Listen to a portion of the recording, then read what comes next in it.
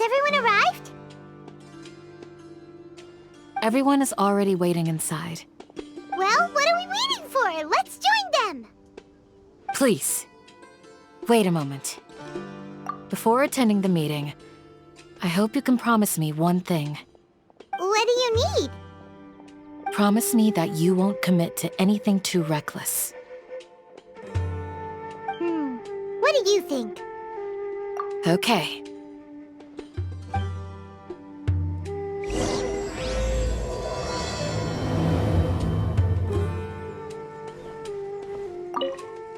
They're all waiting for you.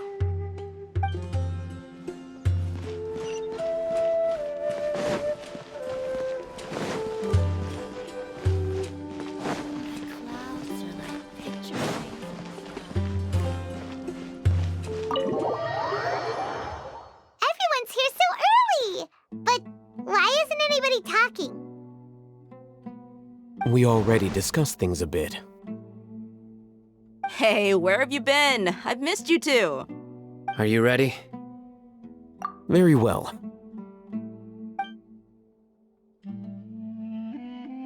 Are you sure this is gonna work?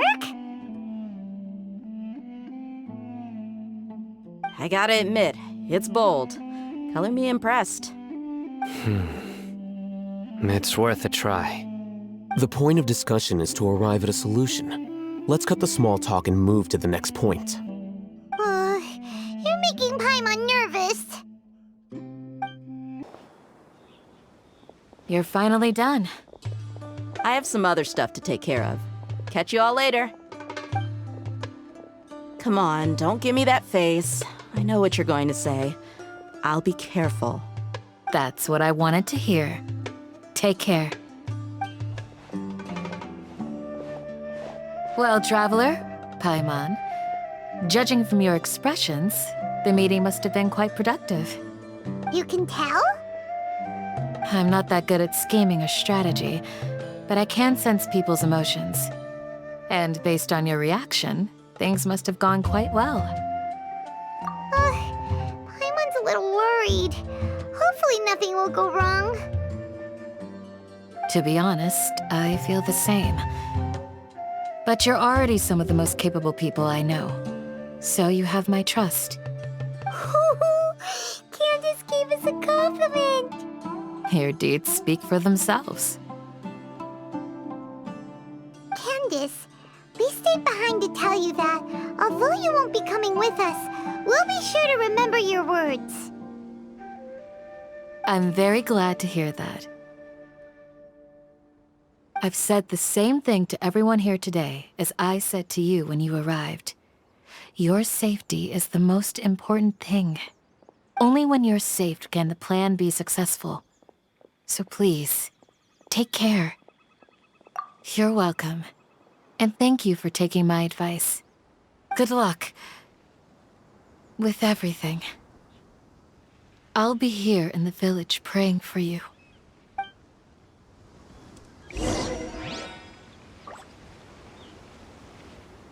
Stay safe, everyone. I'll be here, praying for you. Good luck.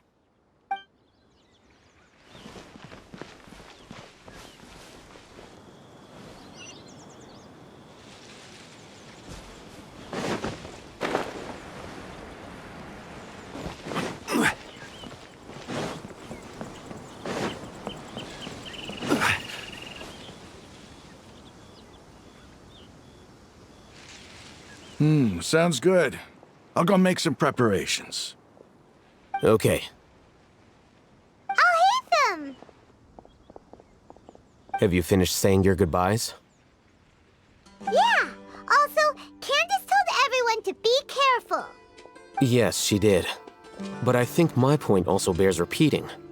Our plan is not child's play. We won't be able to achieve anything if we're simply careful. We must go beyond that and fully commit ourselves to it.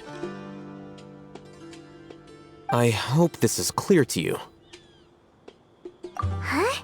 Shouldn't you be saying something more cheerful to boost our morale right now? Didn't we already do that during the meeting? You can never have enough words of encouragement. In that case, Candace can cuddle you to your heart's content while I continue to remind you of the seriousness of our situation. We all have our jobs to do, after all. It's like how some people can be put in charge of logistics while others will fight on the front lines.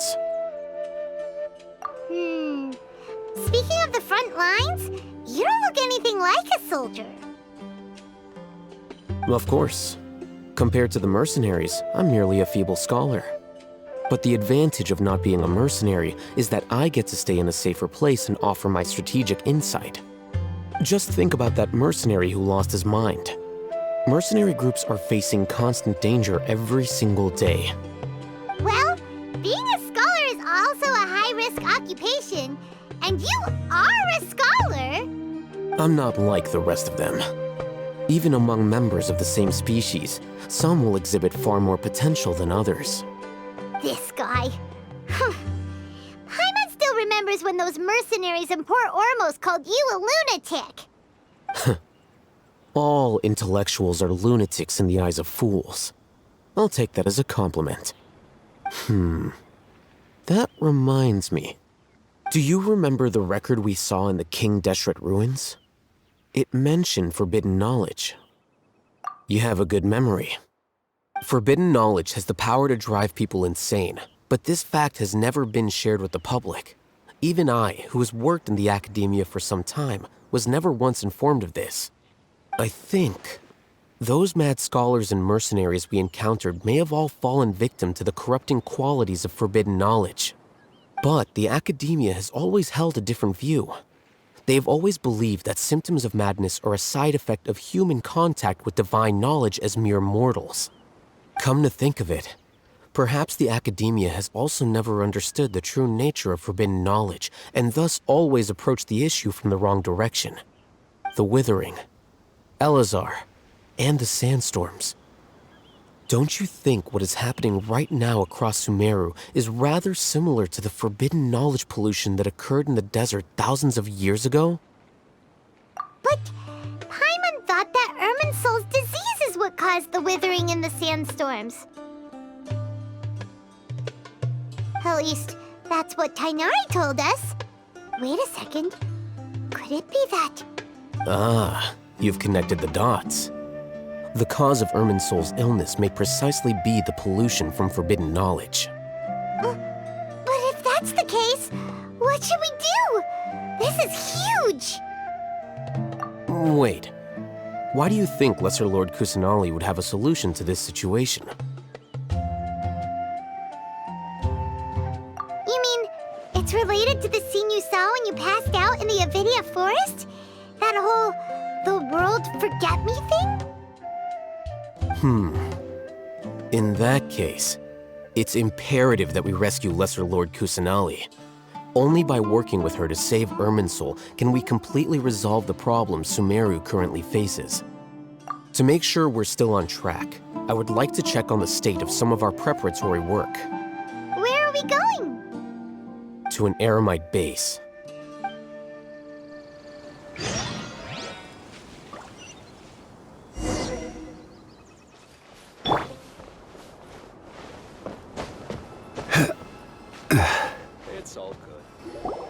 Oh, you made it.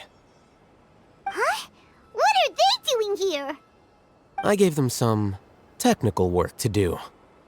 Ah, it's the scribe. And is that the traveler I see? How's the work going? Ah, yes! We have fixed the devices according to your instructions. One of them is already ready for use, while the others are still under repair. Aren't those devices for can knowledge extraction?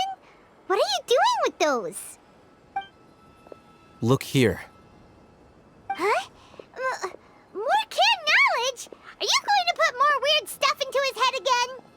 What's that look on your face? Are you scared? Paimon's a little scared, but very, very furious! That's an interesting response. Anyway, we're not going to use this just yet. As I mentioned during the meeting, this knowledge capsule contains a decree I drew up in the past. The academia should also have their own copy. And according to the plan we just came up with, Traveler, I want you to record something into this capsule. do you believe we can save Lesser Lord Kusanali? Good. Conviction is the most important part of all of this. Now, please get ready and put on this device. You want us to record our conviction into the knowledge capsule? Yes. Paimon is still really worried. I understand, but trust me, Paimon, this is something we have to do. It's best if you can do as I say. Because, to achieve this impossible task, it sounds like you'll need to fool your own heart first. Although it may feel like a trick, self-encouragement may be the most important tool we have. Paimon can see the point you're trying to make. Imagine this.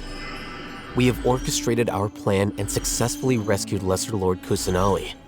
As a result, we have changed Sumeru's entire political landscape. Everything went without a hitch, and everyone recognizes and praises our achievements. Now, open your eyes. Here. What's this?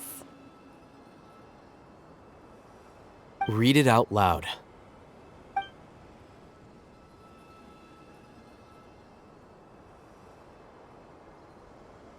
It's done. Is your head okay? Does anything hurt? It's just a recording. There should be no negative effects. But what was the point of doing this? Paimon doesn't get it. And that's perfectly fine. In any case, these capsules aren't meant to be used by you. Huh? What do you mean? Have you forgotten? Our plan needs to account for those who have long relied on the Akasha. You may find it hard to believe, but for those people, everything the Akasha transmits to them is nothing short of absolute truth. Imagine if you've been using a device like the Akasha since the day you were born, and this device has always supported you during times of need. After all that time, what do you think you'd become? A fool? A machine? A slave to orders. And that's why rules are so important. In addition, those who understand the rules can delineate boundaries and identify gray areas. But why would you need to identify the gray areas? You could say that those kinds of ambiguous zones can be very interesting. One might even say they're advantageous in the right hands. Things you're interested in are really out there. Are all Sumeru scholars like this?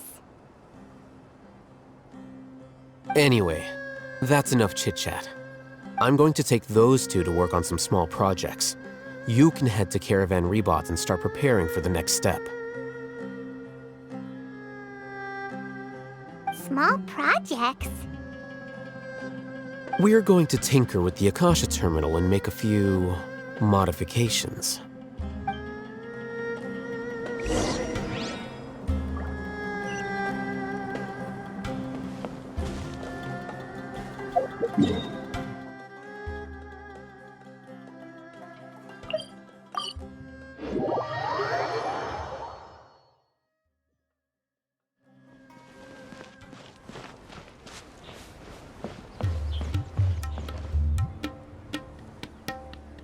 I thought we agreed on a plan. How can you go back on your word? The plan is too radical and carries a high risk for casualties. I've given it a lot of thought. And in the end, I still can't agree to it. But it's still the best plan we have. As a former Matra, you of all people should be able to see the bigger picture and recognize the innate advantages of our plan. I did. And that's how I saw the danger behind these so-called advantages.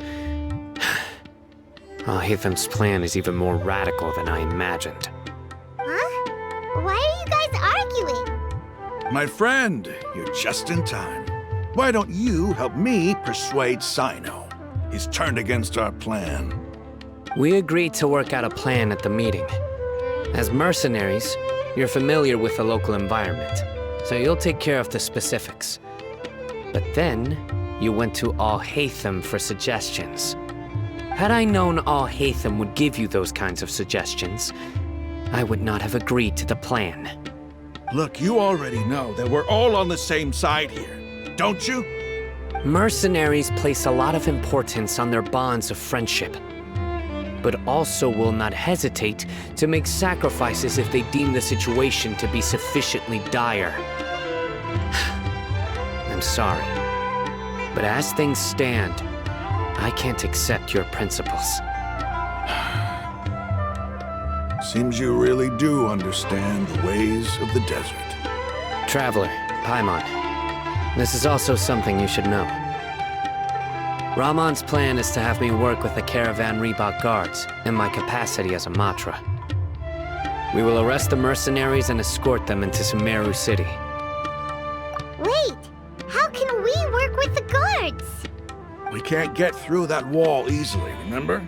Caravan Reebok would never let so many unregistered members of the Eremites enter Sumeru City.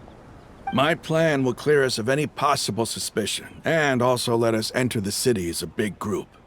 There is no better way. That also sounds like something Alhaitham told you. Am I right? Doesn't Alhaitham know how dangerous this plan is? Of course he does. He told me, there is no perfect plan, but this can get the job done. He also said that with the help of Cyno and the Traveler, our chance of success would increase significantly. I never blindly trust anyone, and I've always had a good eye for people. I think he made a number of valid points. It's my own choice to trust you. If I make the arrests alone, I can control myself and prevent you from getting hurt. But I can't guarantee that kind of discipline from the guards. To make the whole thing more convincing, you'll need to resist to some degree. Casualties are inevitable once push comes to shove. I'm okay with the deaths of enemies. But now that we're allies, I'm against the meaningless loss of our own. I can't believe a Matra would actually care about us.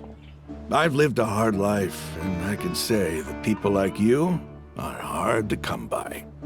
I've always treated my allies with honesty and respect. They have the right to know important things like this. Now you're making this hard for me. Hey, is there something we can do to help? I knew you'd say that. We can help fight some of the mercenaries, which should reduce the number of times you'll have to struggle directly with the guards. That should help at least a little bit. Cyno, on behalf of my people, I thank you for your kindness. But this is a mission we cannot turn our backs on. We strongly value the lives of our friends, but the goal we are about to achieve is even more important. We have no fear of casualties, because we crave the spoils of victory. So please, lend us your support. We will show you the determination of us desert dwellers. Well, now that you've put it that way, I can no longer refuse. But remember, you need to follow the plan and not do anything reckless. Candace made it very clear that we can only achieve our goals if we can ensure our safety. Since you and I both recognize the significance of this operation, there should be no more animosity between the followers of the Dendro Archon and those of King Deshret. Everyone's life is equally important. Okay, you have a deal. Let's do this for our shared dream. The guards should be stationed in the courtyard nearby. You can find them there.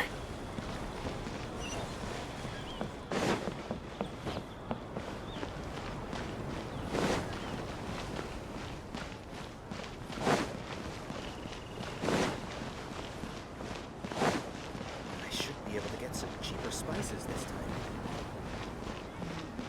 I'll give this. Guards! General Mahamatra! To what do we owe the honor? Keep your voice down. This is a secret operation. I'm going to arrest a large criminal gang near this location. According to the Academia's Guide and Regulations on Secret Operations, I have the right to ask for the cooperation of Caravan Rebot. Ah, of course, of course. Mahamatra Sino's order is the Academia's order. Just let us know what you need. But who exactly are you planning to arrest, and how many people are you expecting? Depending on the scale of this operation, we may need to report it to our superiors. They're a squad of Eremites whose number is comparable to Ain el Akmar in Port Ormos. They're involved in the theft and resale of supplies from the Academia. As many as Ain el Akmar? This should definitely be classified as a joint operation. Then I suggest that you report this to your superiors as soon as possible, and treat it as a top priority desert operation. I will need personnel. Got it. Please wait a moment. I'll contact them immediately.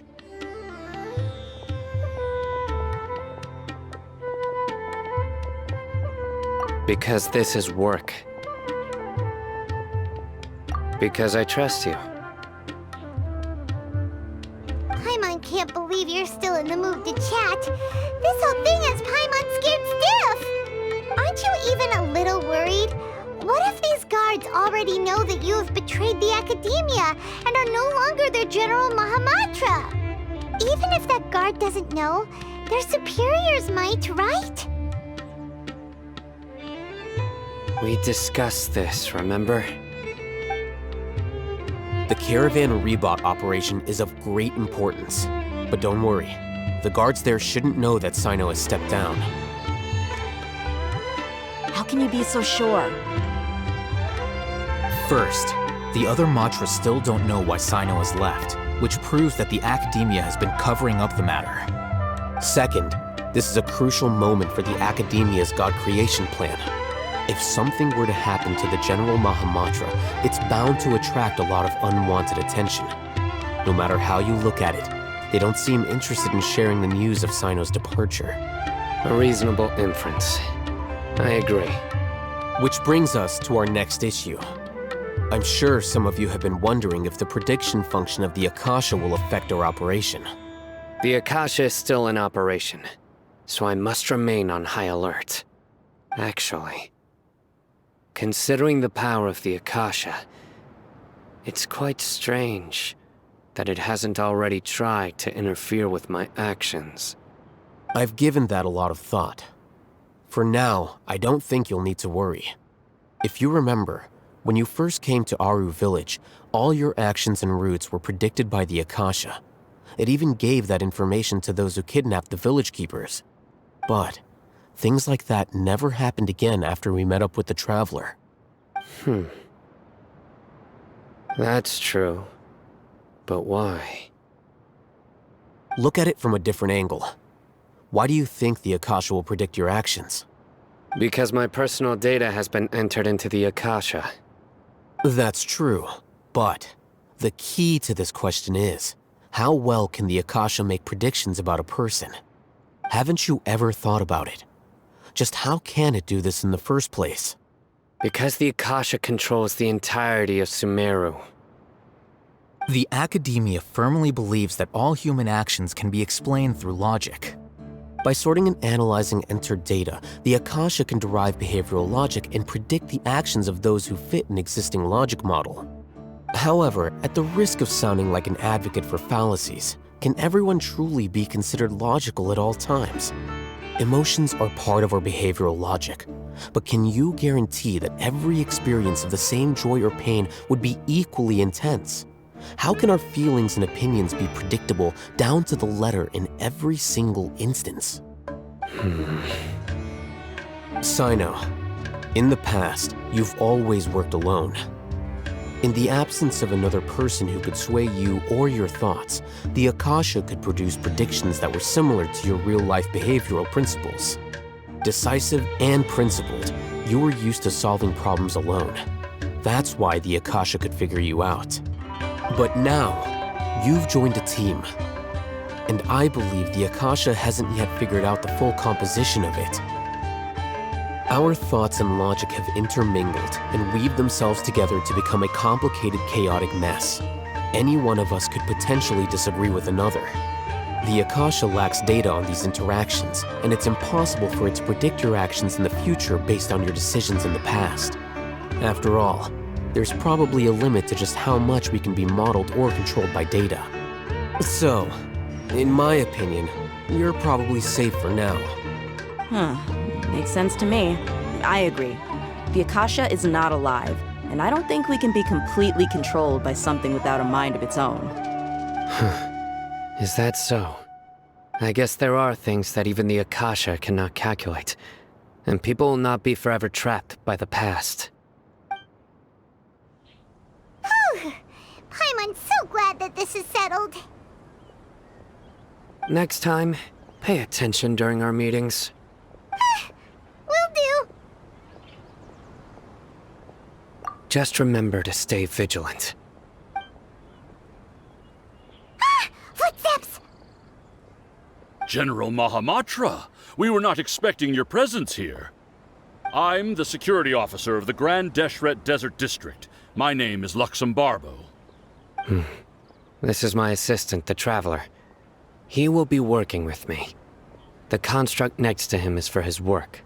Beep! Construct, beep! What a great honor to meet you. Your golden hair is as bright as the sun. And, is this the latest technology from the Academia? Have you made a decision regarding the matter I mentioned to your subordinate?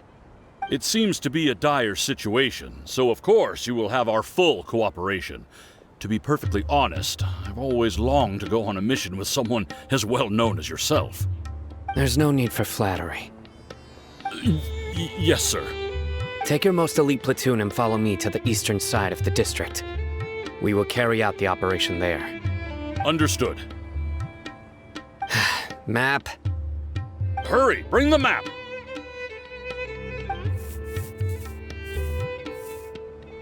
In 2 days, we will engage Rahman's Eremites and capture all of them. Any questions about the time or location? None at all, sir. Good. See you then. Yes, sir.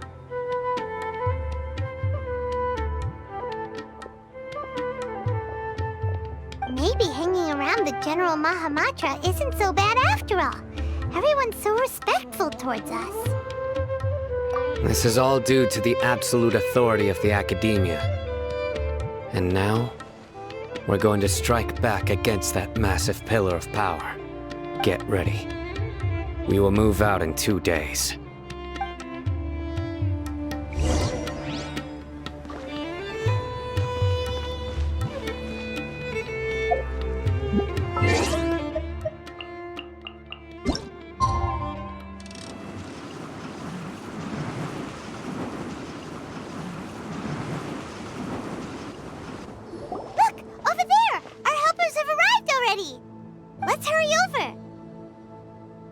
Wait a moment. Oh, it's you. You're my assistant, remember? Being my assistant, you must stay with me. Now let's head over there. It's General Mahamatra and his assistants. We meet again. You're here early. It's to show how important we think the operation is. Since this is a big case for the Academia, we are prepared to give it our best. I'm glad to hear your sense of resolve. Remember, we must capture them alive. They are our only leads for the case. If they die, we will be unable to continue the investigation. Understood. Everyone! The Eremites are approaching from the west! Make preparations and be ready for combat!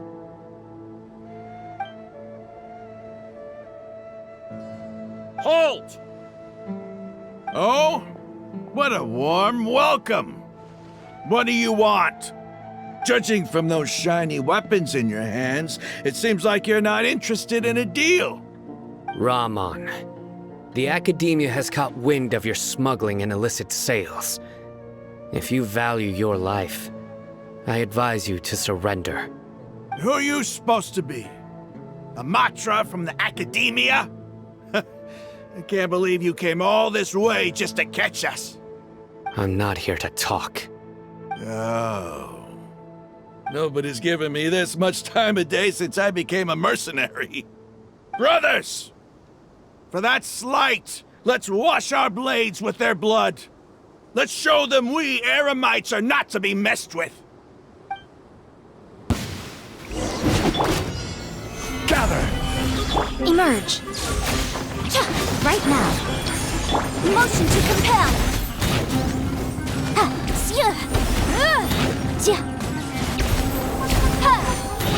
A sight to behold. Right here. This is order. Stabilize. Emerge. Right here.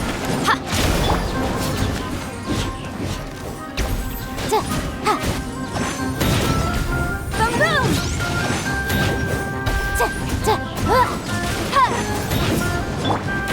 Solidify. Right now, right here. Emerge.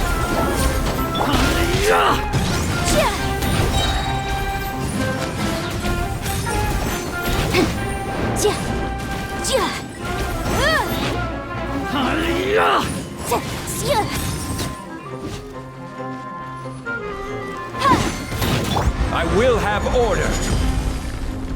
Gather. Right here. Time for your arraignment.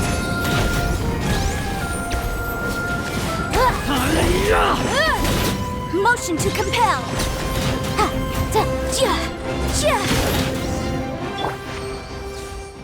It's over. Ah!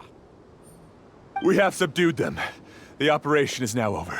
All Eremite mercenaries and related personnel in the area have been arrested. Ah, you pitiful Dendro Archon dogs! You'll regret this! I'm afraid you'll regret it first. King Deshret will curse you, and you will all! Silence! Oh, Restrain them and take them back to Caravan Rebot. Count their numbers and send them to the Academia as instructed by the General Mahamatra. Yes, sir!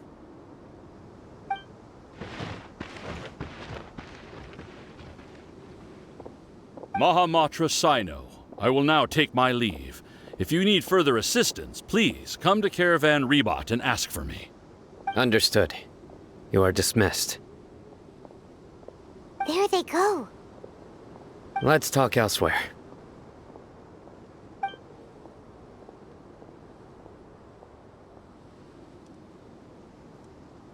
This part of the plan went really well. Yes, things went perfectly. That's fantastic! And that punch you gave Ramon there sure looked convincing enough. Once we're done here, I'll return to Caravan Rebot and oversee the group's transport. I promise. I'll get everyone into Sumeru City safely. Yeah, you're the reason why everything went so well. It's not the time to celebrate yet. I believe Dia should already be waiting for you. Go join up with her. She will need you to introduce her to Tighnari. Speaking of which, is it really okay for us not to share the full plan with Tighnari? What if he'll feel miffed about it and refuse to work with us? I have a very close relationship with Tighnari. Given how well we know each other, I believe my message alone should be enough to bring him to our side. He knows I won't make jokes about things like this. If we need help, Tighnari is the best option. Get ready for the next phase of the plan. Don't keep them waiting.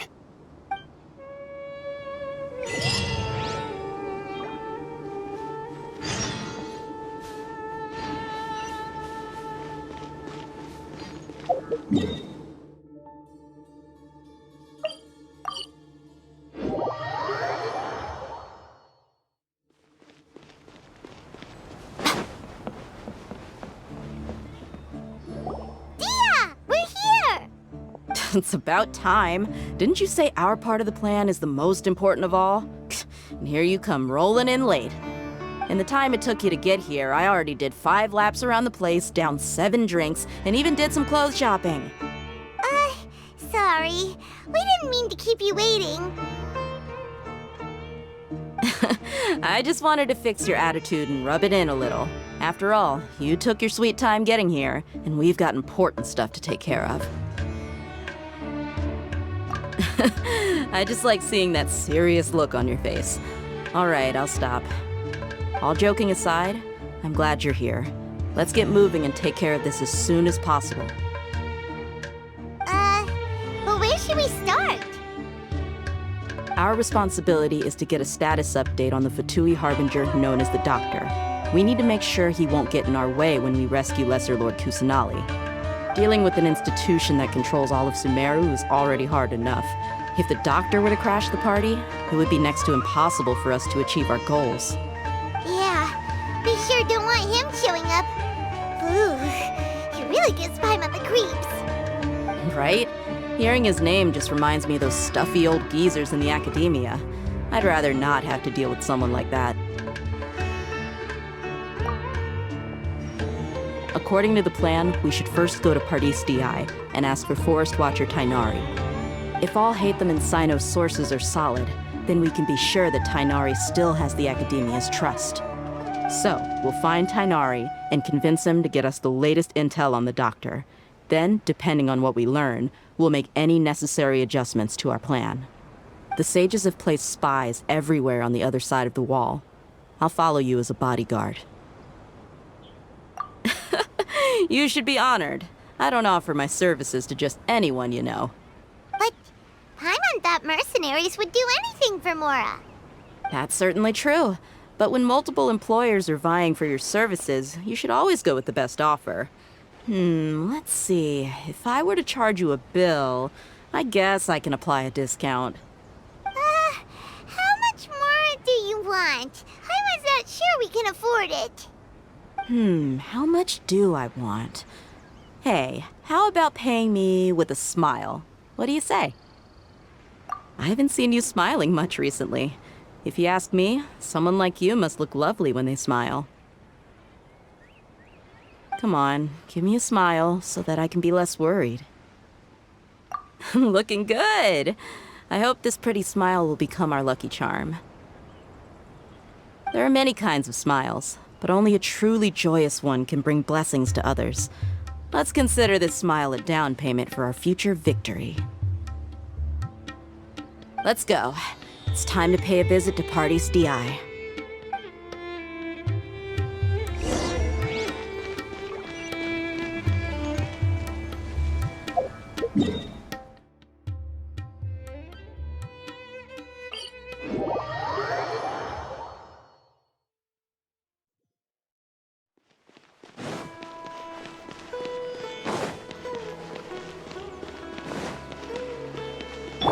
He's over there!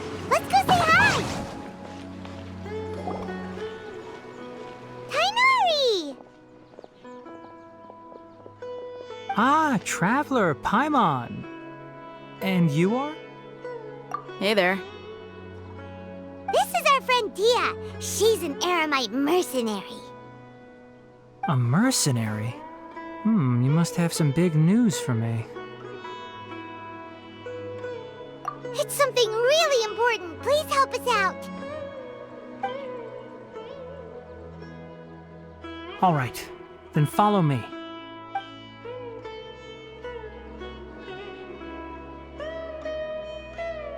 This place is better. We won't be disturbed by any passerby. Okay, what is this important thing you want to ask me? The Doctor, huh? He's that strange-looking Fatui Harbinger with the mask. Paimon thinks he has blue hair. Yes, I know him. Actually, he left Pardis Di just a little while ago. He left already? Yeah, he came looking for me. Can I ask what it was about? Sorry to ask you like this after having just met, but your answer is very important to us. For now, all we can share with you is that your friend Sino is working with us. Sino, you say?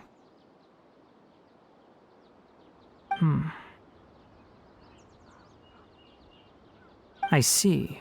So that's why he hasn't been at the Academia. Okay. I will answer your questions and will assist you any way I can. You don't have to tell me everything that's happened. Sino's name really does work wonders. You're not even a little worried that we might have made it all up?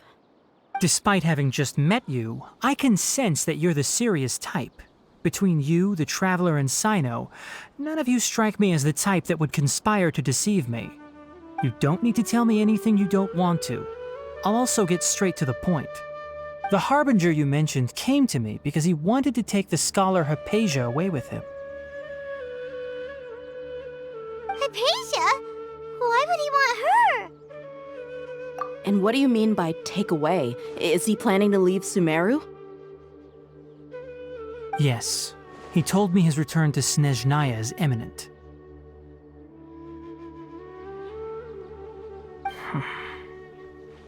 So you mean...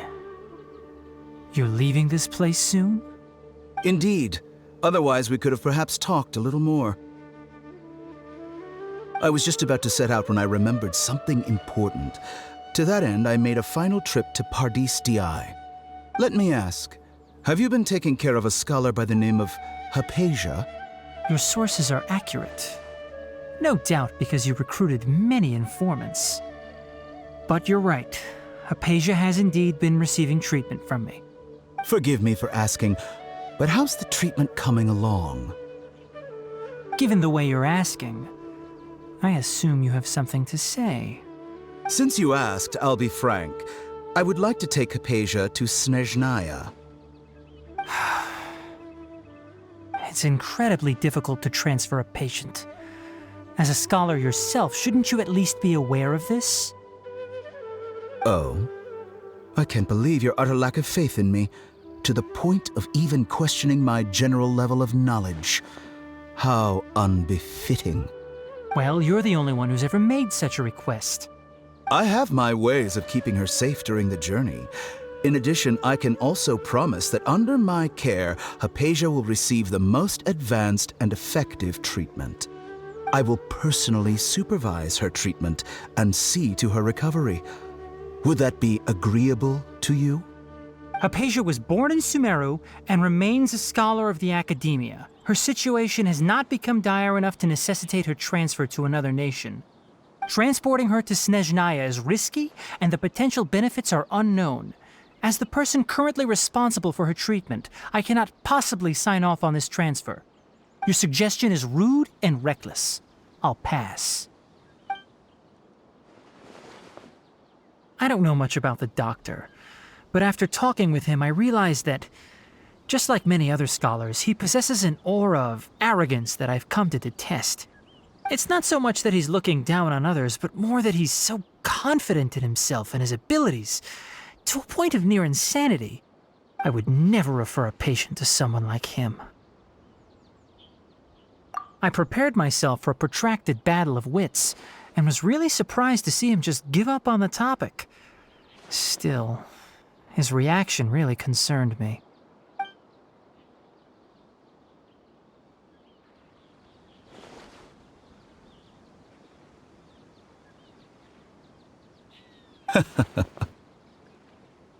I see. Of course, your opinion makes perfect sense. You're still young, but already quite stubborn. I must say, you are not like what I had expected. Under normal circumstances, I wouldn't just let you off the hook like this. But unfortunately, I'm in a hurry today, what with Her Most Noble Majesty the Tsaritsa calling for our return. Luckily, there is still some time left for me to take care of everything before I leave. It's just as the Academia said, you're a responsible and gifted scholar. Sadly, even with all of that, you're still lacking a bit of shrewdness. And that's also why people like you can never realize that sooner or later, everyone must pay the price for what they've learned.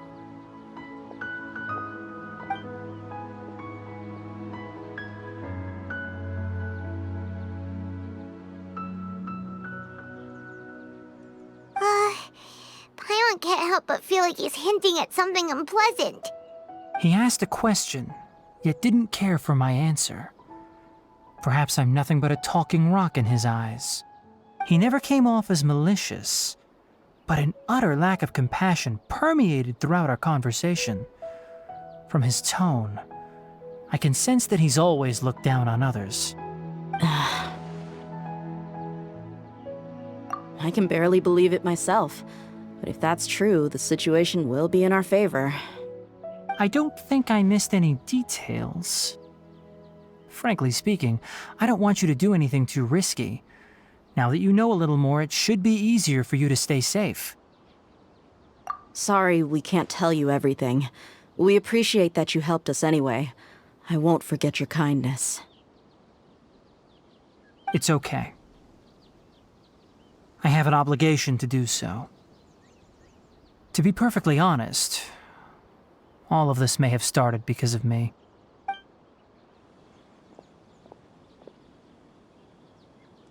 Recently, my master wrote several letters to me, asking me to return to the academia and assist him with his research. Hasn't he already asked you several times before? Yes, but there's something off about this most recent batch of letters. The handwriting and tone are both familiar, but some details have been omitted. My master will occasionally leave a few dots on the back of the letter. 1 dot means that he wrote the letter on a sunny day, and 3 dots stand for a rainy day. This has been a habit of his for many years, but I didn't find any dots in his recent letters. I believe something may have happened to him. I get it. Since you are always at Jnagarbhaville, you would like me, someone already working at the academia, to investigate this matter, right? I'd like to ask you to do that for me. If you can keep yourself safe, please withdraw immediately at the first hint of danger. I can do that, but I have a feeling it won't be that simple. The academia has been working on a big project. I'm not quite sure what it is, but your master might be involved with it. If the higher-ups really are hiding something, then it will be difficult to remove myself from the situation once the investigation starts. If the situation becomes critical, I'll leave the academia. If you don't see me there for an extended period, that's your cue. All right, we've got a plan. I'll stay at Jnagarbhaville to support you. If that scenario comes to pass, you must be extra vigilant. And be wary of any messages or direct requests from the academia. I must say, I didn't expect a warning like this from the General Mahamatra. Being loyal to the academia doesn't mean blindly doing whatever the sages say. I know what I'm doing. On that note, aren't you also being quite distrustful of your alma mater? The academia, yes, but my master is a man of integrity. Even when I was a student, I was worried he'd get in trouble for sticking to his beliefs. I suppose he's lucky to have lasted so long. But in the end, it still caught up to him.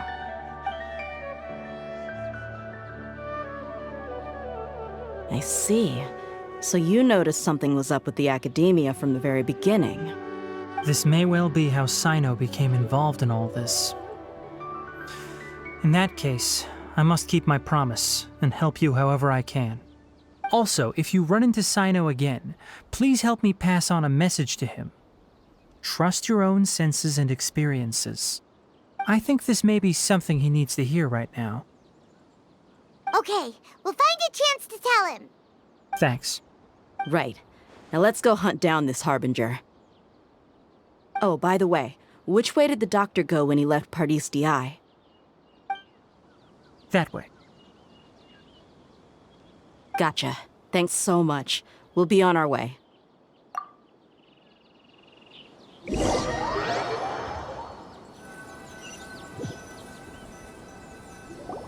According to Tighnari, the doctor is leaving Sumeru soon. I want to check if the doctor was actually telling the truth. He also said that he'll take care of everything before he leaves. What did he mean by that? We need to be extra careful when dealing with a person like him.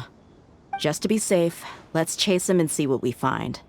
But we have no idea where he went! How can We'll do it the mercenary way. I'll find leads as we go. All you have to do is just follow me. That Harbinger may have tried to cover his trail, but he still left some traces. Or perhaps he never even thought about concealing his whereabouts. Maybe that's just how arrogant he really is. Yep, we're headed in the right direction. The traces are still fresh, but there's no sign of his entourage. Clearly they're in a hurry. It's just as I thought.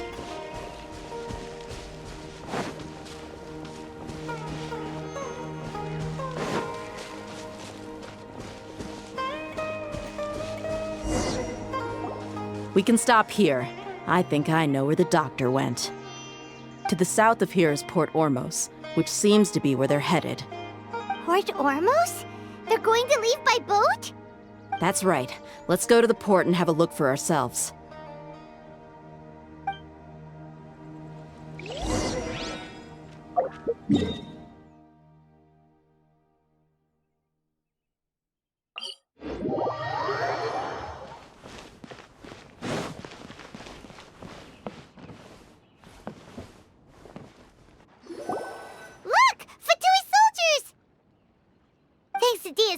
Skills seems we found the right place. Shh! Don't draw their attention. The port is crawling with Fatui soldiers. Let's keep going and see what we can find. Now this is a proper farewell ceremony for a Snezhnayan Harbinger. The Lord Harbinger is leaving. I've still only seen him once or twice. I used to hold a position in our homeland, and back then, the doctor spoke in a very different way from the way he speaks now. Maybe the way people talk in Sumeru has rubbed off on him. It's always like that when you spend too long away from home. When he gets back to Snezhnaya, perhaps it will also take him some time to get used to the life there again. Huh? But, sir, that can't be right. No, I remember it like it was yesterday. Both his expressions and tones are now very different. Also, for some reason, he seems like he's all smiles now. You must be mistaken. Nobody's supposed to look happy when they're on a business trip.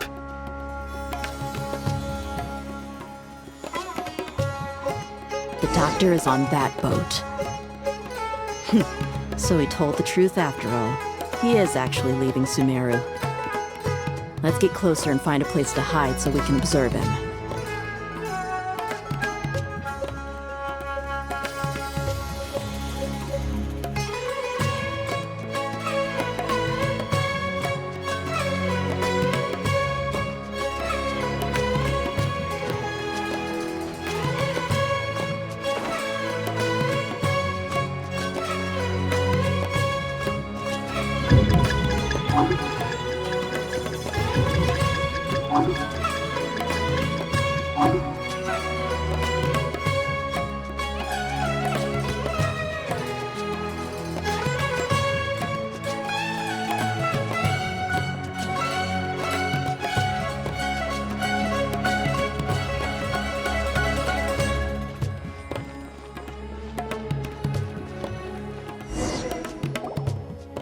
This place'll do.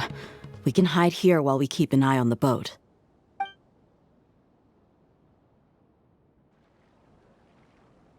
Uh-oh! He saw us!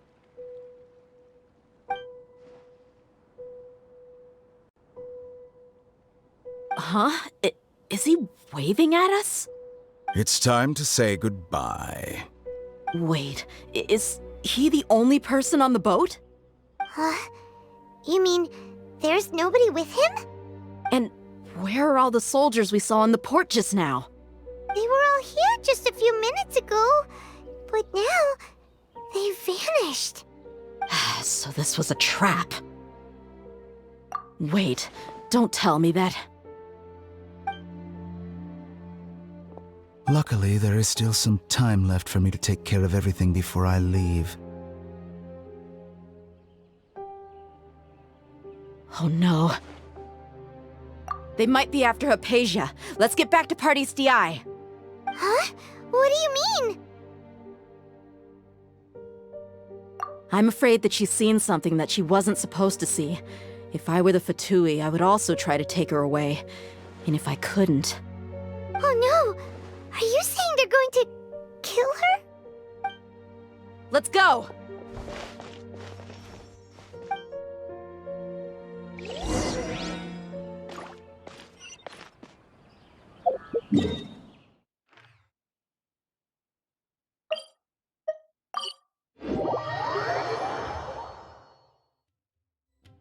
Party's DI is not a place you Fatui can just show up and do as you please. I believe we've already made ourselves quite clear. Our superior gave us permission to search for and collect medicinal herbs in Party's DI for research purposes. But you've been in Sumeru for some time already. I find it coincidental that you chose to only come here today.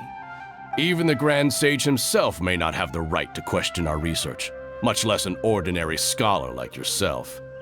I've done my duty to inform you. Don't make things difficult for yourself. It would seem that my words have fallen on deaf ears. You can keep trying to deny it, but coming to Party's DI now? I'm pretty sure you're not just looking for herbs. With all due respect, your baseless speculations will only lead to unnecessary trouble. Well, you only have your Harbinger to blame. He knows nothing about keeping a low profile. I may be staying at Party's DI as a scholar, but that doesn't mean I'm no longer a forest watcher. It is still my duty to protect the peace and safety of the scholars who have contributed so much to Sumeru. Then it seems our conversation has hit an impasse. No one will lay a hand on you, Hypatia. Not on my watch. Tighnari! Are you alright? I'm fine. These Fatui have really crossed the line. Time to teach them a lesson.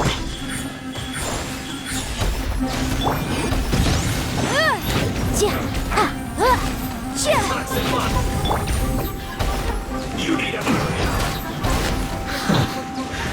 roasted fry. Right now, emerge.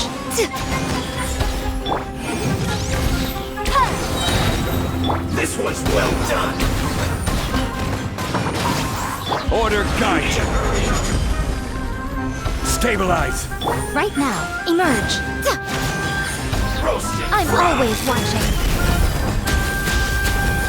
Right now.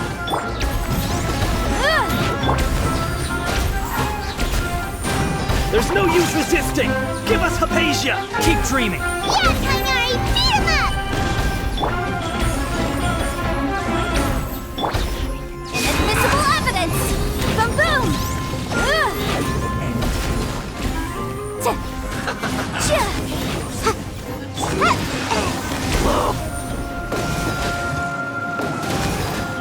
Can't catch me! Let's end this quickly! Stabilize. Emerge. Right now. Incinerate!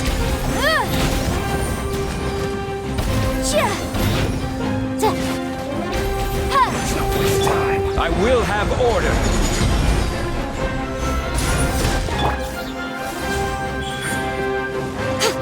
Right here. Emerge. Motion to compel.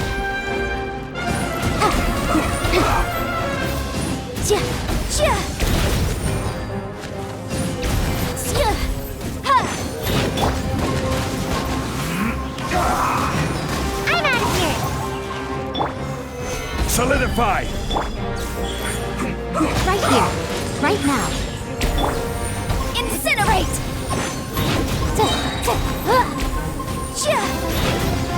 The doctor's orders are absolute! Yeah? You've been someone's lapdog for so long that you don't know anything else now! Sight to behold. Emerge. Right now.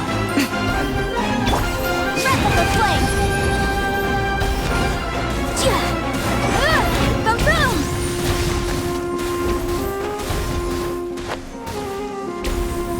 This quickly! Order guide. Emerge. Right now.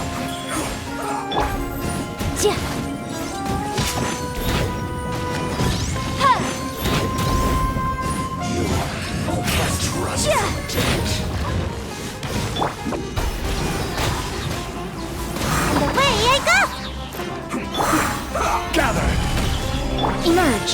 Ha! Right now. Right here. Ninjutsu!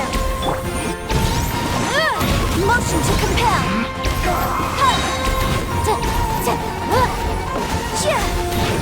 This is order! Stabilize! Right now. Emerge!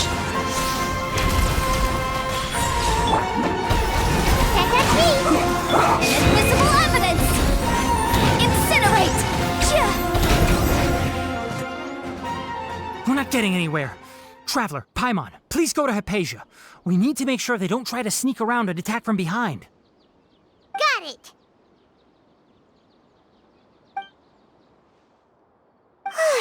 Hypatia's still here.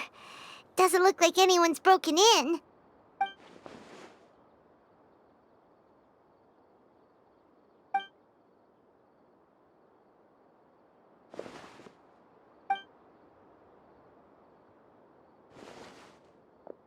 Well, how is she?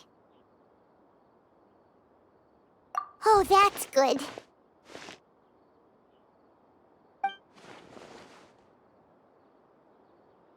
So, you think this is over?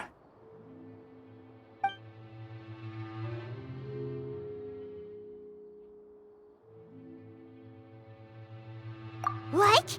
The Balladeer is here?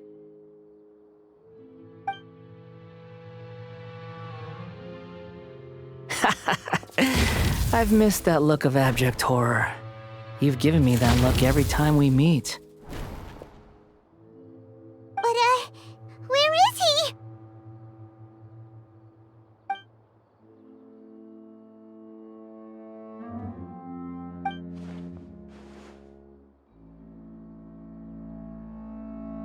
I can hear all of your thoughts, you know. Don't you remember? I already saw you the first time you came to Party's DI and made contact with Hypatia. I didn't need to do anything. It is her honor to be able to connect her consciousness with me. Who are you talking to? It can't be the Balladeer, right? That's impossible. I know you must be curious. I might as well tell you that I decided to enter Hypatia's consciousness the moment I sensed your touch. I wanted to observe you on a fool's errand. Hey, Traveler! What are you doing? My deification is nearly complete. All that's left now are just some final details. Do you understand? Even if you manage to rescue Lesser Lord Kusanali, it will be impossible for you to defeat a bona fide god like me. Is it wise to force that childlike god into a divine battle against me?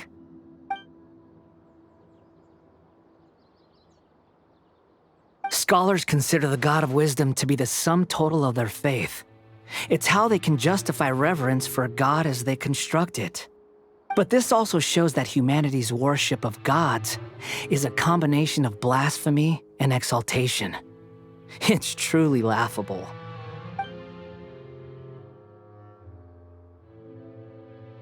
Yes. What is it?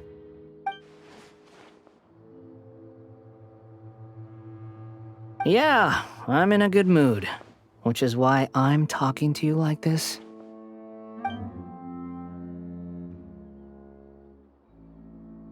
What do you mean?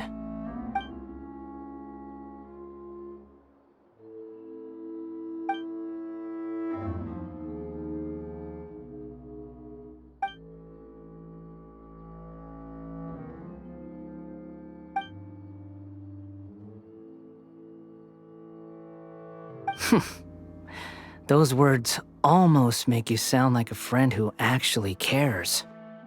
But you're wrong. I'm different from all of you. I was born to become a god. My entire life up until this point has just been a meaningless routine. Just think about a sheet of paper. By itself, it holds no meaning. The content recorded on it is what gives it value. All I had recorded down before were some painful memories and boring human feelings. Such senseless drivel should have been erased a long time ago. Indeed, to me, the sight of you fools in your futile struggles is far more amusing. Tell me, just what has this world done for you to protect it with such zest and conviction? I'm connected to your consciousness, so I can hear what you're thinking and sense the depth of your determination. This is a good conversation we're having. So here's a word of advice. Let go of your misguided guardian complex. You know nothing about the truth. It'll be for your own good, as well as everyone else's. Humans are a species that can only find bliss in ignorance.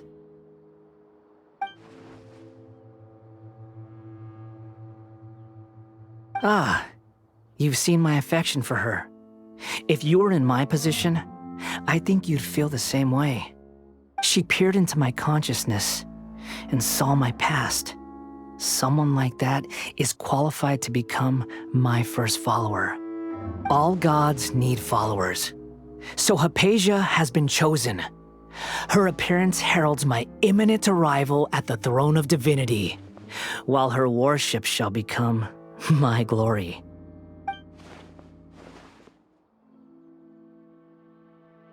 You're doubting me again? No matter. Soon, you'll know what kind of authority you're challenging.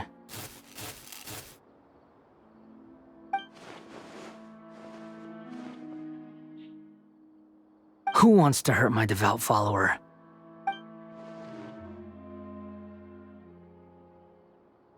The doctor wants to hurt my first follower?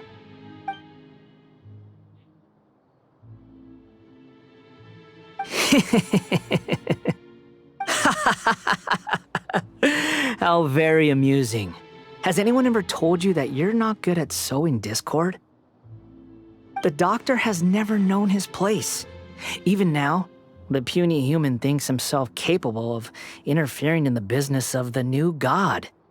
You're still too naive if you think a few words will be enough to convince me to destroy the doctor. But I'm willing to give you a gift, just like my expression of affection towards Hypatia.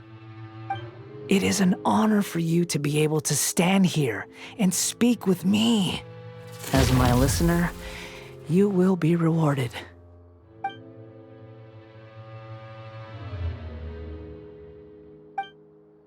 Both good things and bad things can be called gifts. After all, gods have never needed to be reasonable. Ah! Paimon hears thunder! That person Paimon couldn't see was the Palantir? Oh, he sure chatted with you for a while.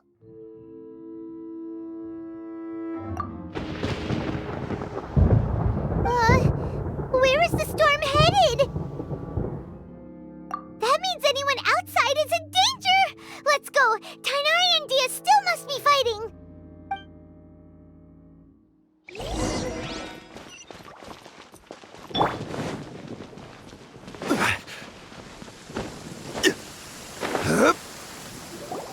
Oh! Have the Fatui retreated? Hey! What happened to you? He's hurt. I'm fine. Don't move. I've seen eremites get struck by lightning before. You need to rest. Struck by lightning? We were fighting, and just as things started looking grim, the weather suddenly became extremely strange. Lightning started attacking everyone, almost as if it were alive. Luckily, there were only two of us, and both of us were nimble enough to dodge most of the strikes. There were a lot of Fatui, though, and they were being torn to shreds by the bolts of lightning. With that, all the Fatui soldiers were forced to retreat. Why are you sorry? It's all right. I'm sure you also never expected this to happen. Don't blame yourself. My wound aside, you look like you've seen something unpleasant. Is Hypatia all right? Hey, didn't I tell you not to move? Just in case. Let's go to Hypatia's place and talk about things there.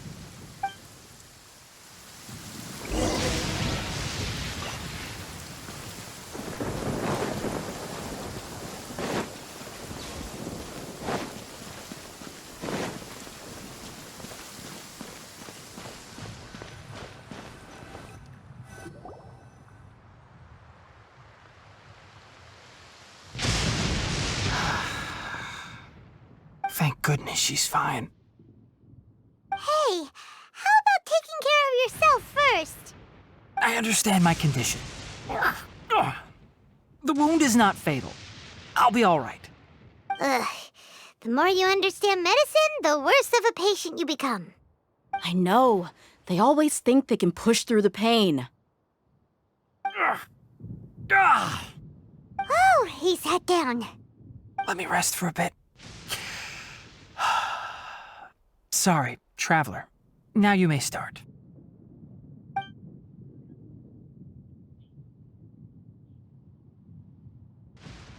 So that's what you were talking to the balladeer about? Oh, Paimon can't believe what he's thinking. The Academia's God creation plan. How ridiculous. That sounds, ambitious, I guess? Anyway, this is all way beyond me. As long as I can enjoy every day with a drink in my hand, tasty food in my stomach, and a good night's rest, that's enough. I'll only work when I have to. I must be the least ambitious person who's ever set foot in Party's DI. Don't say that. I haven't even thanked you for your help back there. Don't mention it. Well, if nothing else, all this proves that the doctor really did have some urgent matter to attend to and left Sumeru in a hurry.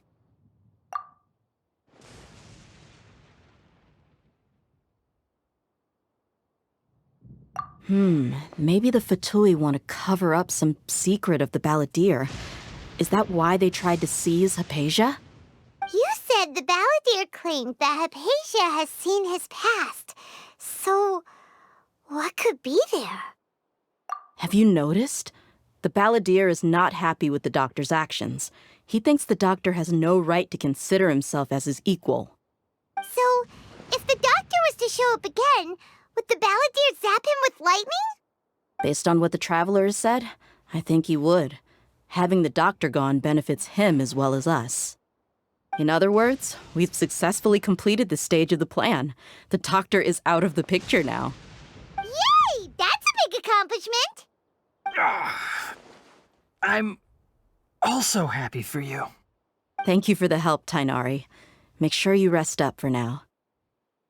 Yeah. All right.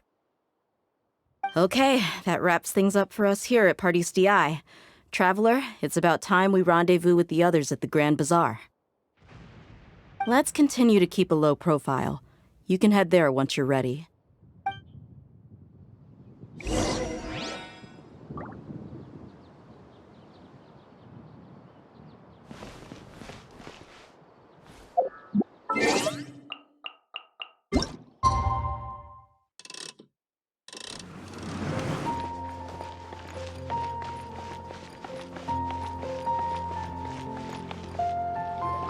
All right, everyone is here.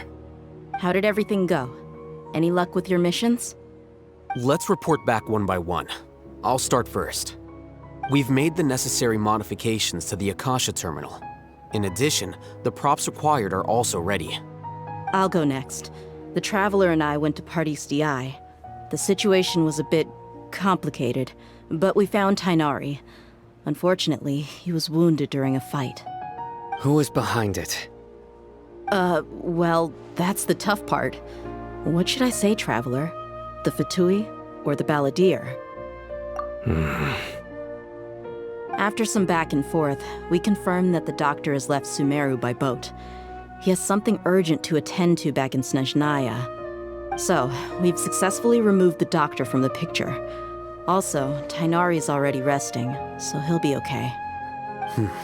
Good. Oh, Tighnari also asked us to tell you this message.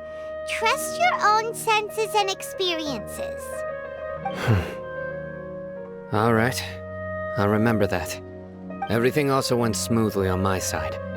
The Eremites should have arrived at their destination by now.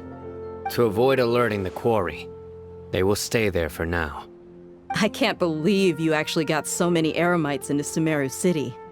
It's all thanks to Rahman and his brave team, as well as their bold strategy.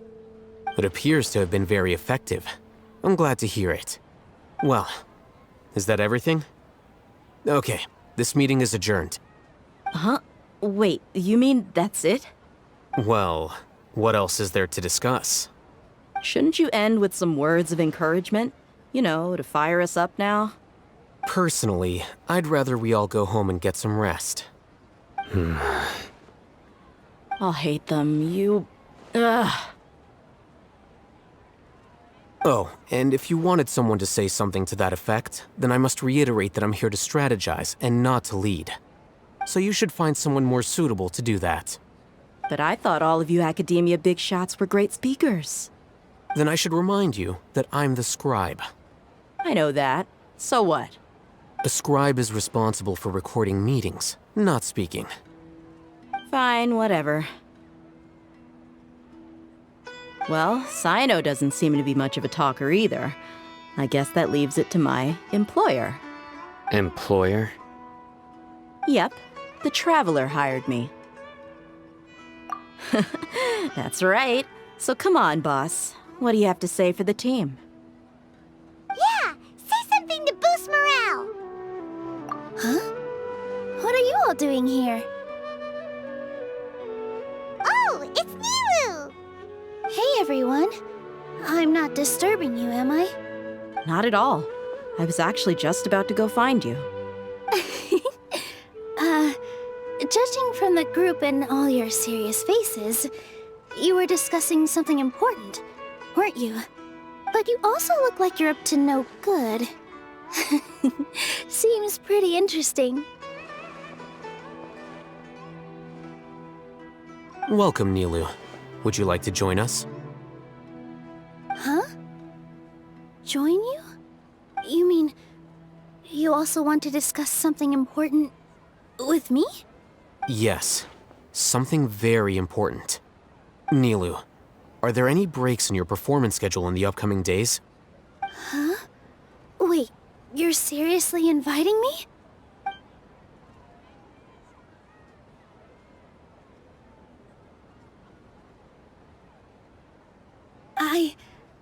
I can't believe my ears. You are truly the bravest and most passionate people of Sumeru, well, that I've ever met. Ahem. Oh, right. The Traveler and Paimon are not from Sumeru, but you are awesome as well. That's right. I must admit that I'm a little scared, but I'll try my best for Lesser Lord Kusanali. If I can somehow use my abilities to help you, then count me in.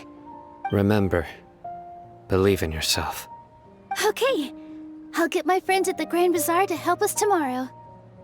Just remember not to say too much. Be discreet.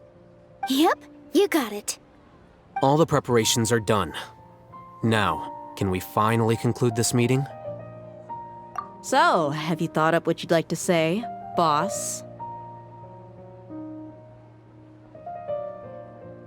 Yep, it's a grand plan and we're all super awesome!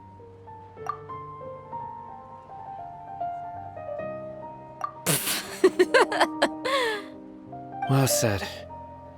A good night's rest before an operation can be the difference between success and failure. Thankfully, I've had my place to myself recently. It's been nice and quiet. Huh? Oh, nothing. Alright, let's all go home and get a good night's sleep so we can be up early tomorrow. Okay. So I guess that means it's time to say goodnight now. Yep! Good night, everyone!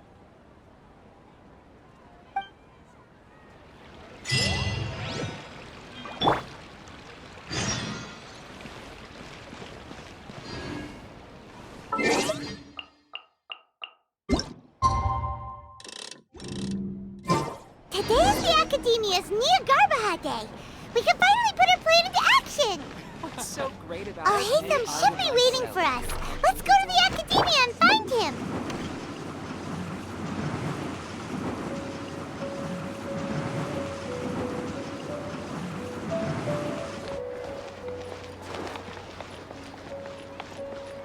Make my escape.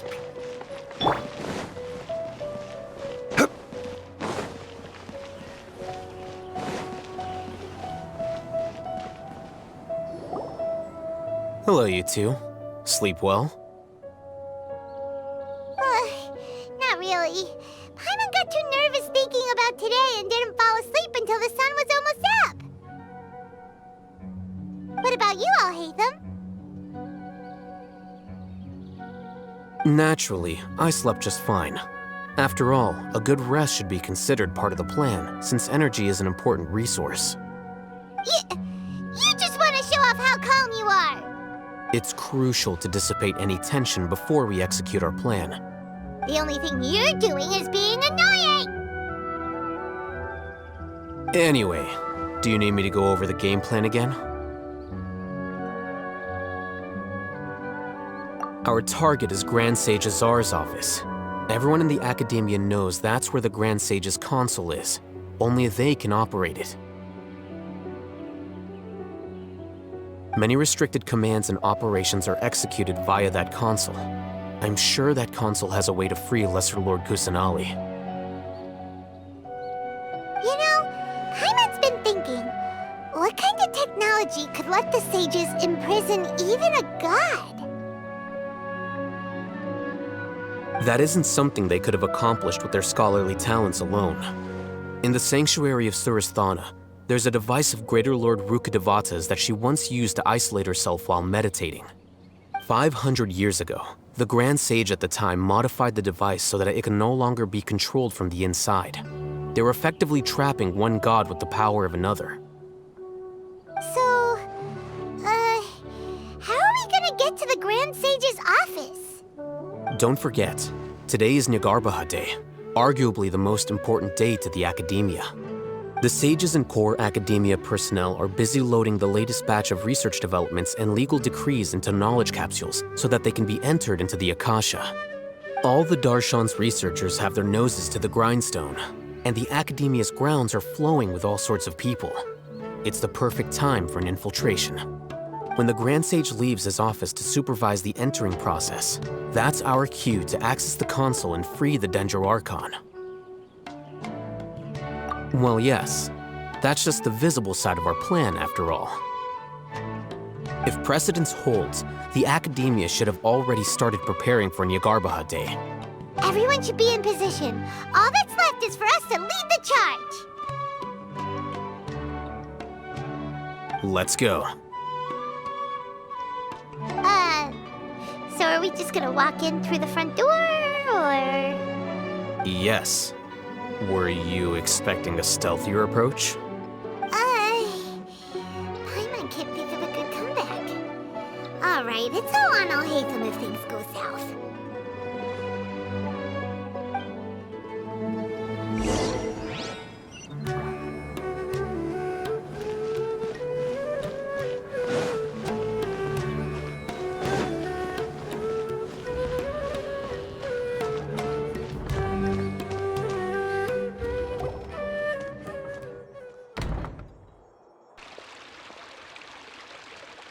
Scribe? Please, wait. Are you Scribe Alhaitham?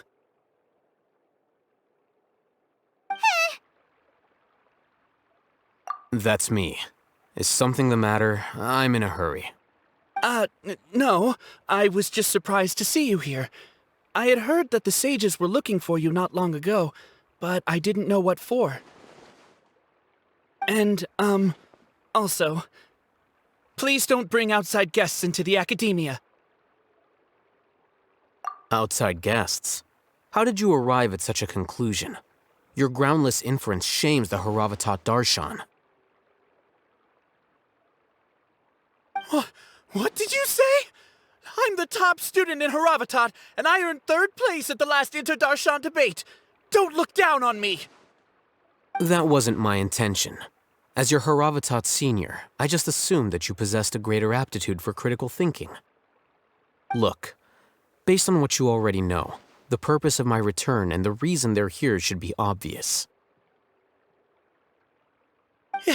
Is that so? Wait a moment. Let me think. Don't tell me the answer. The sages search for you. A blonde-haired traveler. Outside guests. So, from the start, the sages weren't looking for you, but this traveler? And you were gone from the academia for so long because... Hey, shh. Yes, you've proven yourself as the top student in Haravatat. I surmise you've arrived at the correct conclusion. As I expected. Please, forgive me. I wasn't thinking clearly just now. Thank you for getting me back on track. It's nothing. We'll be on our way then. All right. Thank you for your contributions to the academia, Scribe.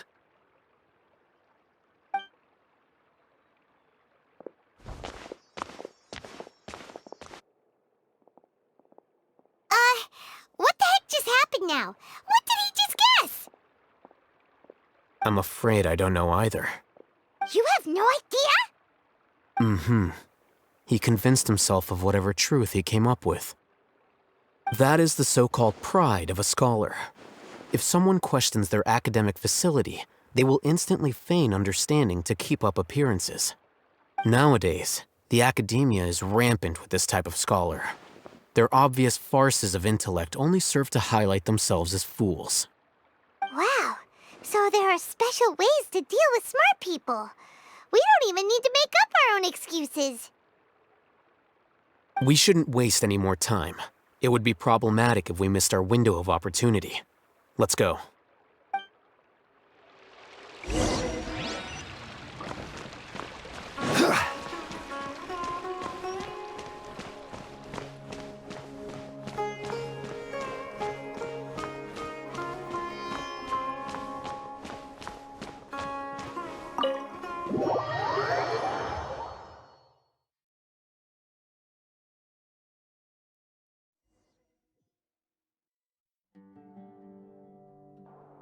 Is this the Academia's library?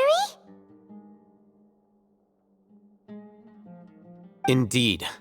Known as the House of Dana, it is quite possibly the most extensive special collections library in Teyvat. There are a lot of students going through here. Is it really okay just to waltz right in? The Academia marches to a fast beat, especially since it's Jnagarbha Day. They're all occupied with their own matters. Just act natural. Now, hurry along.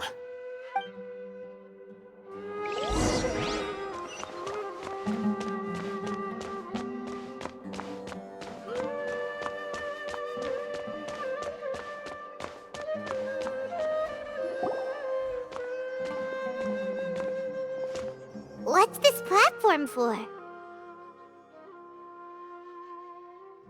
It's a lift that Academia personnel use to access higher floors. Are we gonna take it then? The Grand Sage's office is up there somewhere. No, not right now. We can't guarantee that we won't run into the Great Sage. Let's step back and observe for now.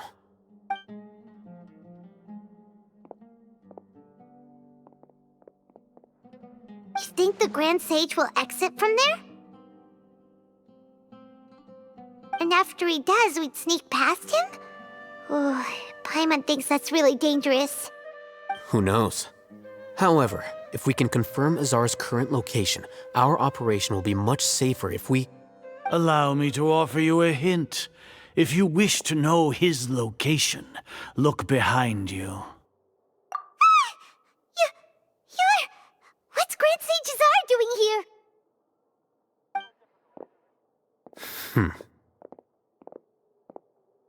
Do not tell me you believed the Academia would not grow suspicious of you after such a prolonged absence, scribe.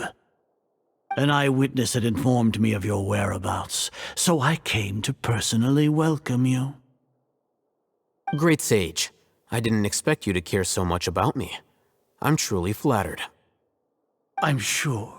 But compared to you, I am far more interested in these two unexpected guests. You are the Traveler and Paimon, correct? It's a pity that only now have I been afforded the opportunity to formally meet two of Sumeru's most esteemed guests. I do apologize for my lack of decorum. Excellent. You immediately initiated discussion instead of attempting to prepare some perfunctory excuse. You clearly understand the situation at hand, and have no intention of making a reckless stand. The foot traffic here renders this place unsuitable for discussion. Please, follow me to my office.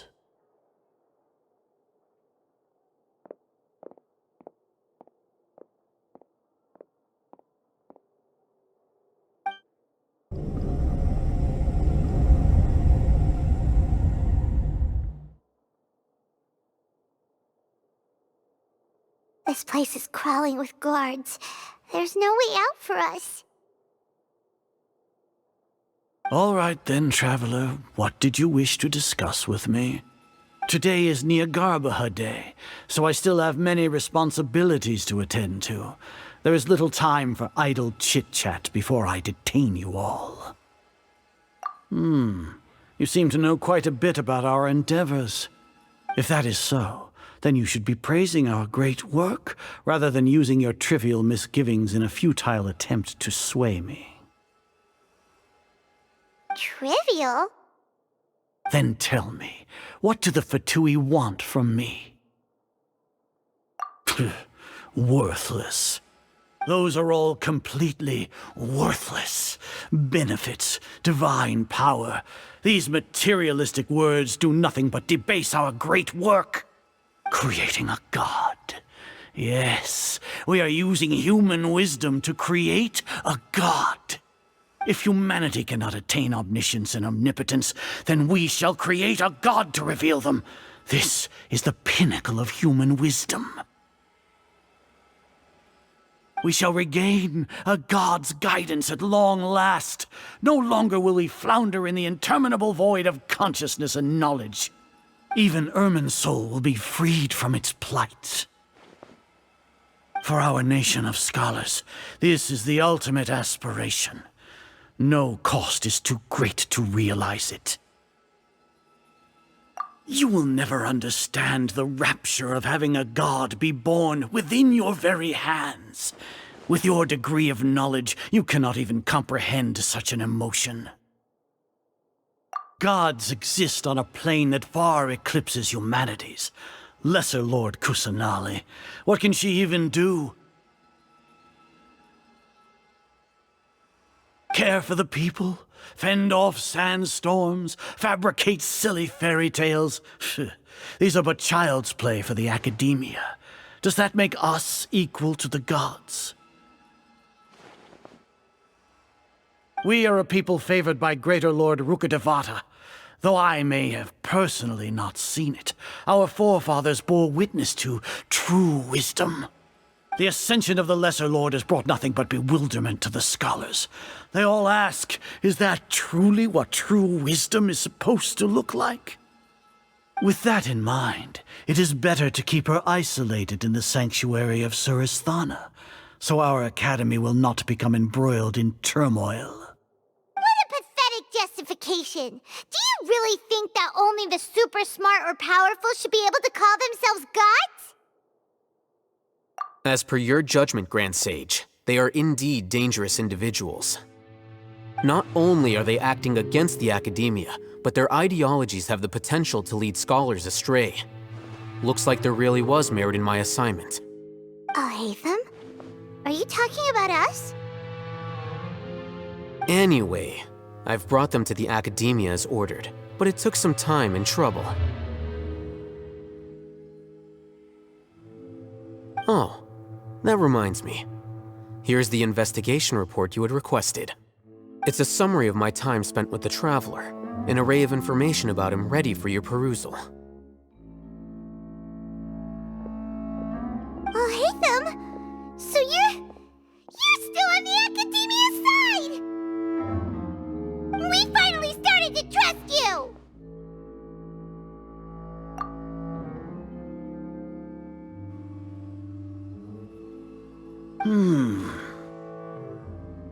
Excellent. Detailed contents with no errors. I would expect nothing less than an immaculate report from the scribe. As it is Jnagarbha Day, I'll enter the information on you into the Akasha. Surely you know what that means. We'll be monitored, just like Sino. With the Akasha's calculation prowess, all of your actions will be predicted with an accuracy of at least 98%. Furthermore, your data will be updated in real time whenever new information presents itself. To put it into words you can understand, wherever you go, you will be walking under an invisible leash. This is Sumeru's greatest penalty for dishonest persons. Are you not familiar with the concept that great responsibility begets an equally great suspicion? In any case, you are Sumeru's most concerning external variable. Locking you down will greatly decrease the chance of any undesirable outcomes coming to pass. You're despicable! Despicable? Perhaps from your perspective, but I suppose you had mentally prepared yourselves for this, no? Your ploy was to sacrifice the Traveler here, was it not? Lord Azar, I know what you're trying to say, but I've been following your plan this entire time. Why are you doubting me at this juncture? Must I delineate your entire plan? Very well, I will spell things out. First off, I received an eyewitness report that you were spotted with the Traveler to Caravan Ribat. However, you immediately departed for the desert and escaped surveillance range. Judging by the time, you all likely encountered the truant General Mahamatra in the desert. Am I correct? Maybe Paimon shouldn't have mentioned Sino just now. The Academia had not received correspondence from its scribe for a prolonged time. You were also in the company of the Traveler, a close associate of Lesser Lord Kusanali and General Mahamatra Sino, who had defected from the Academia. With their instigation, what was the probability that you would betray the Academia? Rationally speaking, 50%? 70%? What do you think? Regardless, that's only a guess. The facts are that I've brought the Traveler right before you, and I gave you my report. Indeed, your boldness deserves praise. To think that despite status as an outlander, the Traveler is still willing to sacrifice for the sake of your plan. If I'm correct, you have a contingency plan to save Lesser Lord Kusanali and ruin our great work. Sneak into the Academia on Jnagarbha Day, using Alhaitham's status as the scribe, for there is a good chance that an opportunity to save the Lesser Lord will arise. Should your intentions be discovered, Alhaitham will turn traitor and sacrifice the Traveler, thus proving his innocence. He can then stay inside the Academia and continue searching for a way to proceed forward. As for Sino, according to the Akasha's calculations, he will soon return to the Academia and confront me in person. I suppose this is also a part of your plan?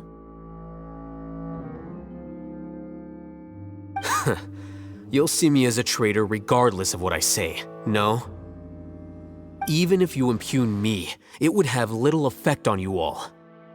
You misunderstand.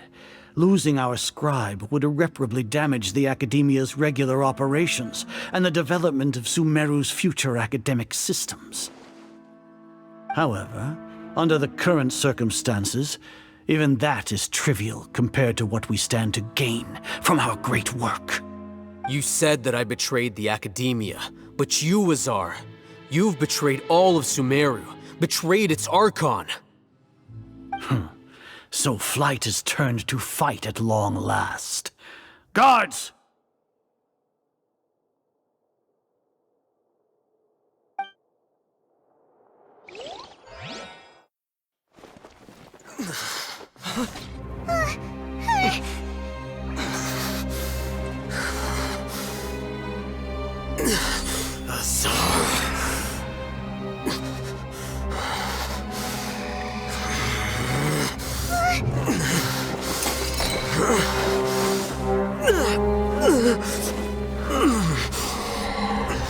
Well, what do we have here?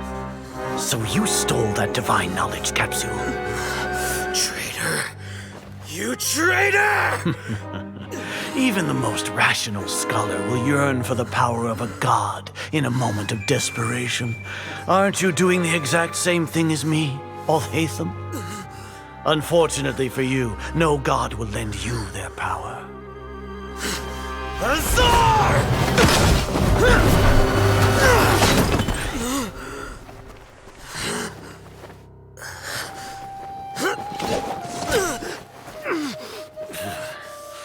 He has gone completely insane.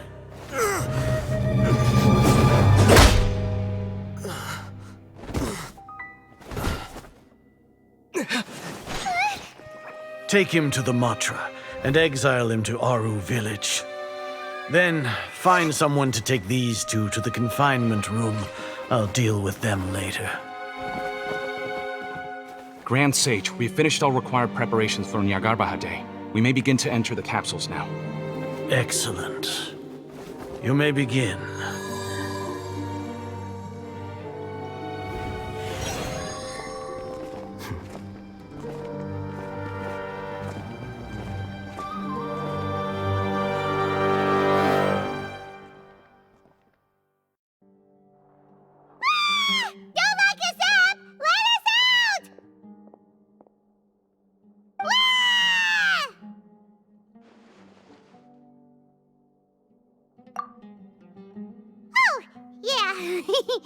Paimon got a bit carried away there. How was Paimon's acting just now? Great, huh? Everything's going according to plan so far. We made it into confinement, and Alhaitham's probably done with his part too. We even managed to trick Grand Sage Azar. Alhaitham sure knows how to cook up a plan. What are we doing next? Paimon has trouble remembering things when she's worked up. Right! Paimon thinks it went something like this. Apart from that, we still have yet another goal in the first stage of our operation, which is to send the Traveler to the confinement room. What? Why do we want to get him locked up on purpose?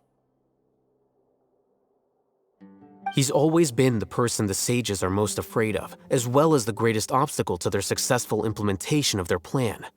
They are very aware of the risk he poses to them. Once the Traveler is imprisoned, the sages will likely think that everything is under control. And with their guard down, the next phase of our plan will have a much higher chance of success. I can already see the pompous looks on their faces. Oh, that's a super tricky plan. But Paimon still thinks it's not really worth it. That isn't the only reason, of course. He has a more important task once he's in confinement. According to the Academia scholars in Ramon's custody, Lesser Lord Kusanali has sealed off her consciousness in the Akasha ever since she was captured by the Doctor. That way, they can't pry any more information from her. Even if we break into the sanctuary of Suristhana, it will take time to awaken Lesser Lord Kusanali's consciousness. We need to do that in advance. So our job is to wake up Nahida! Okay, totally worth getting thrown and jailed for. The confinement room is inside the Academia, close to the sanctuary of Suristhana. It's a completely enclosed space, and you won't be receiving any visitors. I'll work with Ramon's scholars to make some modifications to your Akasha terminal. Once you're in, get as close as you can to Lesser Lord Kusanali and try to connect to her consciousness. However, as for whether she'll actually wake up, that will depend on our luck.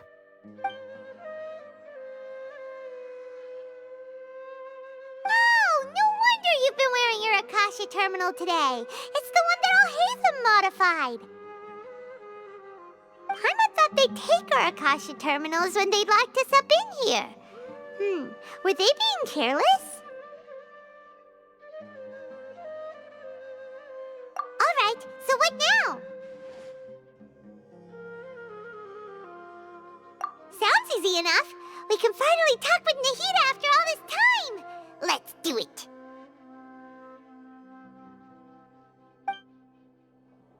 There's a light flashing on your Akasha terminal. It's almost like... the faster it blinks, the better the signal.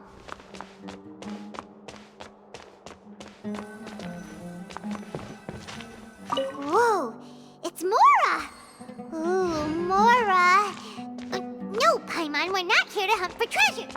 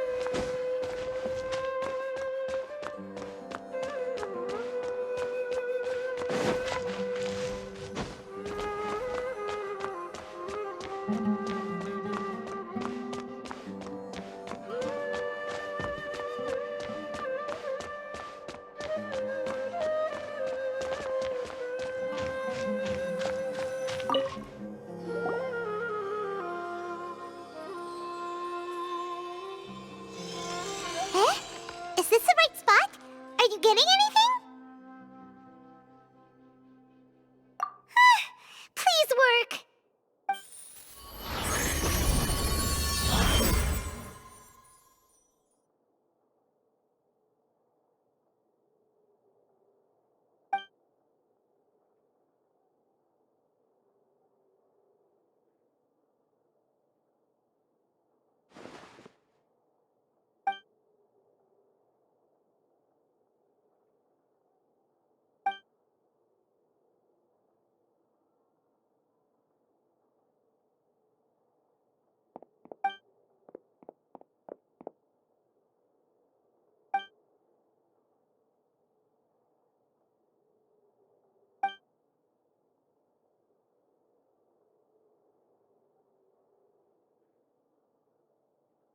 Nahida!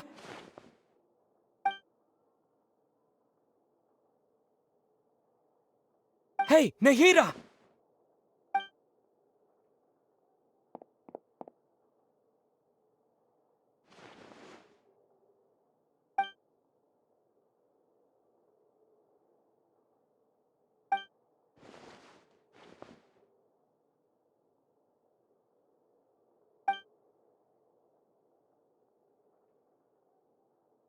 When did it first start? Oh, right. It started from the moment I was born.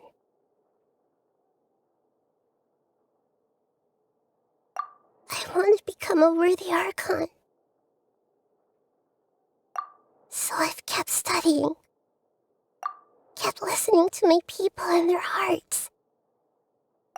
Kept looking for a way to save Irminsul.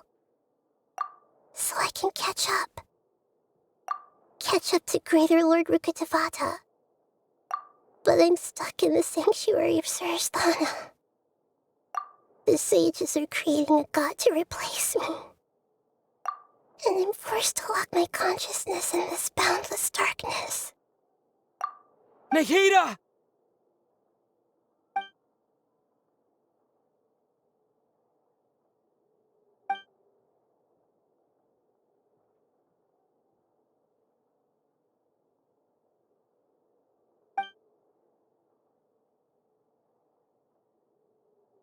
Nahida!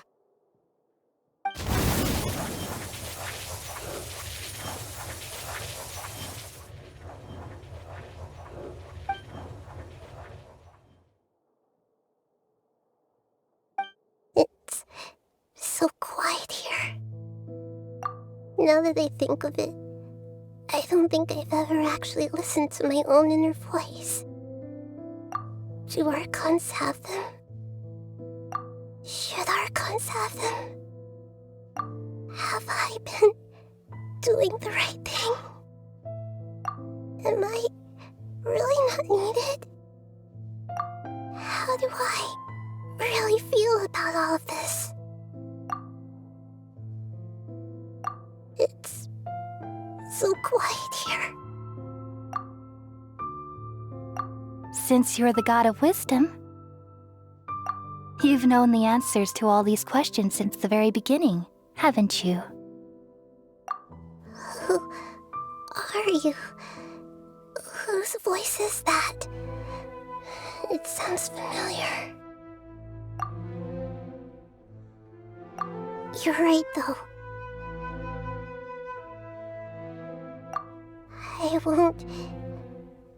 I won't ignore my own voice anymore.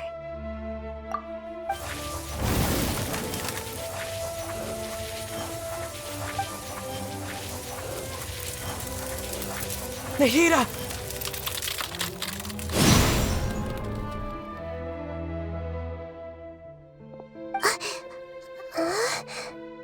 Nahida?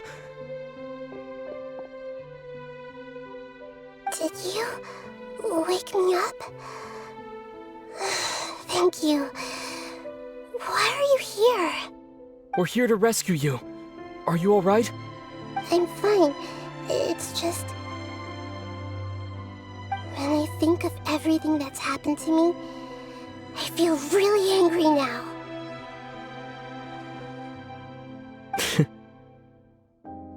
You should have been angry ages ago.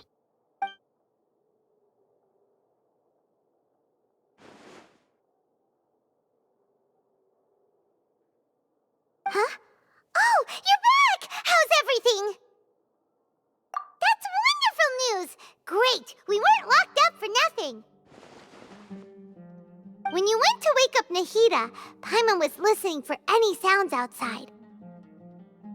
You were out for a long time. There are fewer and fewer scholars going about now. You think everyone's done with their Jnagarbha day stuff? Yep, so that means our next act is Nilou's Performance!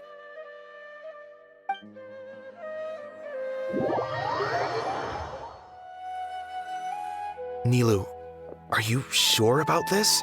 You're taking such a great risk for them. I'm sure, and I'm going. You know that I don't like to pass up any opportunity to dance, and this one is especially important. All right. You seem to have a lot of trust in them, so I won't say more on the subject. But if anything happens, the few of us here may not be able to help you. Don't worry. They've been through worse. Everything's going to be fine. All right. You know, if you really do get arrested, we'll do everything we can to get you back. Be careful, even if it's only for our sakes. Thanks, Mr. Zubair. You're so very kind.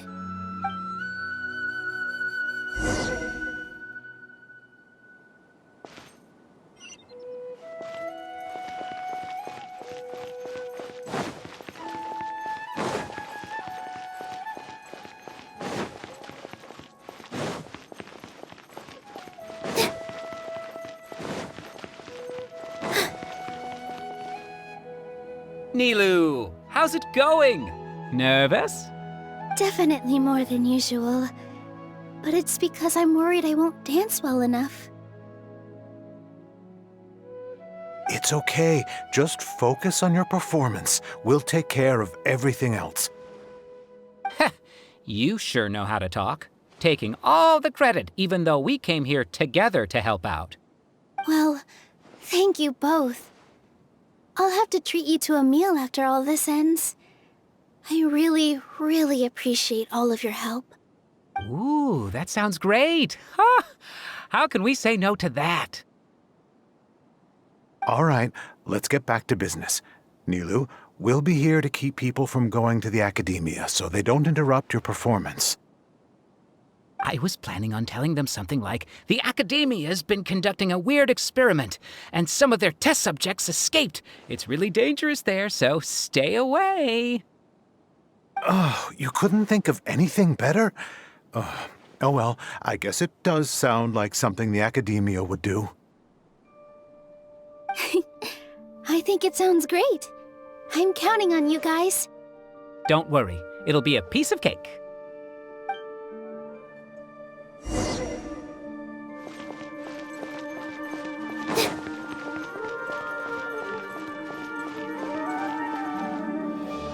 Hey, Nilou!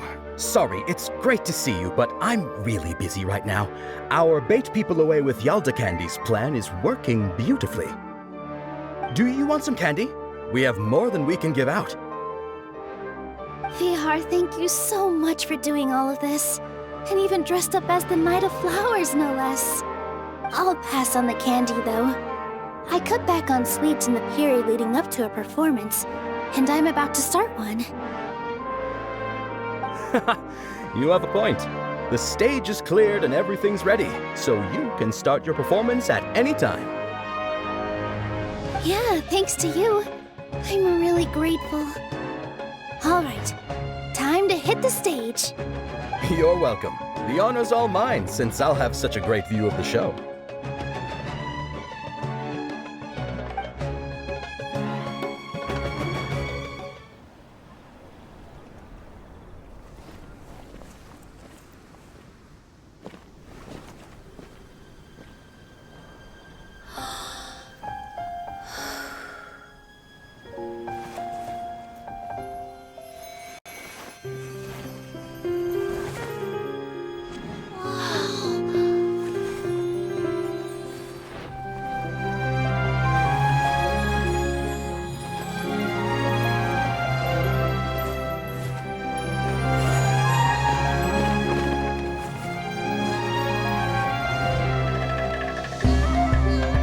I've never seen a performance like this.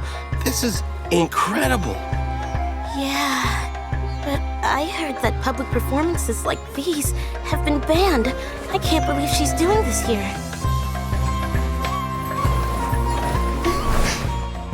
Grand Sage, there's some commotion outside. How uninteresting.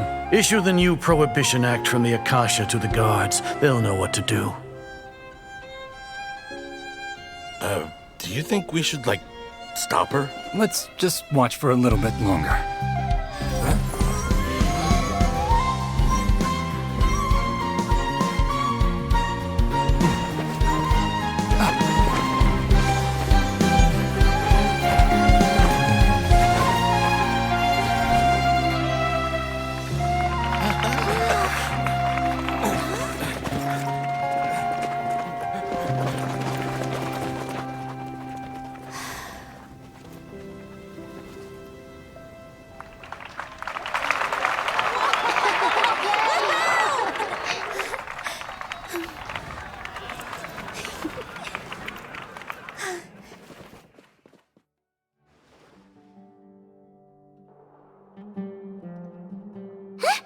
Did you hear that?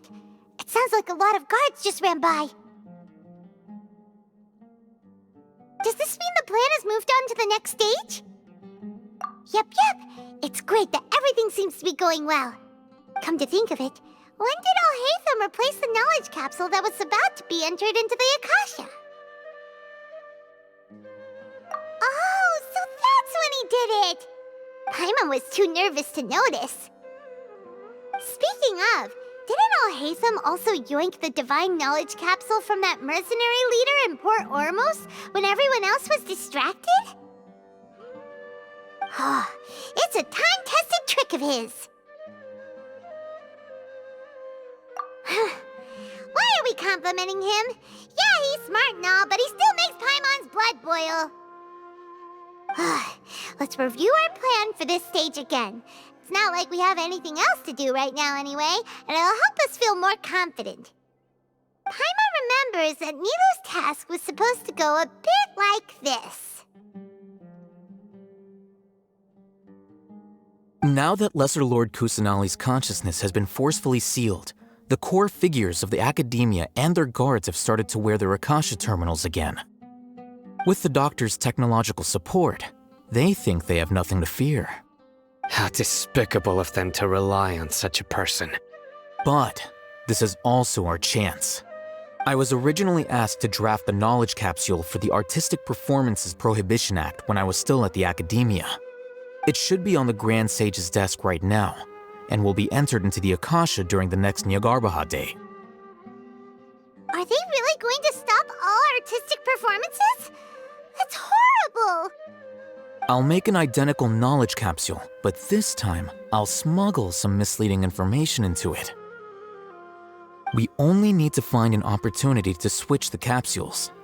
Once it's been entered into the Akasha on Jnagarbha day, if someone were to be seen performing in public, the sages would definitely use that opportunity to announce the ban, and so the misleading information will be disseminated amongst the guards. Sure sounds complicated, but it seems like if everything goes well, we'll be able to get rid of all the guards in the Academia without any effort. That's pretty clever, getting right into their heads. I just have one question. Even if we manage to get the misleading info out to the guards, how can we be sure that they'll believe it? People who are used to relying on the Akasha become less inquisitive, and their ability to distinguish truth from misinformation is significantly reduced. They will view everything the Akasha releases to them as the unequivocal truth. The Akasha will turn humans into machines. I've seen it happen many times. Yikes. Good thing I didn't wear it for long when I was working in Sumeru City. At first, I thought it was a good thing too. By the way, this plan still requires a performer, right? Do you have someone in mind? Nilou of Zubair Theater. I know her really well. We can trust her. I'm kinda hesitant to ask her to participate in a dangerous plan like this, but we can ask her in person. All right. After the guards in the Academia are gone, then it'll be time for me and my stowaway brothers to shine.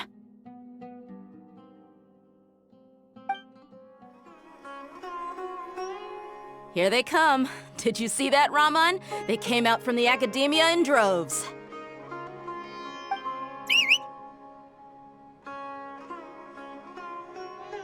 After laying low in the city for so long, this is the moment we've been waiting for.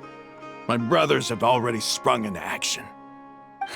We couldn't do anything to them inside their coop, but outside the Academia, this is our hunting ground. With a lioness like you, the prey sure won't be able to run far. We still need to eliminate the guards as soon as possible. If we give the sages enough time to realize what's happening, the plan's doomed. All they've done is to sit on their cushy salaries and twiddle their thumbs all day while we fought and struggled every day in the desert. The only advantage they might have is their numbers. Speaking of which, most of the guards who report directly to the 6 sages belong to the core of 30, but they have a completely different reputation. Following those blasted sages every whim, throwing away all the principles of being a mercenary. As someone in the same profession, I'm obligated to teach them a good lesson today. Indeed, the trap has been set. All we need to do is lead them there. All right, let's each take a road and herd those scattered guards back into one place. Make sure to attract their attention. Isak will be the key.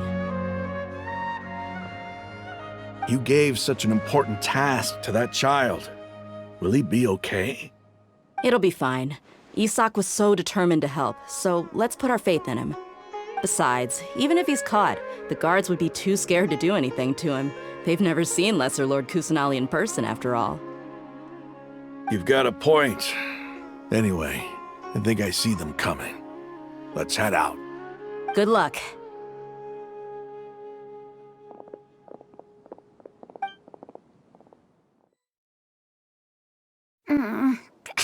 This outfit. Hey, do you remember what you need to do, Isak? When the guards get here, you'll pretend to be Lesser Lord Kusanali and run away from them. Oh, yeah, I remember. Of course I do. I'm just a little nervous. Relax. Don't think about getting caught. Even if that happens, we won't leave you behind.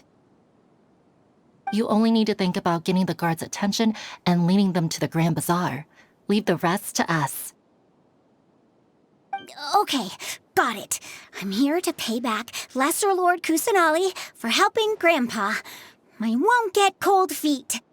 Hey, they're here. I can see the Academia guards.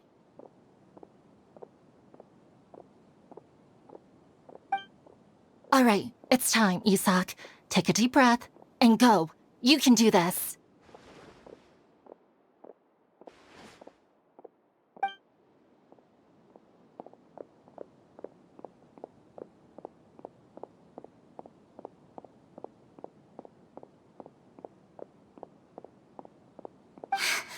Why is there a guard over there?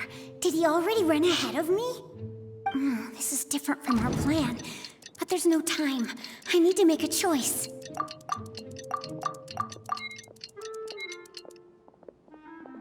Huh? Did I just see something dart by? I'd better go have a look.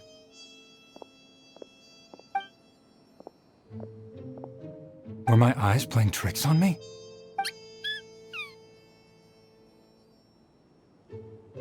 I should go check to see if someone's hiding over there. There seems to be nothing here. Just to be safe. Good thing they didn't find me. I was close. I'd better hurry and keep going.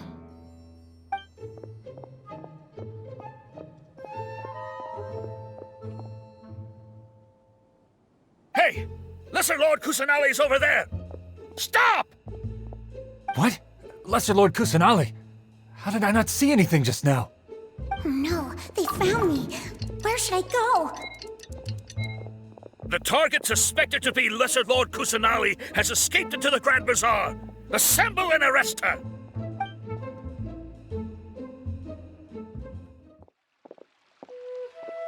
Where did she go? How did she disappear? Did we lose her? Hurry up and find her! Hey, why is your team here? Didn't we say to split up our search? Hurry! Hurry! Huh? This place is... Why are you all here? Yeah, isn't it one heck of a coincidence? Everybody's here. What on earth is going on? I suppose that's all of you? Who are you? Did you set us up? What are you planning? Phew, that was rough. I almost got caught. Little brat! So you're not actually Lesser Lord Kusanali. Who exactly are you all? Eremites from the desert? Just some colleagues. Think of this as a business competition, or a personal grudge. After stepping into our traps, stop thinking of yourselves as hunters. Behave like the prey you are.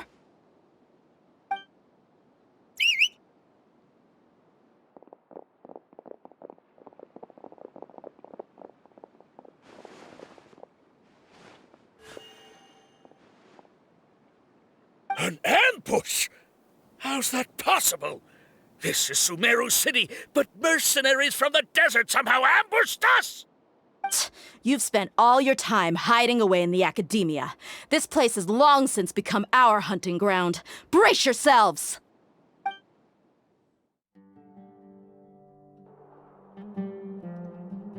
This is odd. The academia has quieted down after the conclusion of the Nilou Day ceremonies, but it's much quieter than usual. Where are the guards? Why have I not seen a single one? Guards? Guards! Grand Sage, how may I be of assistance? I called for the guards. Why did you come? My apologies, Grand Sage. Right now, all Academia guards have entered the city to perform the ordered arrest. I thought you knew. Arrest? Who is there to arrest? I have an ominous feeling. Arrest Lesser Lord Kusanali, right? Is that not what the order was? Lesser Lord Kusanali? You mean she has disappeared? Yes. I wouldn't dare make up something like that. Right now, everyone is in a panic, and many are saying that Lesser Lord Kusanali will take revenge on us. What happened? Just what is going on? Lesser Lord Kusanali somehow escaped? Was it Alhaitham and his party that freed her? That's impossible. The Academia is heavily guarded today, and any order to release Lesser Lord Kusanali would be strictly confidential. Besides, Alhaitham and the Traveler are already in our hands. What manner of trickery did they employ? How could Lesser Lord Kusanali disappear into thin air? Disappear? Wait. How was the arrest order distributed to the guards? It was issued by the Akasha earlier today. Only you have the authority to send messages like that, so I thought it was your order. Let me check.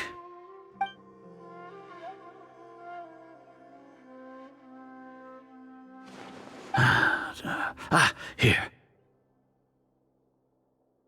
Lesser Lord Kusanali has escaped from the sanctuary of Surasthana. Go to the city and arrest the escapee immediately. The Akasha indeed contains this information, and it clearly appeared in my mind. How did they bypass my permissions to issue this kind of message? Was it the report about the Traveler that Alhaitham submitted? No. I specifically checked that knowledge capsule before entering it into the Akasha. Could that have been a red herring? Well, even if I figure it out now, it won't make any difference. The important thing now is to confirm Lesser Lord Kusanali's status. Have you been to the sanctuary of Surasthana to confirm that Lesser Lord Kusanali has indeed escaped? Confirm? No, I haven't. It may be a bit offensive to say this, but Grand Sage, what you're saying doesn't make any sense. How can the information in the Akasha be inaccurate? What the Akasha decrees is fact. That is common knowledge to all of us. If we have to confirm the information and knowledge from the Akasha ourselves, then how is that any different from us learning that information ourselves? Wouldn't Greater Lord Rukkhadevata's legacy lose its meaning that way? In the beginning, it was I who asked you to believe in the Akasha, to believe in the legacy left by Greater Lord Rukkhadevata. Are you trying to use my words against me?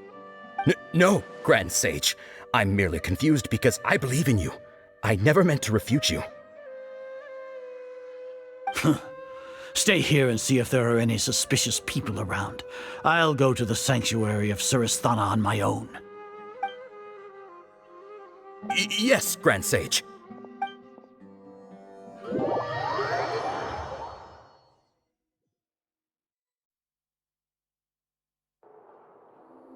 Lesser Lord Kusanali has escaped from the sanctuary of Surasthana. Go to the city and arrest the escapee immediately. How can that be? Stop thinking about it. Stop. It must be a trick of theirs. As long as I personally confirm it. Ah! Impossible. That's impossible. There must be something wrong with my eyes.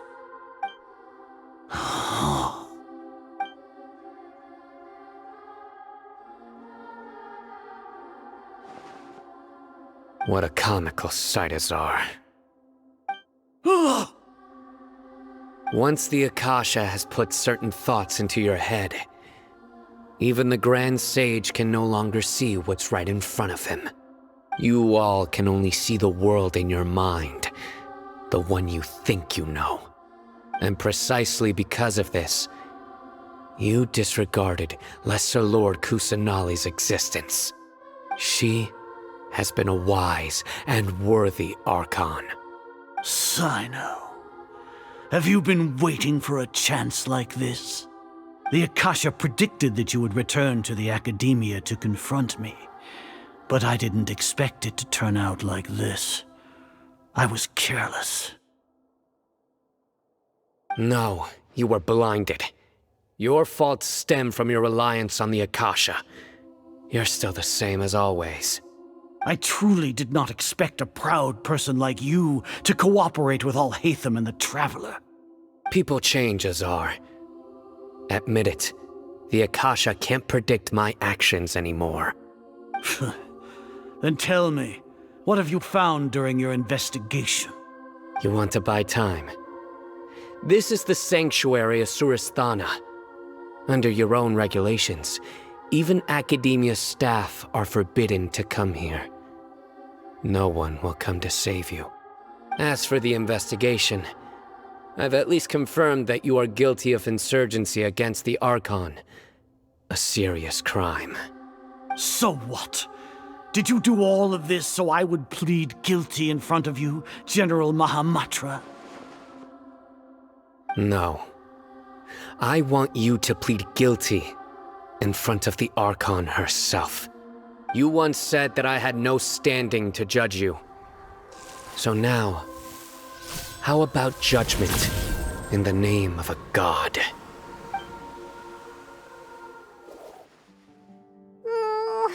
How long do we have to wait?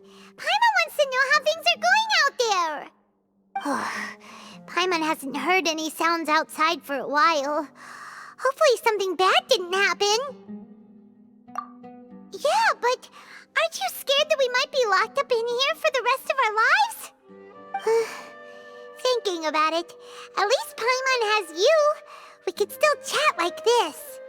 When Paimon thinks of Nahida being imprisoned alone in the sanctuary of Surasthana, Paimon can't help but feel sorry for her.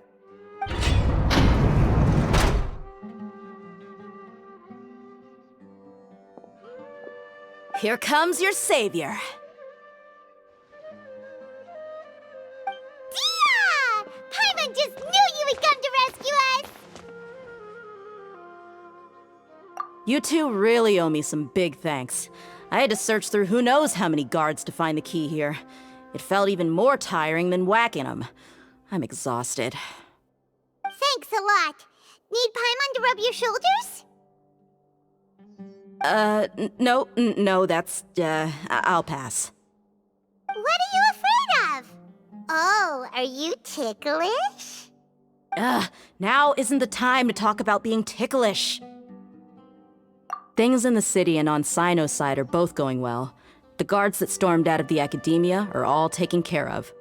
The Corps of 30 is in charge of the city's defenses, but we already talked to Asfand. They've been fed up with the sages bossing them around. As long as it doesn't break their employment contracts, they'll turn a blind eye. That's probably because you've been super great friends with them for a long time. So, how's Cyno doing? The Grand Sage is in his custody. Even I know how terrible it is to fall into Cyno's hands, so he probably does too. Cyno forced him to release Lesser Lord Kusanali. He has no choice but to obey. So, hurry to the sanctuary of Surasthana. Assuming nothing weird happened, we should have already rescued our Archon. Honestly, I didn't expect our ragtag bunch to do this well.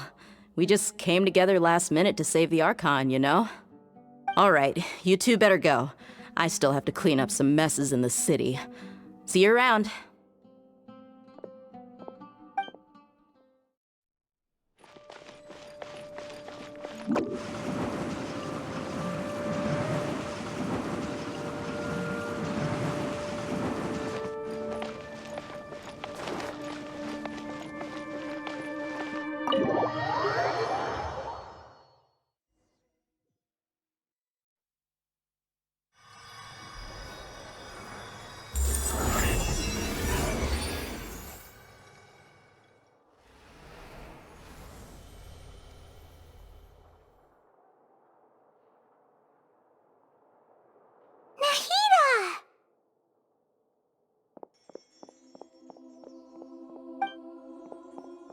Should I say it's nice to meet you? This is the first time we've met in real life.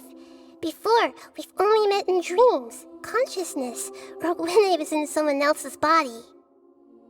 Thank you so much for coming to rescue me, but I also need to apologize. During this time, I did some self-reflection.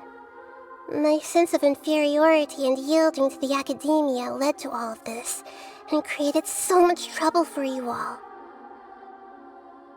Exactly! We're here because you're a good Archon and one of our friends! Thanks, you too. Amazing.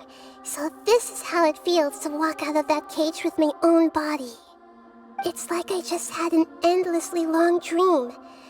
I can't even tell if I just woke up or was only now born into this world. My concept of self has become so clear. But now doesn't seem to be the time to indulge in this feeling. This is really embarrassing. You all just rescued an Archon, and now she needs your help to save her country, and even the entire world. It's okay. With you here, Paimon's sure that everything will work out. There's one more thing. What is it? For all the things the academia did to me, and for all the folly it committed in the name of wisdom, as their Archon, I will make them pay. Ah! Wow! That's the spirit! You're finally standing up for yourself and not letting people walk all over you! I understand now. To be a better Archon, I first need to better myself. If you haven't even figured out how to be a caterpillar, how can you be a butterfly? Yes, true. That reminds me. I wonder how far along the academia is with their god creation plan. We need to hurry and prevent the birth of that false god. I need to make some preparations. Since I'm now free, I can establish a direct link to the Akasha and control it. First things first, I need to remove the restrictions that the doctor put on me in the Akasha. After that, I'll make some adjustments and revoke the sage's permissions. The Akasha will then be like how it originally was, only operable by the Archon. After all, the academia betrayed Greater Lord Rukkhadevata's trust. This might take some time. In the meantime, you should also work on your own preparations. If we don't stop the god creation plan in time, we'll be in for a tough fight.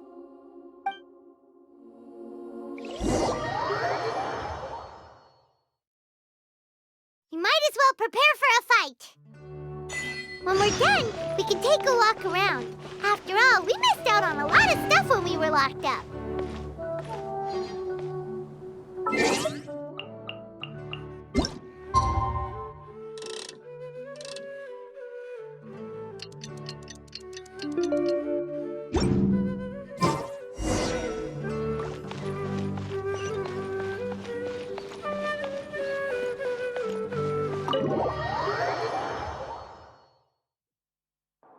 How's it going, Nahida?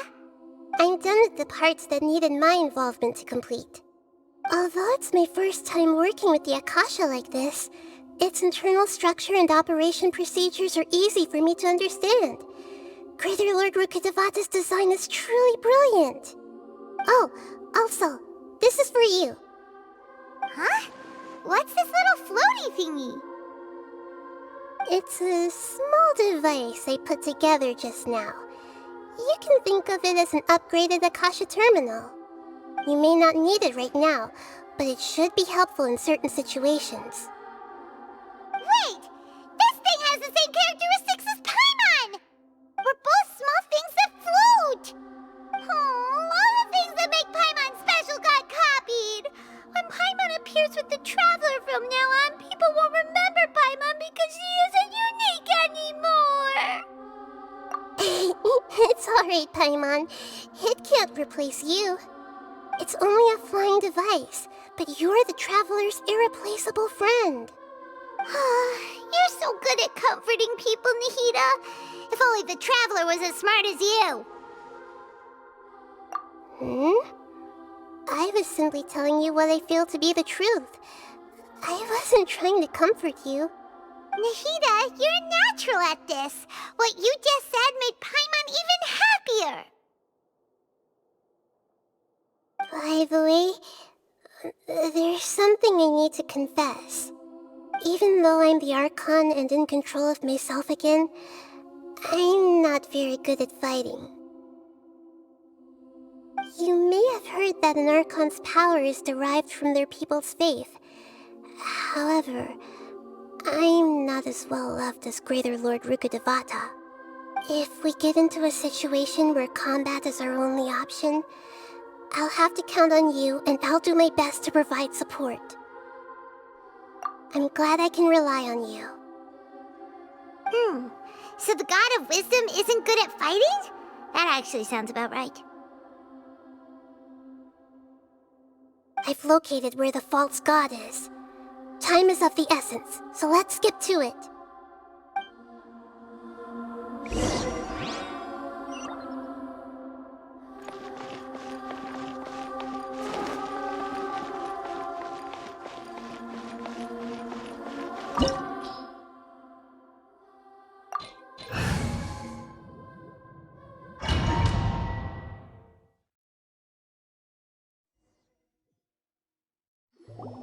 What is this place? Is this really the way we need to go? Wow. Who would have thought there'd be a place like this hidden right slap bang in the middle of the city? The sages wanted to realize their god creation plan without being discovered. The safest and most convenient way would be to build within the academia itself. That's true. They were already hiding one god, so why not two? Judging from the structure here, the project is a huge undertaking.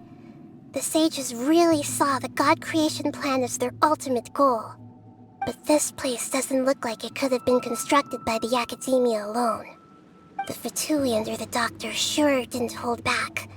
They provided a lot of technological support. Yeah, or else they wouldn't have been that generous. Is that it, though?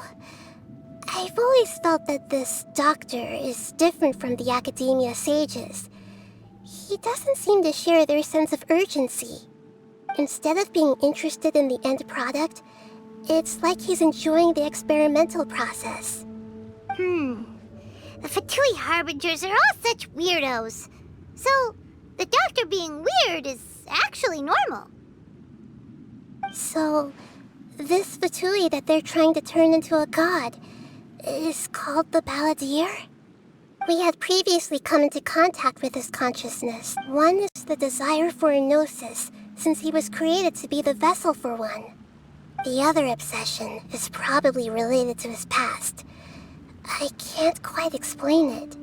Paimon knows that he was a prototype puppet for the Raiden Shogun before he became a Fatui Harbinger. That's why he wants a gnosis so badly. There's no way he'd willingly be a test subject. Not with that temper and ego of his. It sounds like you know the Balladeer quite well. I see. Tell me more about him and what he's like. The more we know now, the better we can plan for and react to any future situation.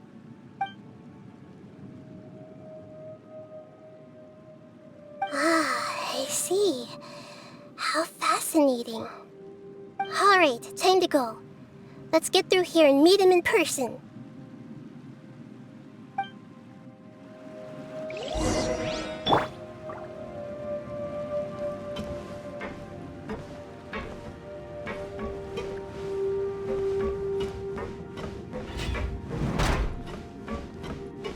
Time to work.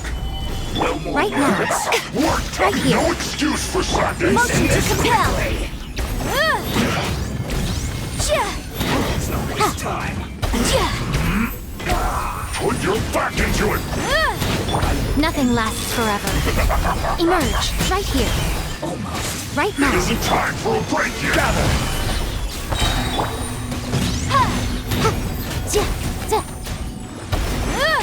I will have order. Emerge. Right now. Incinerate! Motion to compel. How my work. Finish. Don't waste time.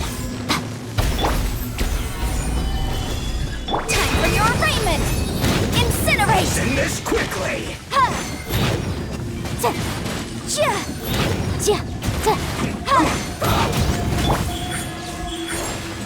Right here. Stabilize. Motion to compel.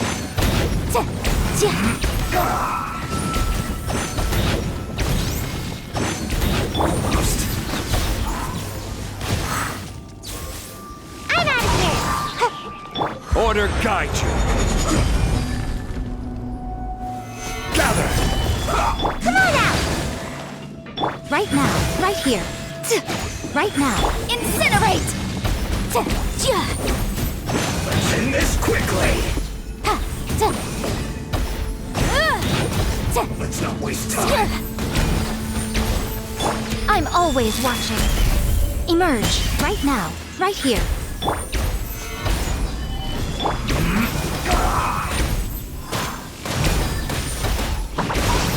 Boom boom! Replica flame! Almost. Motion to compel! Yes. This is it.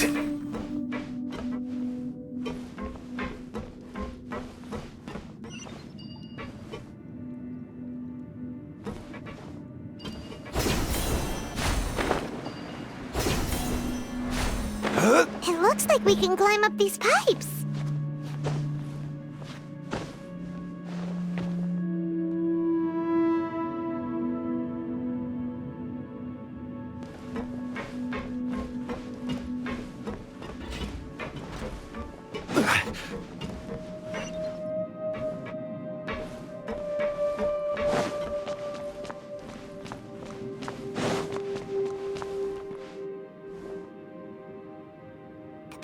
The ground seems all messed up.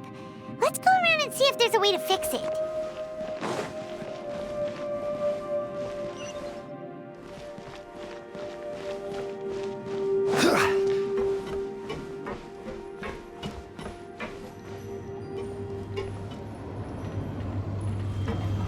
It seems to have stopped. Let's continue.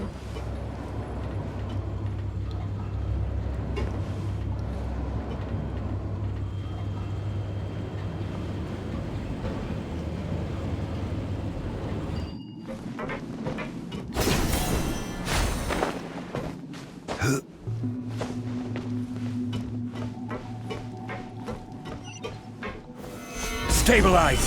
No more words. Right now. I will have order. Incinerate! Motion to compel.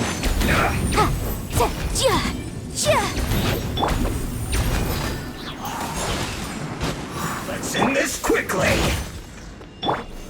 Solidify. Emerge. Stay Right here. right Emerge. Boom boom! Let's not waste time.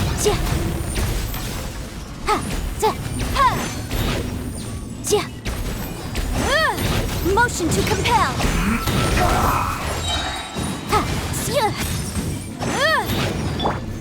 Gather. Right now. Emerge. Time for your arraignment. Almost.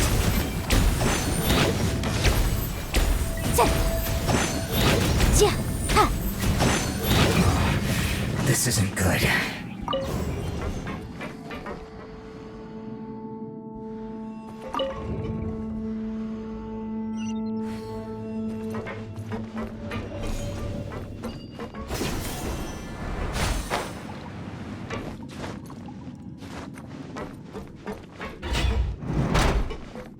Frozen. This is order. Solidify. Right here. Frostbite. Flash Boom, boom! It's time for a flash for a shield to the bone. Can't touch me! Nothing lasts forever. Emerge. Right now. Right here. Frozen. Incinerate! It's no problem.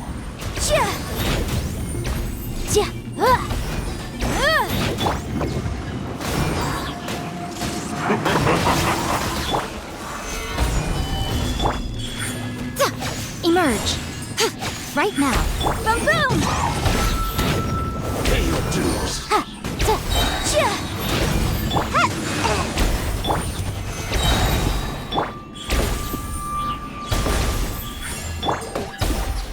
Inadmissible evidence! Motion to compel.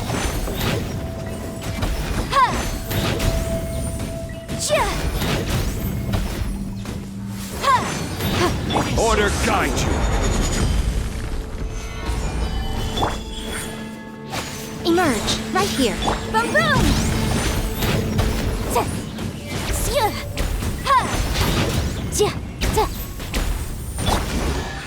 And away I go!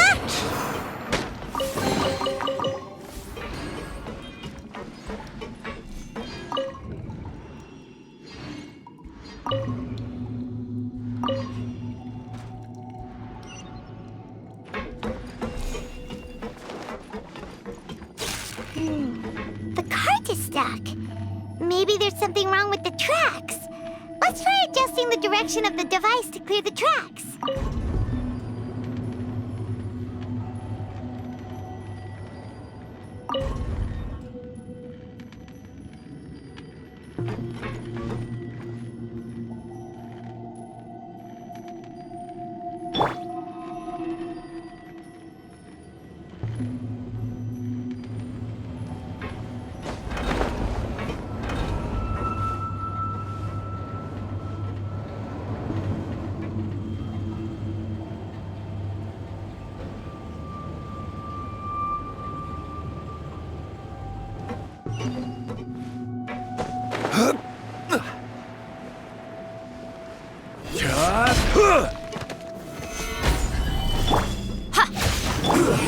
Shouldn't get careless. Emerge. Right here. Have a load of this.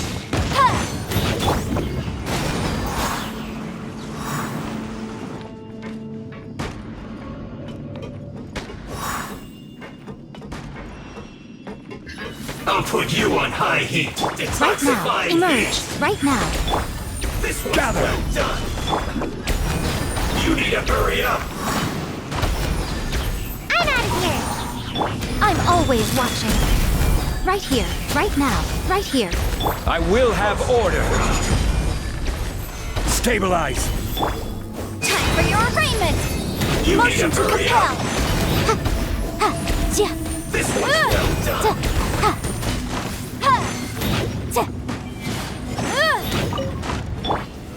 Solidify. Emerge. Let's move. Right here. Incinerate! Shouldn't get careless.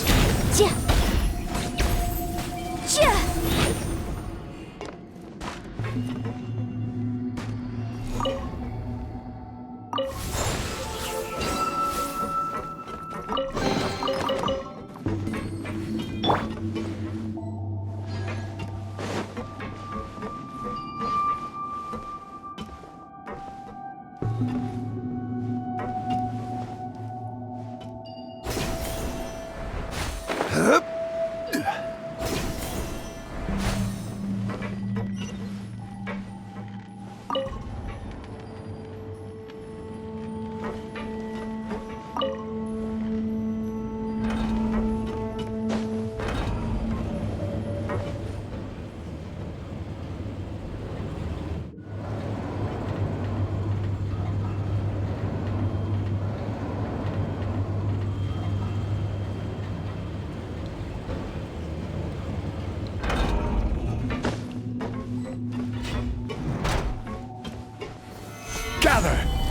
right now. Right here. Emerge. Motion to compel. Stay right there. Let's end this quickly. Ninjutsu! Solidify! This is order. Right here. Boom boom! Motion to compel. Breath of the flame.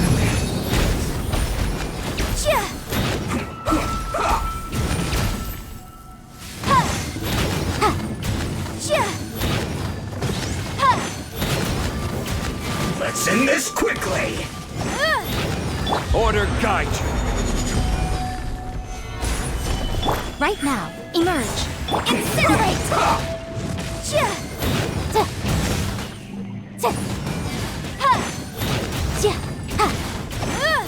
Let's not waste time. A sight to behold.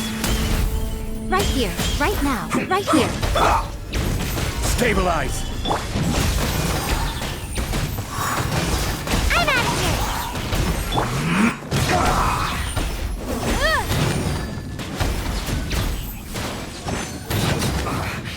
I guess this is it.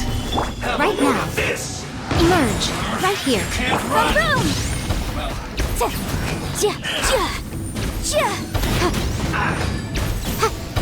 Don't be a killjoy. We've only just begun. I will have order. Solidify. Emerge. Right now. Invisible evidence! Incinerate! Motion to compel! This one's well done.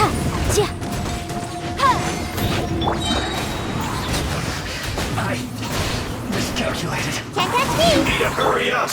Right here, right now. Roasted fry. Incinerate! This one's well done. And away I go! Hurry up. Motion to compel! Emerge. Right here. Incinerate! Order guide you. Stabilize. Come on out! Right now, right here. I'm always watching. Right now, emerge. Right now. Time for your arraignment! Boom boom! Incinerate!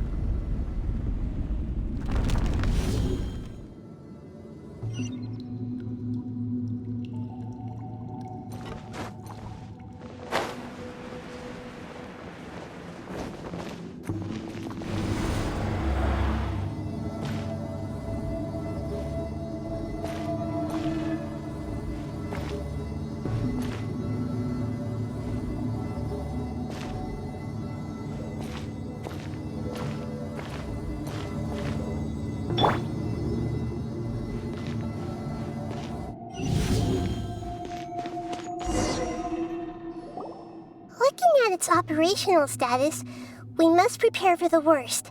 The god they wanted to create is likely close to completion or already completed. Oh no! What should we do? Paimon can't imagine how hard it would be to fight against a Fatui Harbinger with a Gnosis!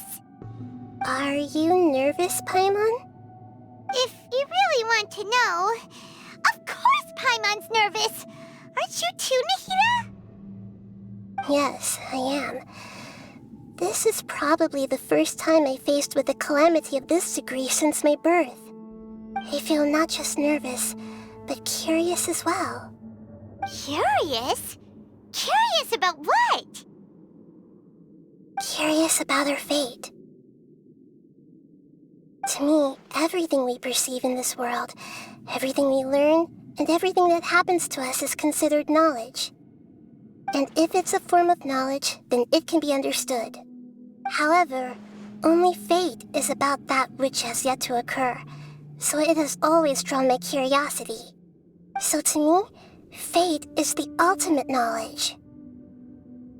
That's also why I love observing humans and all the things that happen to them.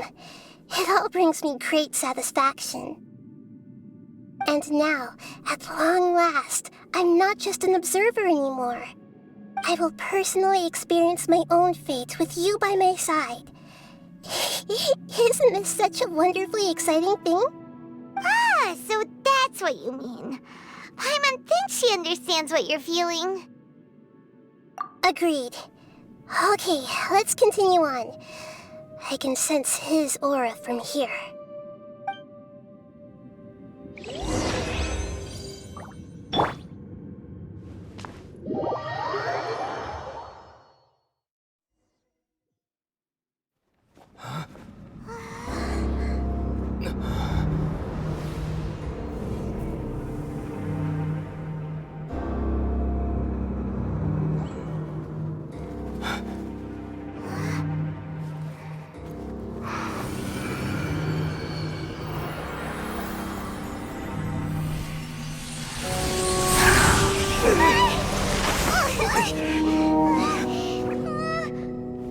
Who would have thought the world would be so eager for my birth?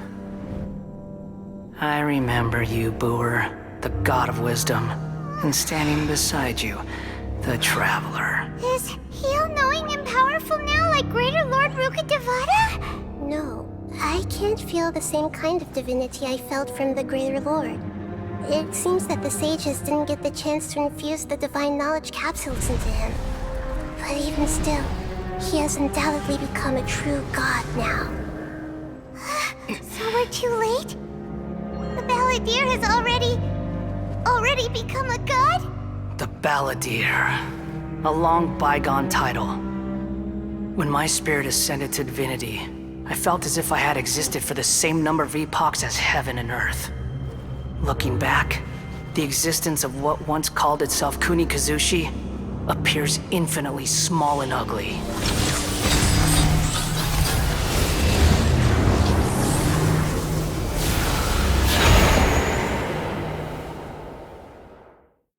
This imposing aura, it really feels like the gods! A body that capitalizes on the Balladeer's original construction as a mechanical puppet, with the Gnosis serving as a constant power supply. How much effort and resources did the sages put into this? From a purely technological perspective, it's a commendable achievement indeed. It's no exaggeration to say, this is the culmination of human wisdom.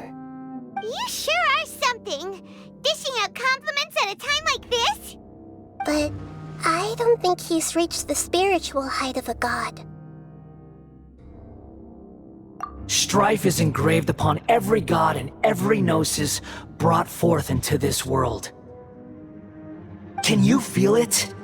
The exhilaration of such power, and the thrill of anticipation for our contention.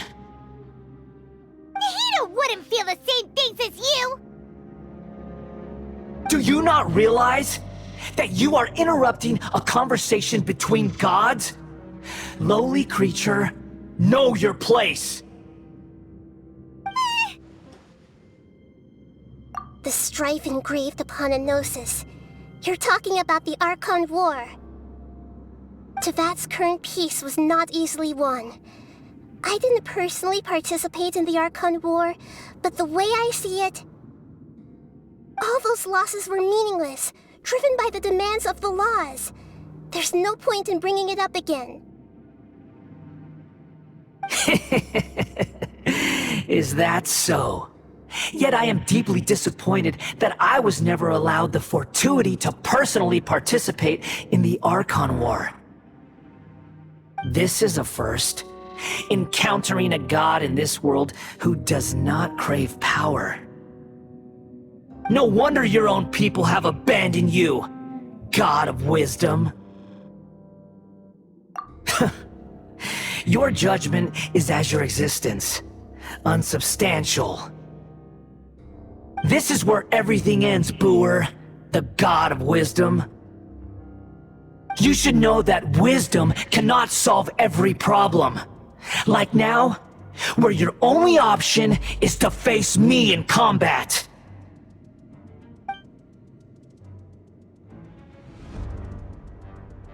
Come! Let us reenact a scene of the Archon War. Come and inaugurate my birth as a god.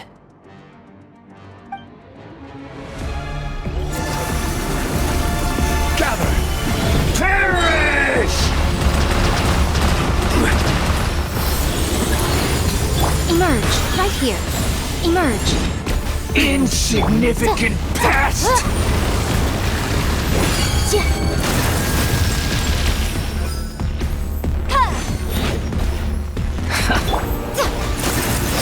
Right now.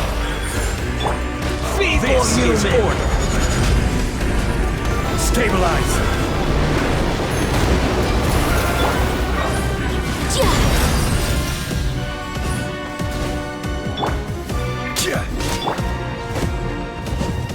My endless cycle begins!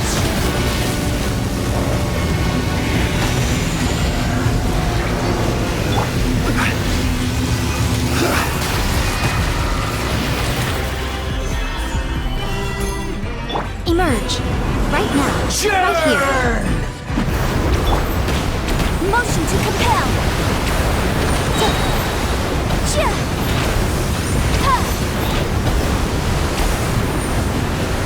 Feeble human!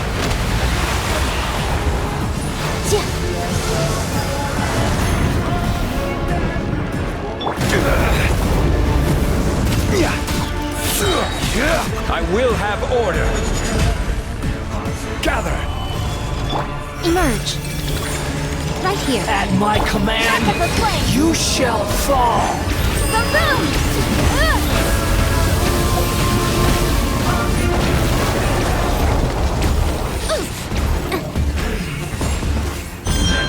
Insignificant pest! Stabilize.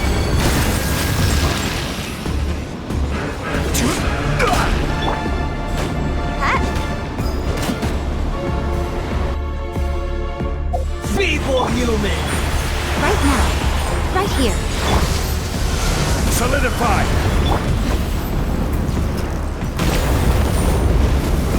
Can't touch me!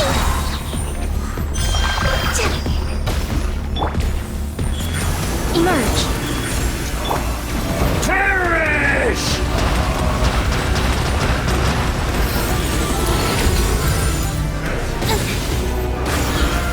My endless cycle begins!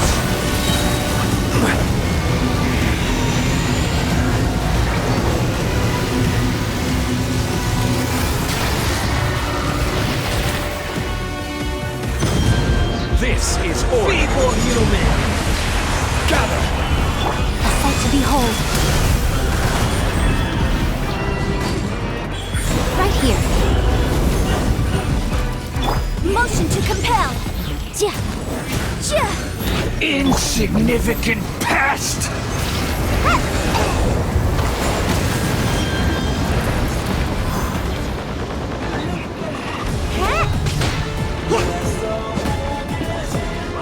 Emerge. Right here. Emerge. At my command, you shall fall! Objection! It's jury.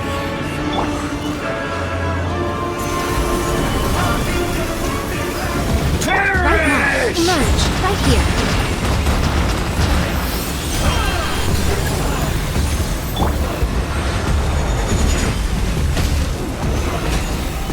Emerge.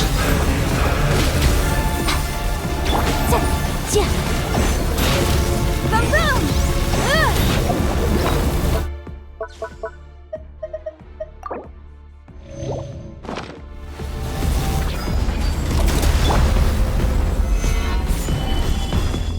hit?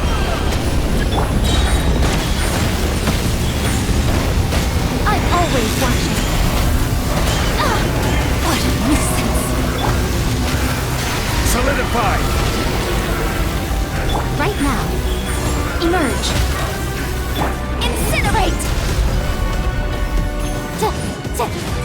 Feeble human!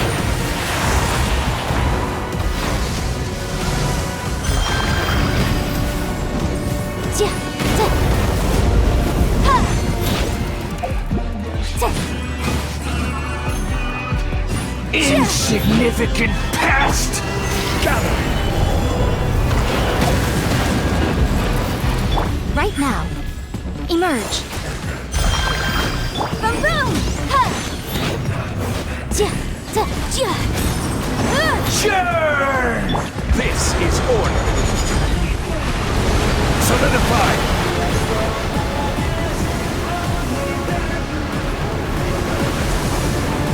Right now. Right here. Emerge. At my command, you shall fall!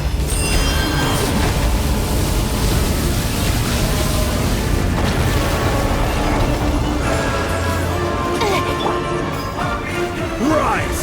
Feeble human!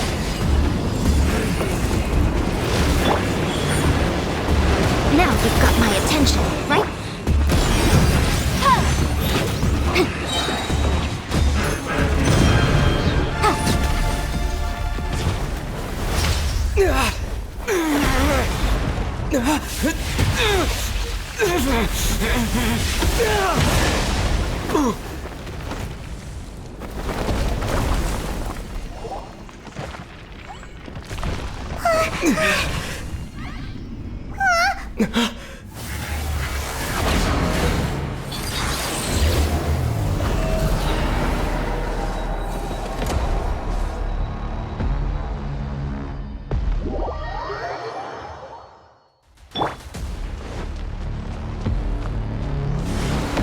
Tremble!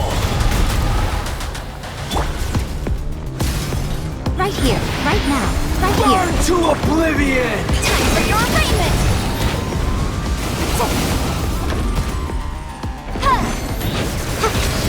Kneel!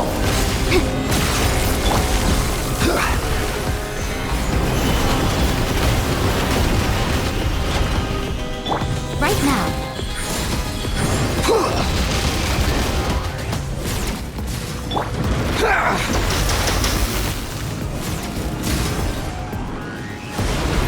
Tremble! And away I go! Right here, right now.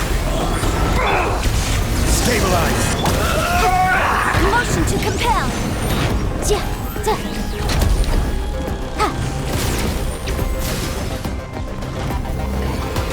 Reality is pain!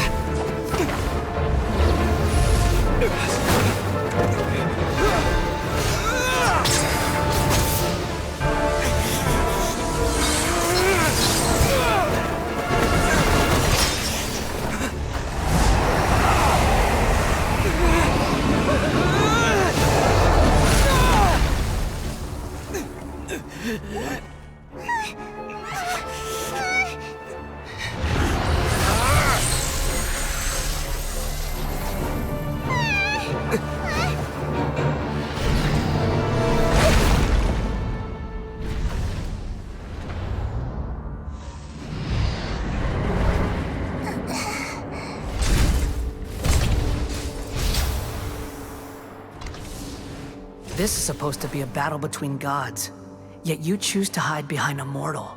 And now, you're acting like you'd sacrifice yourself for a human. Are you having fun proving a false sense of heroism to yourself, Booer?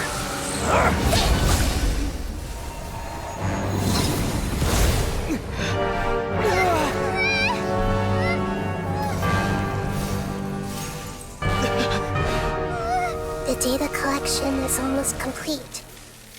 Do you even know how many times you've tried to take my gnosis from me?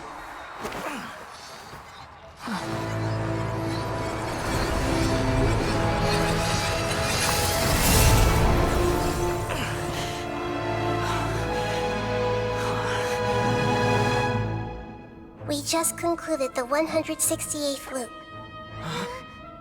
Did you know that in the effort to create you, the people of Sumeru were forced to live through the exact same number of Sub-Zerus festivals and samsara cycles? The power of dreams. When did you use it on me?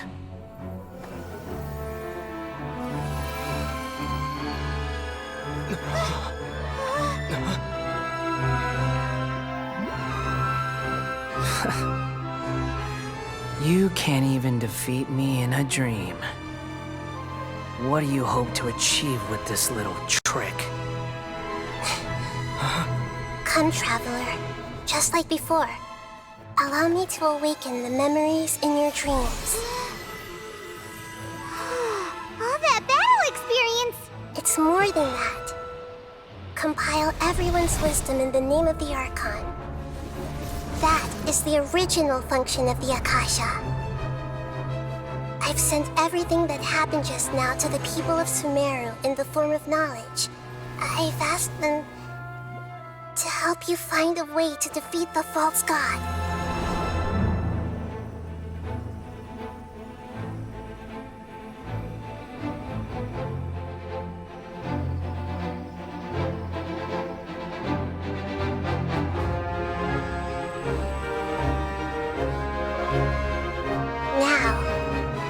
Sumeru's wisdom is at your disposal.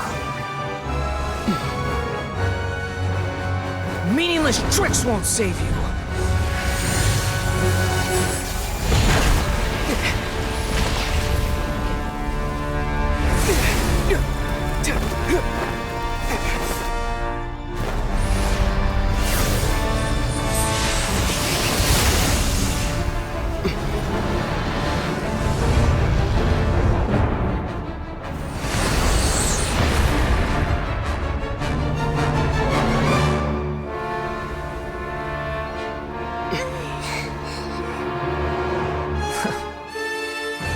Are you done with your tricks? Can I finally take this as a real battle between gods? I'll leave this to you, the first sage of Boor.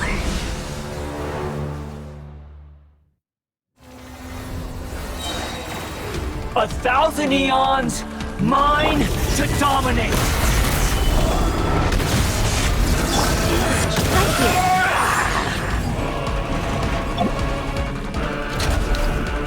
Everyone hold hands! Burn to oblivion!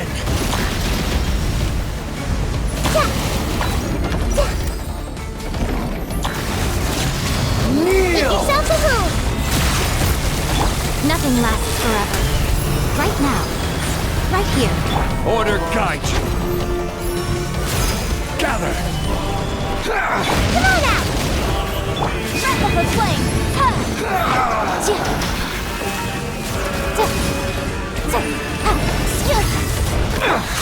Grow, grow, grow!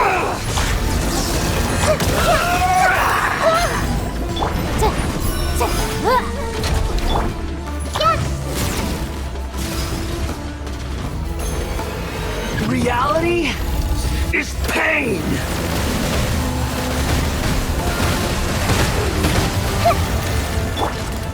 Stabilize! Good riddance, cruel world.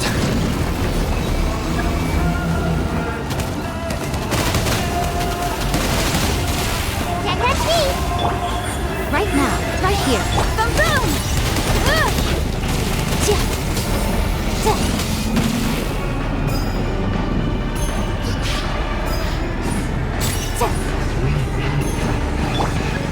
Solidify!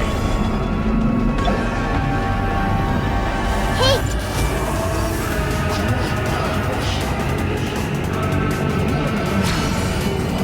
Not possible.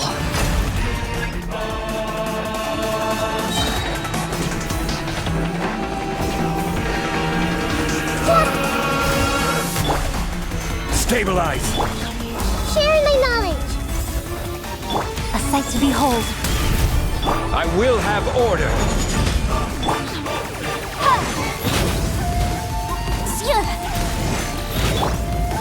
emerge.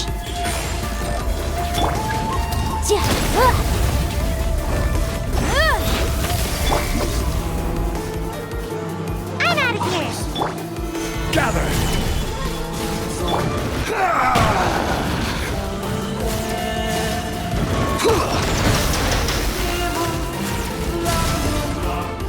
I see everything! Reality is pain!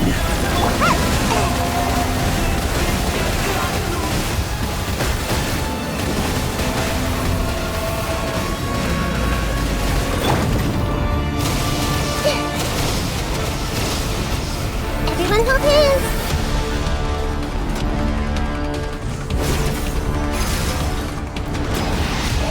Burn to oblivion! Right here, emerge. Kneel!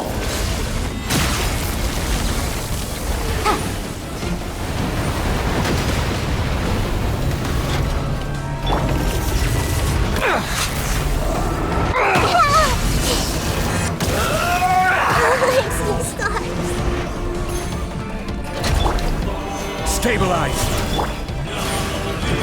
Right now.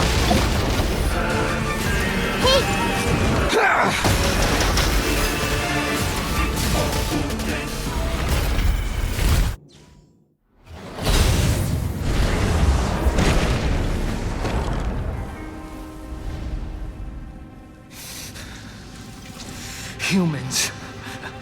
Filthy humans.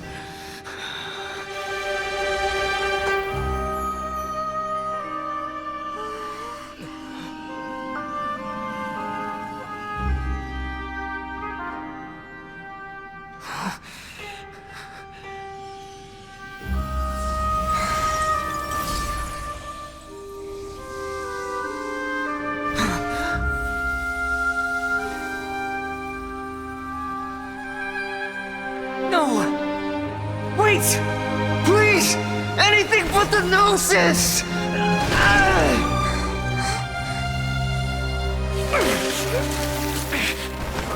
That's mine! Don't even try! I'll never go back!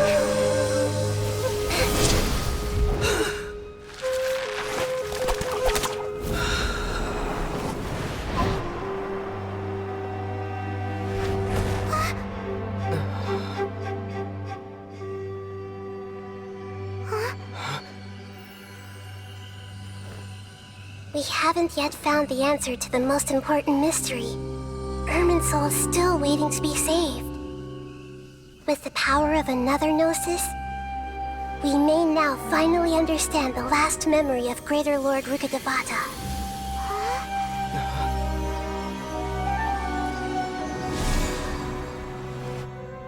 This is... That's right. This is the last memory of my predecessor.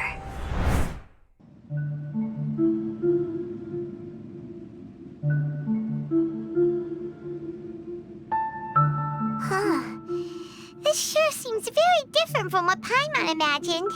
Shouldn't Irminsul be in this realm of consciousness? Yes, that is our destination. But I didn't expect the remaining consciousness of Greater Lord Rukkhadevata to be as polluted as this.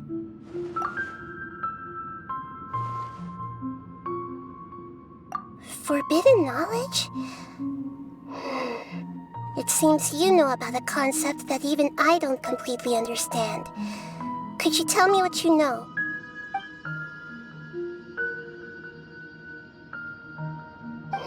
Your inference seems logical enough. Forbidden knowledge once polluted the desert thousands of years ago, but was successfully repelled thanks to King Deshret's self-sacrifice, and Greater Lord Rukkhadevata nearly exhausting her power. Then, a second instance of forbidden knowledge pollution occurred during the Conria Cataclysm 500 years ago. But I'm afraid it is much more serious this time, with Irminsul itself already in danger. So, if we're in the remaining consciousness of Greater Lord Rukkhadevata, and it's also been affected by forbidden knowledge pollution, then does that mean In order to save us, Greater Lord Rukkhadevata? Yes. It's very possible that she sacrificed her life in the fight against forbidden knowledge.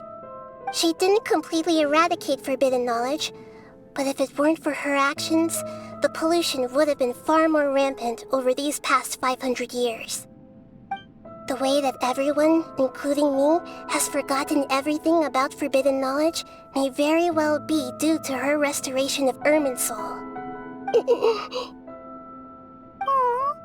Do you feel sad, Nahida?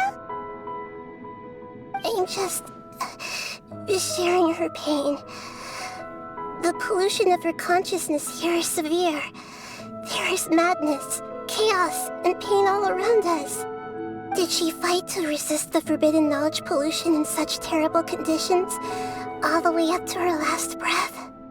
She even used her last remnant of lucid consciousness to leave a clue for us to follow.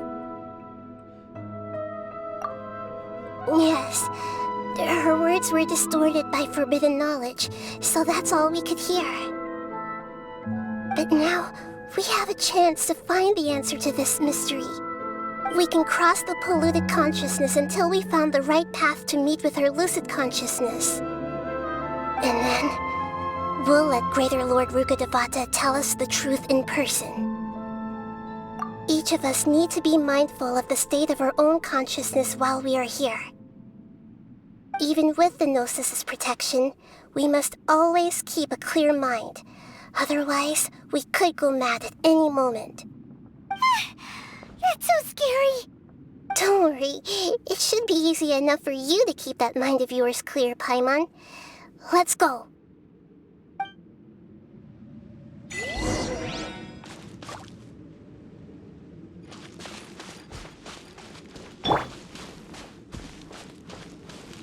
Are we in the air?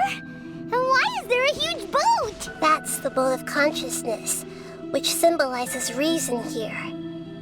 Its course is the direction our consciousness is traveling towards. If we lose control over our consciousness, we will fall into madness.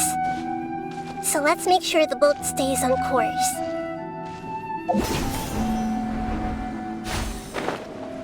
Wow, what are these? The monsters seem to have been affected by them.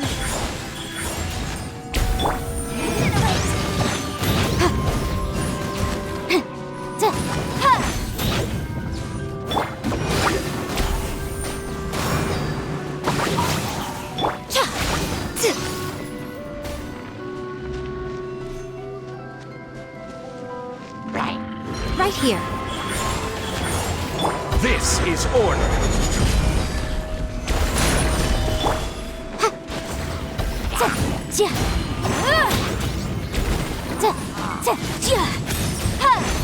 Right now. Stabilize. Inadmissible evidence! Motion to compel.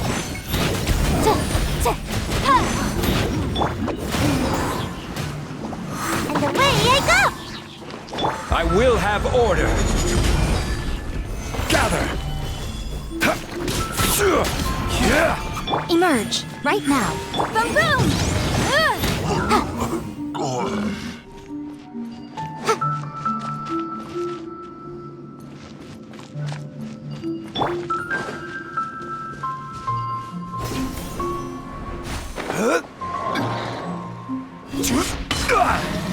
Solidify. Emerge. Ninjutsu!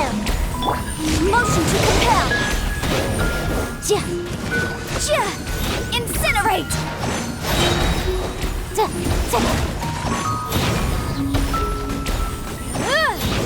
Order guide you. Right here. Right now. Breath of the flame!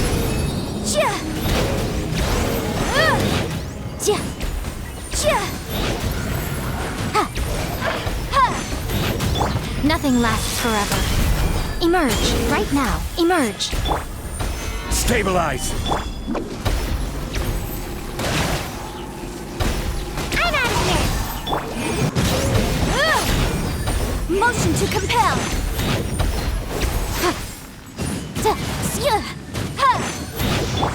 is order. Gather! Right here. Right now. Emerge.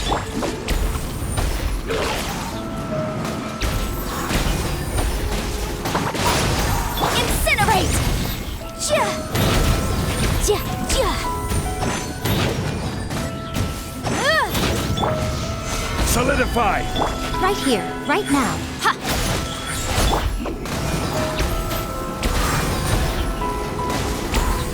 Can't touch me! Boom boom!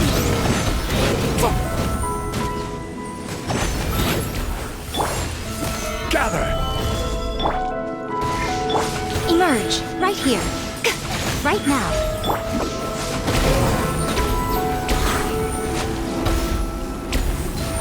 And the way! A four-leaf sigil has appeared in the sky!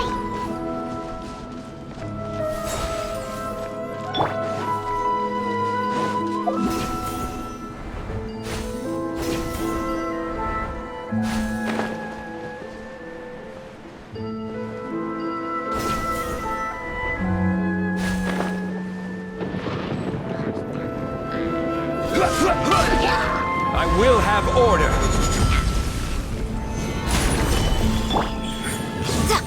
Right here. Emerge. Time for your arraignment!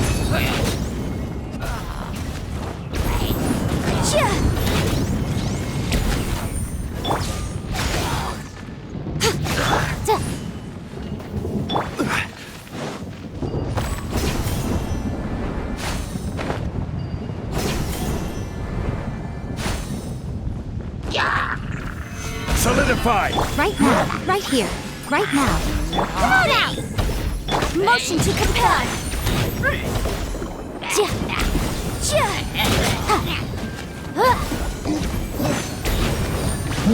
A sight to behold. Right here. Right now. Emerge. This is order. Stabilize.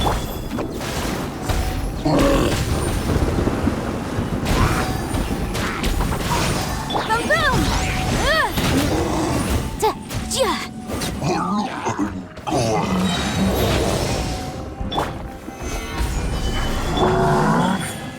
Right now.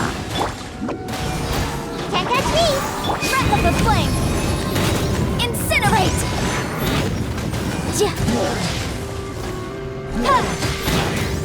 Ha! Ta! Order guide you. Gather!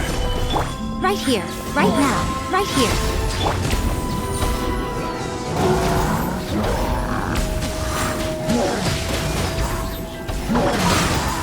Motion to compel! Incinerate!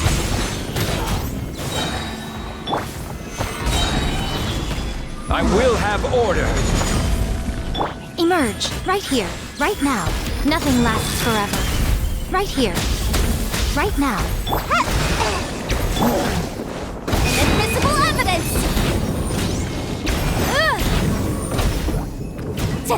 Ja! Ha! Ta! Motion to compel! Stabilize. Right here. Ta! Right now. Emerge.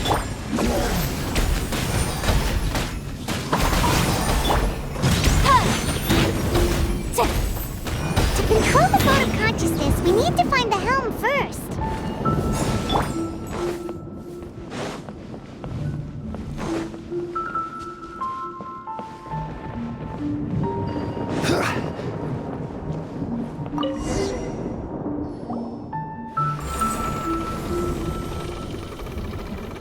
We changed direction.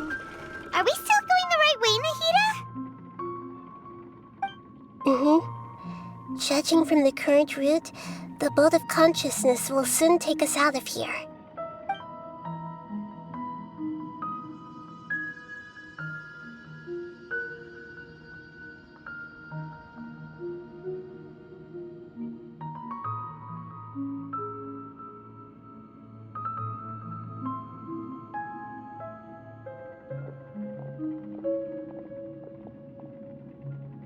We'll be arriving at our destination soon. How are you feeling? Are your minds still intact? Huh? But everything's been completely normal for Paimon. Hopefully there won't be any more interruptions. This time, we should be able to meet Greater Lord Rukkhadevata. Are you saying you've never met Greater Lord Rukkhadevata before? No, it seems that my birth and her death took place at the same time. Otherwise, I think she would have given me a little more guidance, and I could have done a better job. Hey, you've done a great job, Nahida. Let's get out of this creepy place and go meet her.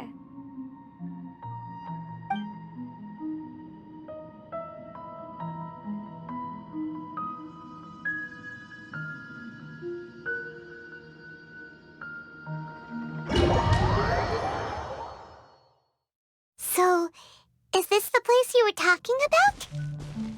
The base of Irminsul?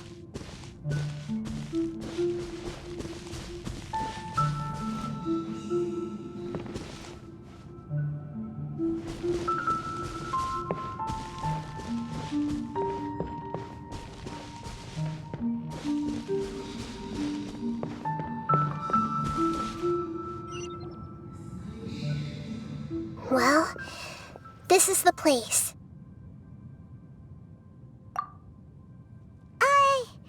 We're here to find Greater Lord Rukkhadevata, right? But the one standing over there is... Is that... me? She looks exactly like me. Are you Greater Lord Rukkhadevata? Yes, that's me. Are you surprised by my appearance? Irminsul and the surrounding lands have been reproduced here as they were years ago. But this is just a realm of consciousness. We are manifestations of the same nature. Hence why we would appear exactly the same. We're of the same nature? Why? Because you are me, and I am you. You are me in the new samsara. The new samsara? As Greater Lord Rukkhadevata, I'm the avatar of Irminsul. And you are the purest branch snapped from Irminsul. Imagine it this way. Even if a tree dies, its branches will eventually take root and grow, continuing the tree's life in another form. I'm merely the remaining consciousness of Greater Lord Rukkhadevata. The real me has presumably died a long time ago.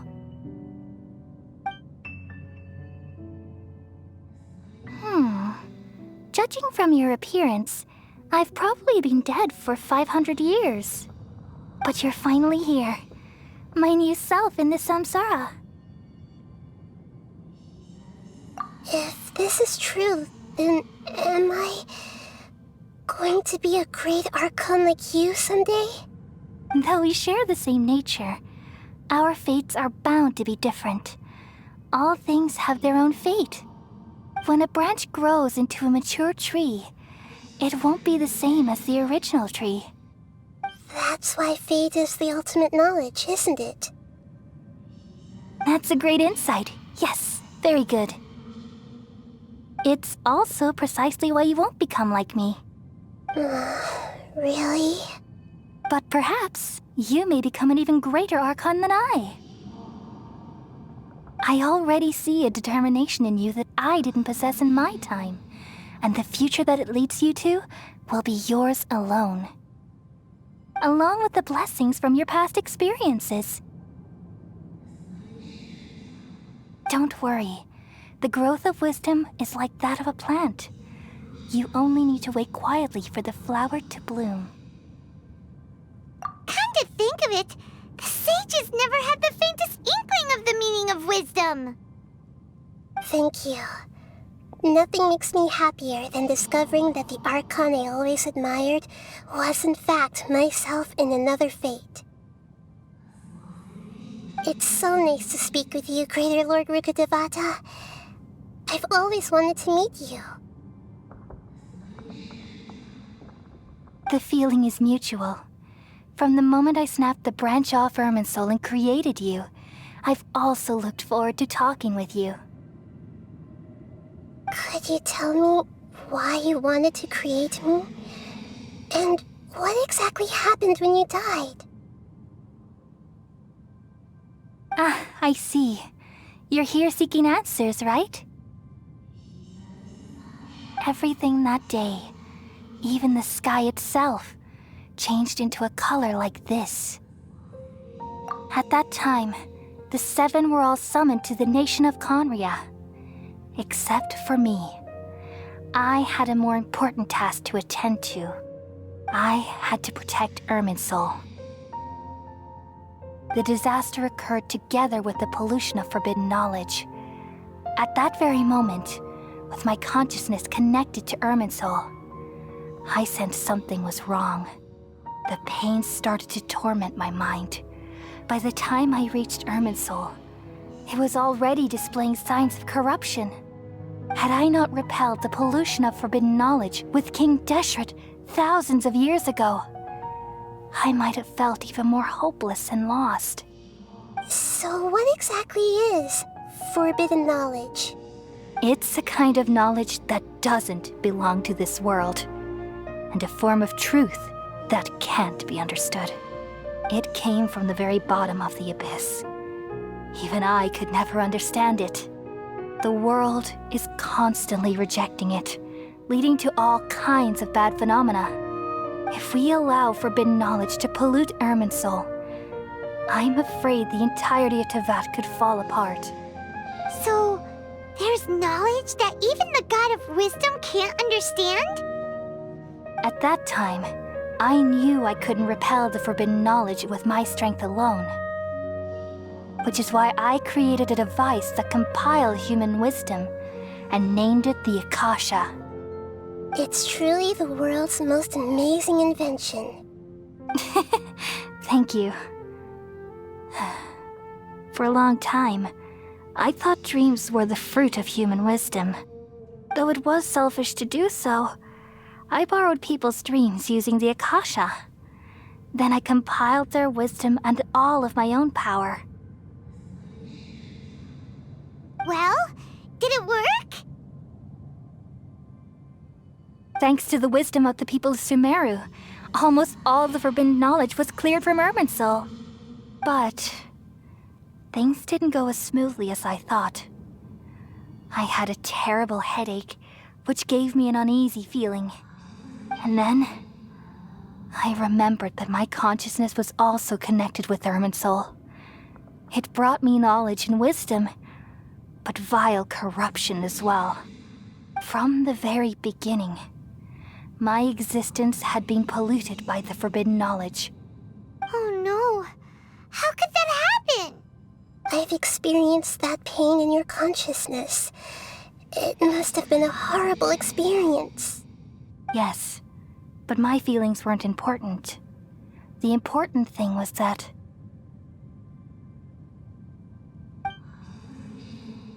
even if I died, my existence and everything related to me would continue to exist in Irminsul as memories and knowledge, meaning that the forbidden knowledge couldn't ever be permanently eradicated. And there's no way for me to eliminate myself. It would be a sort of paradox. So, I took the purest branch of Irminsul as my incarnation in the next samsara, and left a trail of clues, all in hopes that you would come here and remove me and my pollution from Irminsul forever. Wait, no, I can't. So you realize what that implies. You are very smart indeed. Irminsul has all the knowledge and memories of this world. And as you've realized just now, removing me from Irminsul means I essentially will never have existed in this world. But this is the only way to save Irminsul. People love you so much and they've missed you so much over the past 500 years. I am exactly the same. So how can we just forget you like this. Is there really no other way? There must be something else I can do. You're the god of wisdom, Booer. You should know that there is no other way. But this is so cruel. I don't want to forget you. No need to feel so sad, Booer. As someone who delights in wisdom, you should feel joy at finally finding the answer. These are the words in their entirety. The answer you've been seeking all along. Let the world completely forget me. We all nestle under the great tree of wisdom, peering out to perceive the world. From the earth and from the rain, we perceive its wonders, until we become a white bird to perch atop a branch, and finally snap off the most important leaf. Once upon a time, I alone dreamed in this world. In my dreams, everybody would also dream after they fell asleep. Wild and wonderful thoughts would emerge from their minds. Some tumbled to the ground, and others floated to the sky, connecting all things in the world into one dazzling net. Among a plethora of worlds were numerous smaller worlds, all of fate, finding within the tapestry their brilliant glow. I gradually understood that these indescribable and constantly changing things are the most profound things in the world. Only they can completely repel the madness. Only dreams can awaken consciousness from the deepest darkness.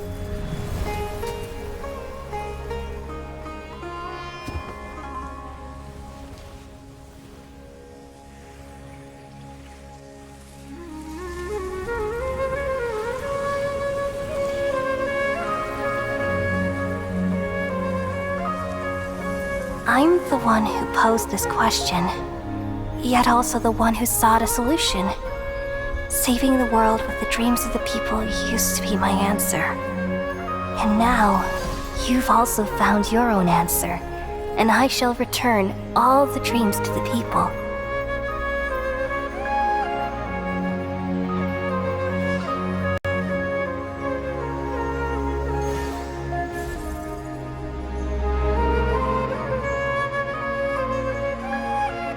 Goodbye, people of Sumeru. May you be blessed tonight with the sweetest of dreams.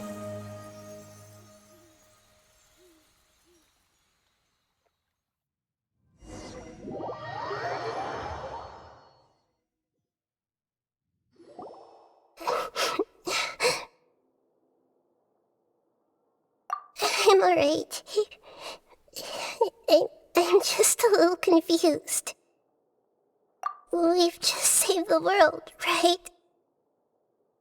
So why am I crying? I don't know where this feeling inside of me is coming from, but I feel very sad. Just now, we used the power of two gnosis to successfully connect with the Ermin soul consciousness from 500 years ago. Then, we removed the remaining pollution from Merman soul. Yeah, what's wrong? Weren't you there just now?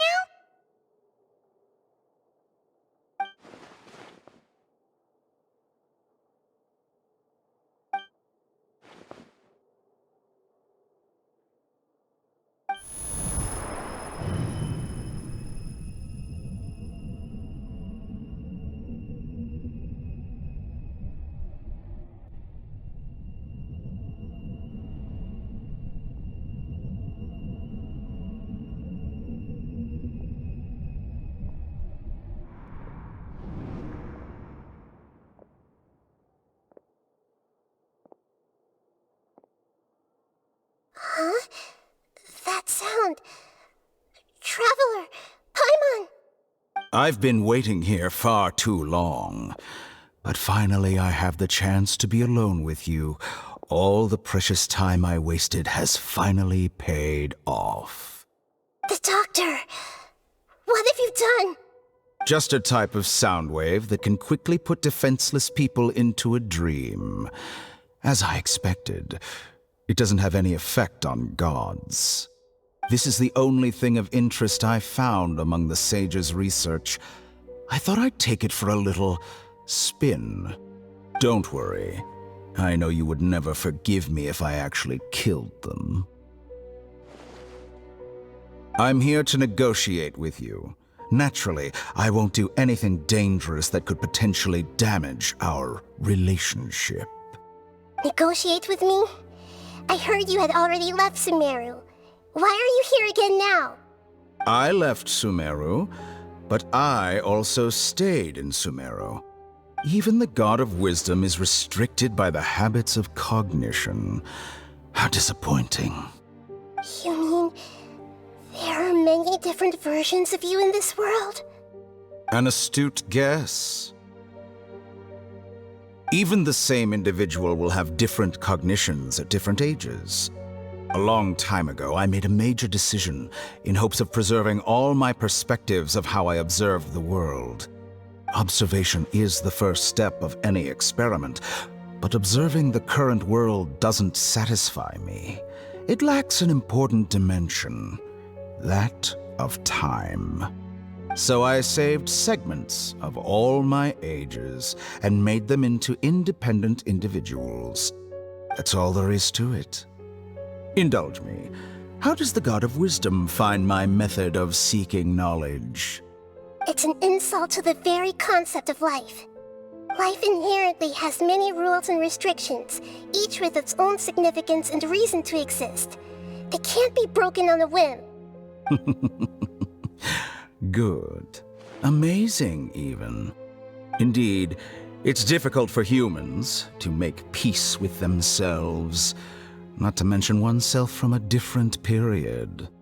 Since you are in the academia, why wait until now to show up?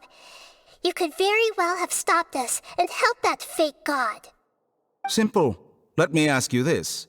Would any staff member ever help the subject in the middle of an experiment? It was my experiment. So why should I interfere with the results? The academia saw the plan to create a god as their ultimate goal, yet you only saw it as an ordinary experiment. You really are crazy. If the experiment succeeded, you would have had a new god on your hands. How would you have faced your own god then? Would you still take the same stance?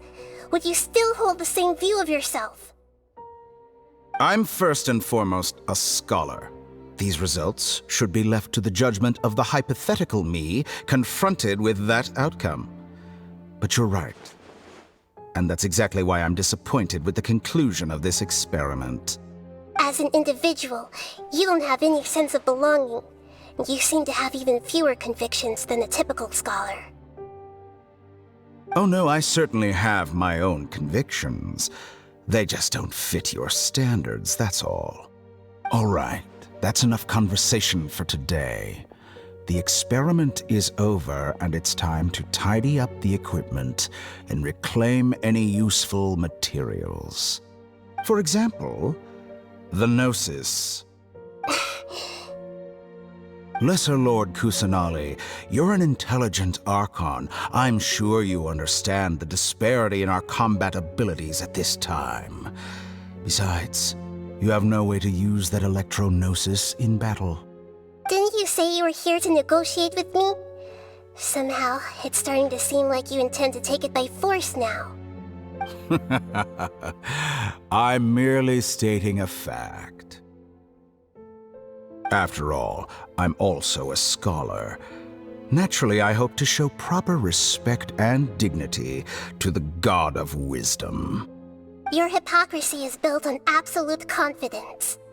I understand your scheme, but... what if I were to destroy the Gnosis now and awaken the heavenly principles? Awaken the heavenly principles? Do you think that's really possible? The heavenly principles have been silent for many years, but the Gnosis are symbols of their control over Teyvat and all the laws. Will the destruction of a Gnosis attract the attention of the heavenly principles?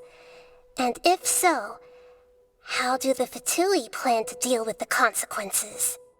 Do you dare to gamble such a possibility with me? Gamble? How surprising. I thought you would show evidence or use rigorous reasoning to prove your point. The word gamble is the last thing I expected to hear from the God of Wisdom. But this is a clever move. You must have seen through me when I first captured your consciousness. As a scholar, I respect all possibilities. This has always been my principle and is an essential trait as an experimenter. Indeed, I can't ignore this possibility. So tell me then, what are your conditions? This foreign Gnosis will only lead to disaster if it stays in Sumeru. But this Electro-Gnosis is the prize I obtained after defeating one of your fellow Harbingers. Now, as the one who initiated this cascade of events, shouldn't you pay the corresponding price? Price? Interesting. What price would you have me pay? How about erasing all your other segments? So this is how you wish to restrict me, the most threatening opponent of the Nation of Wisdom. What you request of me is like plucking out the eyes I have placed in the dimension of time. Segments are extraordinarily difficult to make. They require extremely rare resources and enormous amounts of time and effort, requiring me to destroy them all here and now. Bravo. A suitably wise decision on your part. Yes, how very interesting. Can I assume that you have long been wary of me? Among all the versions of me, this segment you see now is the most selfish. If it weren't me, your idea wouldn't have worked. What did you see when you were imprisoned? You were observing me, and that's how you know I've long grown tired of their doubts and endless arguments. Like you said, it's difficult to make peace with yourself. Being as smart as you are, have you managed to do that? I see. If you think all those versions of me are worth a gnosis, then deal. You sure didn't hesitate much. Is the relationship between all the versions of you really that bad? I don't think there's any need to dwell on that. The surplus versions of me can be exchanged for a gnosis. Do you think anyone can offer themselves at a higher price? Besides, with my abilities, it's only a matter of time until I find better perspectives. Perhaps it's best to say, you're just temporarily ahead. But what I'd like to know is, how can you be sure that I've really erased them? I can see your remaining honesty.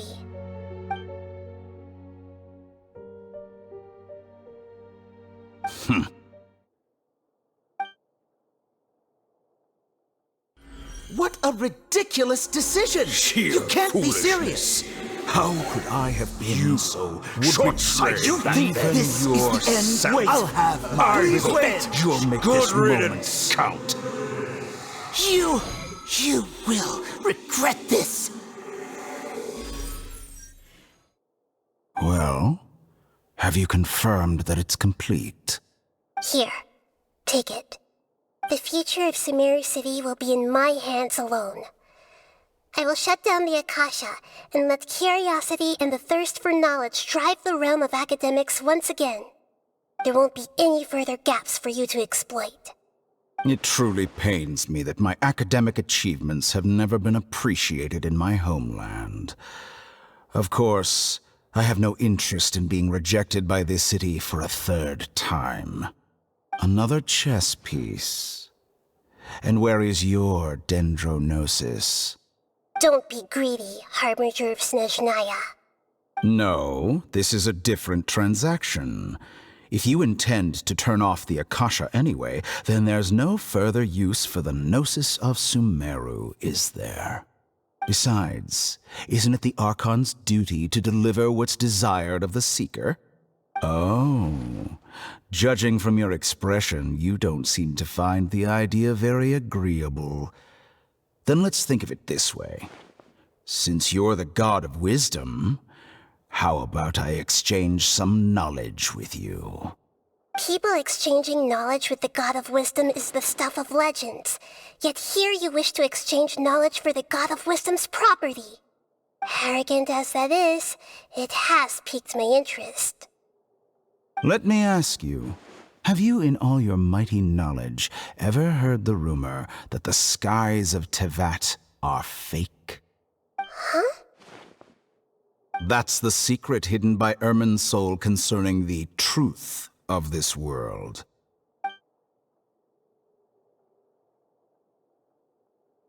Once I finish telling you about this, it will be time for me to say goodbye. With negotiations, we've all gotten what we wanted. I'm very glad I got to meet you like this. Your arrogance may know no bounds, and convictions may mean nothing to you. But I'll still listen to what you have to say.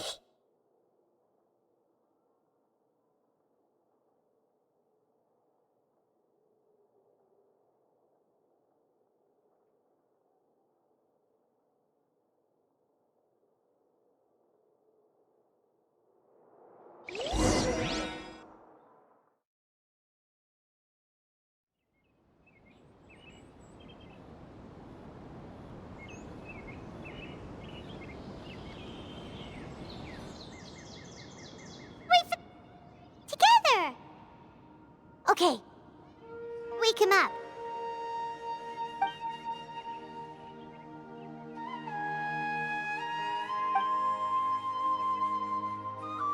Are you awake?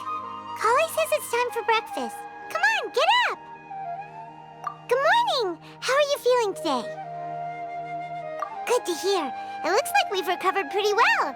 Not even Tighnari could stop us from going out now, right?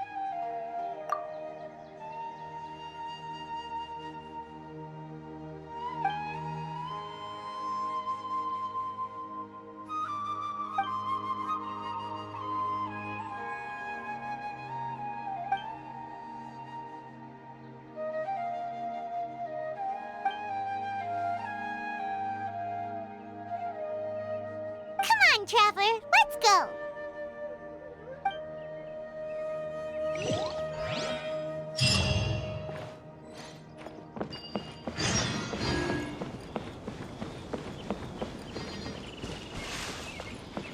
How many Rukkhadevata mushrooms do Good morning!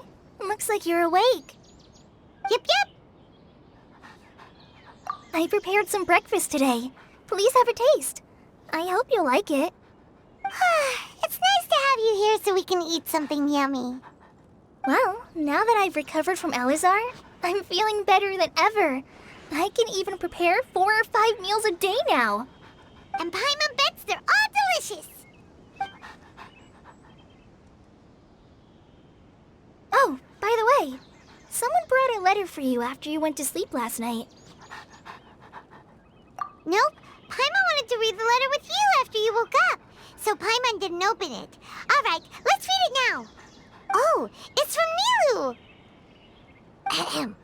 We're going to hold a feast at the Grand Bazaar and celebrate Cyano's reinstatement as the General Mahamatra. As heroes of Sumeru, please be sure to attend. I'll wait for you. The date of the banquet is written on the back. It's in 2 days. Oh, I've also heard that you've become heroes here as well. That's amazing. Sometimes I'm really envious of strong and confident people like you. Oh, you're embarrassing me. Anyway, let's go to the Grand Bazaar to have a look. Oh, before you leave, be sure to inform Master Tighnari.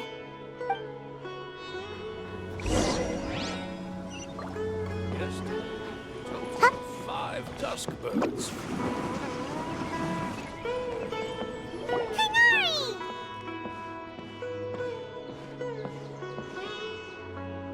Good morning. How do you feel today? We feel much better. How about you? I'm recovering well. Thanks for asking. But from the looks of it, you seem to be already busy with work again. It's fine. I'm not that busy, really. The Azar patients have recovered, as well as Hypatia. For now, I only need to tend to my Forest Watcher duties. It seems once Irminsul started getting better, everything else started to recover too. Yes, but there are still some residual effects. The withering is one example. Though it won't spread anymore, the existing zones won't just disappear. We forest rangers will still need to do the work. By the way, we have some good news. Sino got his position back. This news is hardly new. He had already mentioned it to me before. Huh? You mean he was already here? Why didn't he come to say hi to us? He visited once, but he was afraid of disturbing you while you were resting. He just asked me a few questions and left. And you probably already know all about the celebration feast. Celebration feast? No, I haven't heard anything about that. Huh? But didn't Nilou say in her letter that they would celebrate Sino? He didn't tell you?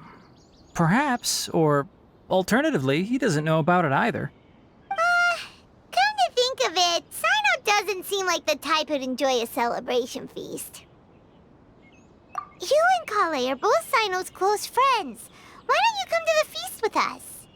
Kale has taken over some of my tasks these days. I don't think she'll have time for it. Not to mention me.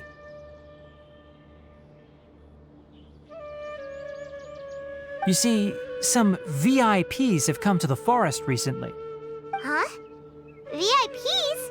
Very important Paimons? Well, technically speaking, they are former VIPs. The sages involved in recent incidents have begun their training in the Avidya forest, and the people they had previously imprisoned have all been released. Huh? Yes, he's a little weak, but he isn't injured and his condition is stable. Lesser Lord Kusanali, in her boundless mercy, has decided to spare Azar and the other wrongdoers. Supposedly, they were ashamed of their shallow ideologies and have decided to dedicate the rest of their lives to cultivating wisdom in the Avidya forest. When they learned that Lesser Lord Kusanali had defeated the Balladeer and saved Irminsul, they were shocked at first, but also became happy, feeling that the sacred light guiding them on the path of discovering wisdom had begun to shine once again. As a result, work has increased for the forest rangers. That sounds really exhausting. There's nothing we can do, really. But that's another topic. Back to the matter at hand. Are you two planning to head out? Ah, right! We're here to request permission to head out. Would that be okay? You've recovered well. You may go, but be careful. Yay! Will do!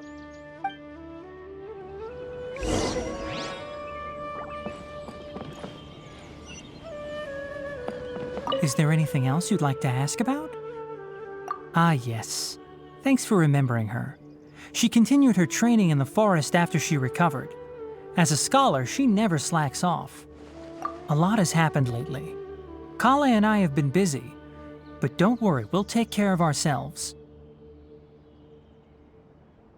As for Sino's reinstatement, the more I think about it, the more I suspect that he just doesn't have a single clue about this feast. But this does remind me that Kale and I should find an opportunity to celebrate him as well. He has helped me a lot during this time. And you as well. Thank you. Take care. Please, find me if you need anything.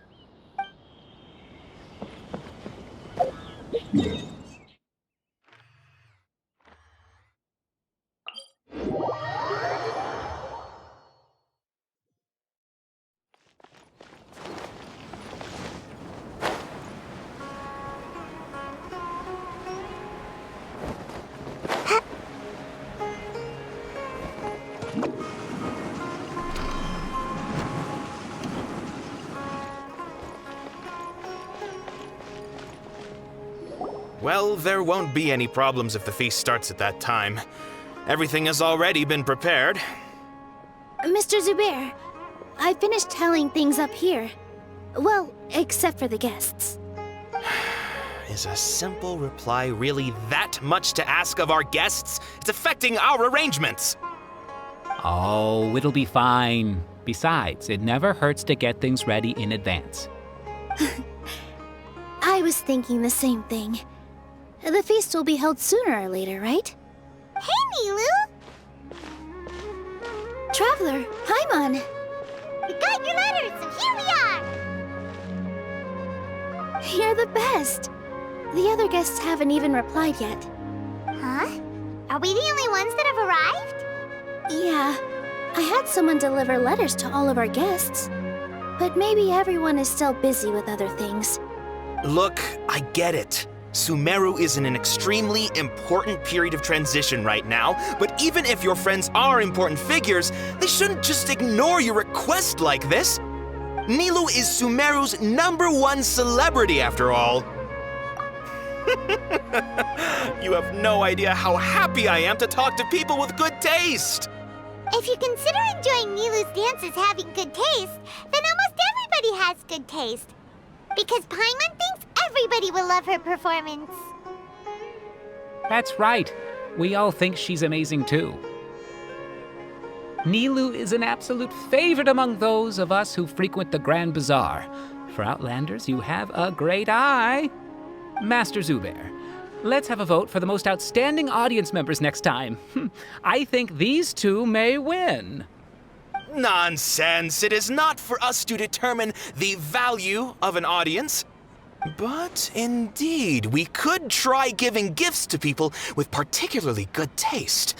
I heard there's a device in Fontaine called a camera that can record people's appearances as pictures. Such pictures would make superb gifts. Ooh, good idea. I wonder where we can find one. I don't want you giving pictures of me to everyone. I'm satisfied just being able to perform here. There's always a lot going on at the Grand Bazaar. Yeah, and that's why I love it here. Traveler and Paimon, could you help confirm if the letters were actually delivered? If for some reason they didn't receive the letters, then please tell everyone that there will be a feast here. Yeah, we can also check out how everything in Sumeru is going now. When I wrote the letters, I heard that Dia was in Port Ormos, and Alhaitham was at the Academia. As for Sino, we've only heard that he appears at the Academia from time to time. I'm not too sure about Ramon's whereabouts. My guess is that he's with Dia. As for Dunyarzad, I just hope she's feeling better. I sent her a letter, but I was afraid of disturbing her. If you have time, please ask about her for me. Okay, got it. Let's go, Traveler.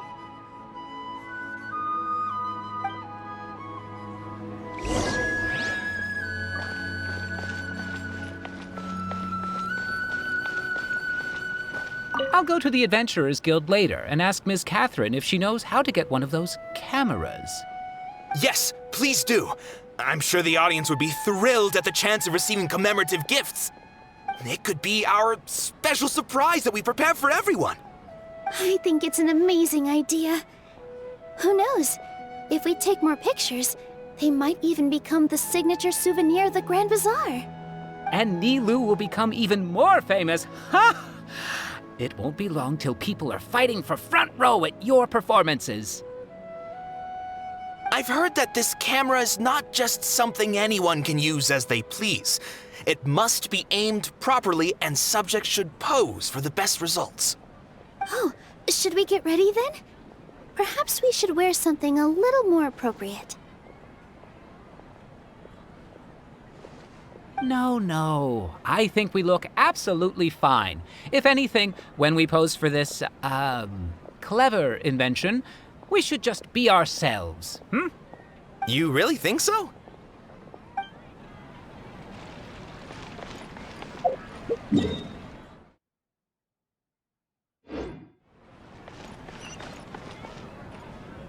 We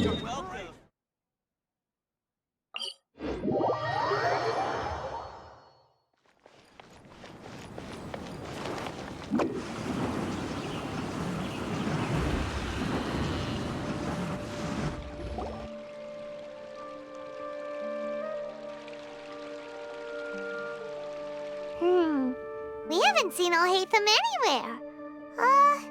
Let's ask that person over there.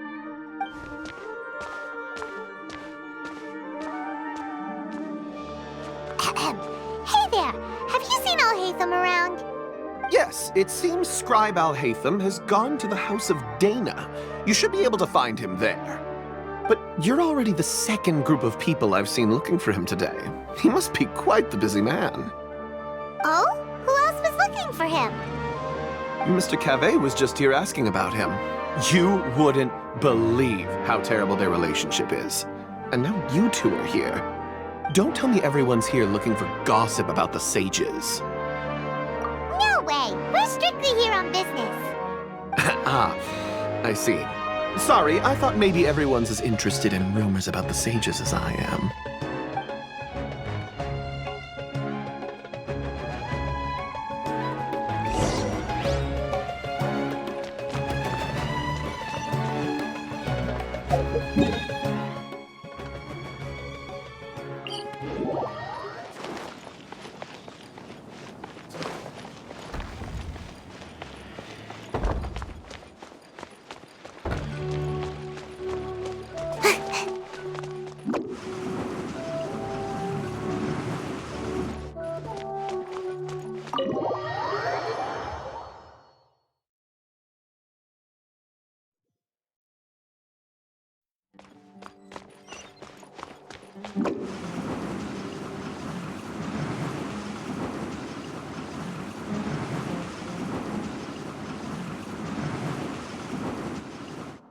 Alhaitham should be around here somewhere, right?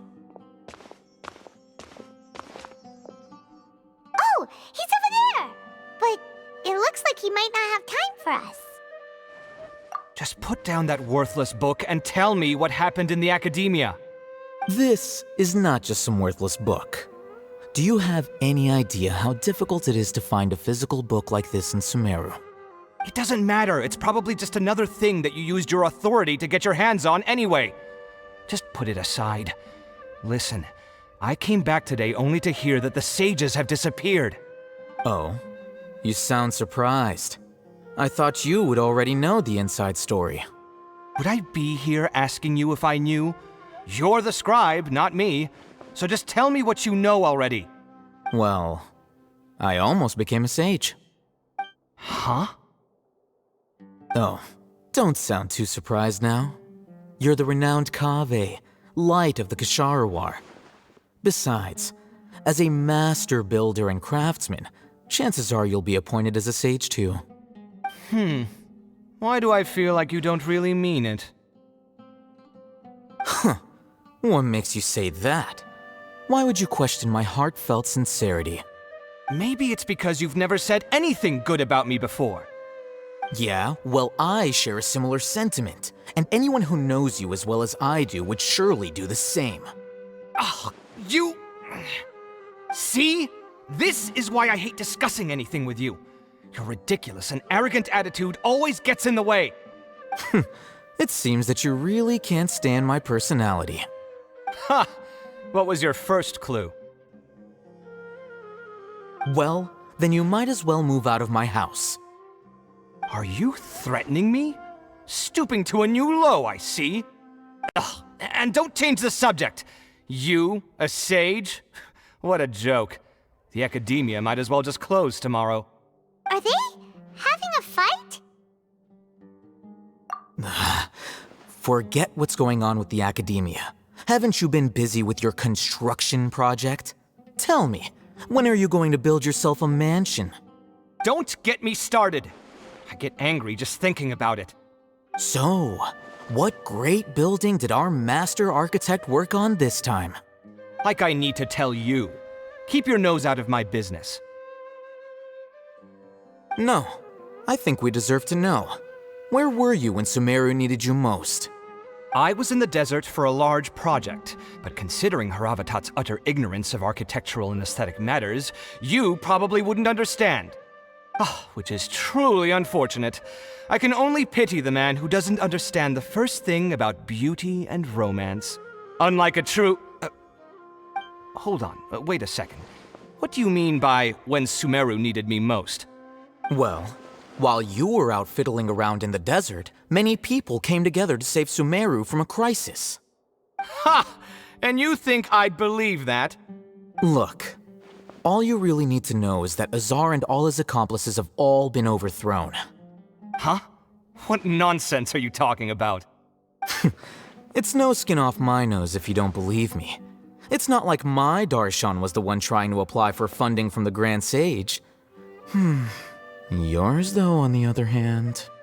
You know what? I'll ask around. I'm sure someone knows what's going on here. You're dead if I find out you're lying to me.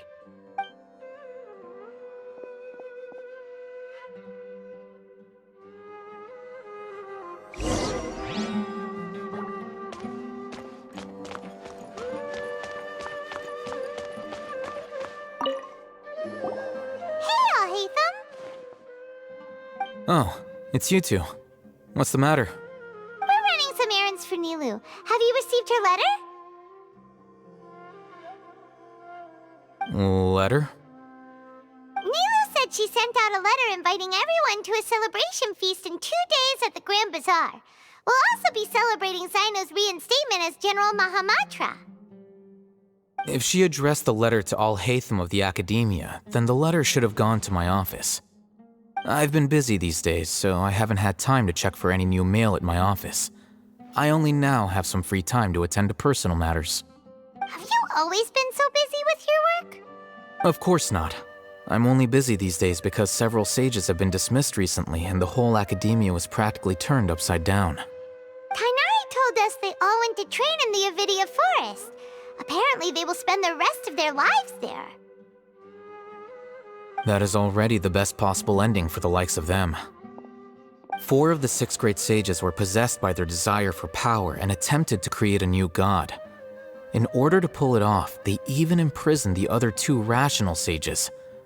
To imagine such things could take place in the academia. I don't know where to begin. Yeah, you're right. Feels kind of strange to hear them called that after all this time. But then again, the 6 great schools sounded pretty impressive too. Yes, at least that's how they're supposed to sound. It's said that when the academia was first founded, the Dendro Archon herself established the 6 great schools, each representing one of the 6 different types of wisdom. Numerous Darshans have sprung up and faded. Only the 6 Darshans attaching themselves to the 6 great schools have stood the test of time and obtained permanent seats in the academia. Now, the 6 Darshans are nearly synonymous with the 6 great schools, and the leaders selected for the schools are the 6 great sages. Among the 6 great sages, there is one central leader, the Grand Sage. Unfortunately, only the sages from Vahumana and Amorta remain now. They were imprisoned for opposing Azar, and were only rescued after Azar's downfall. So who's managing things in the other 4 schools now? Do they need to find someone new? Yes. Normally, new sages are selected based on a strict set of criteria. Oh, didn't you just say something about becoming a sage? If they pick you, then we'd have a huge connection in Sumeru. Yes, about that. You didn't let me finish my sentence. The person in charge of personnel affairs nominated me to be the Grand Sage in place of Azar and help Lesser Lord Kusanali manage the academia. But I refused. Huh? But why? Can't you be a little more ambitious? I'm not even interested in being one of the 6 great sages. Like I said before, I don't like being a leader. Oh, all right. So are you busy these days trying to find others to take the job? That's not my job either. I'm only responsible for handling important affairs within the academia before the new sages take office. And the first thing I'll do is reject Kasharawar's application for funding. just now. Is he your friend? Do we look like friends? Paimon doesn't know. That's why Paimon's asking. His name is Kaveh, my roommate. You could say he's the representative for Ksharawar scholars. Which is exactly why he always has so many problems. So everything that's happened recently must be a huge change for the people of Sumeru. Such is the work of the Academia Scribe. Well, anyway, no matter how busy you are, since you are our planner, remember to attend the celebration feast in 2 days. Alright, I'll see you there.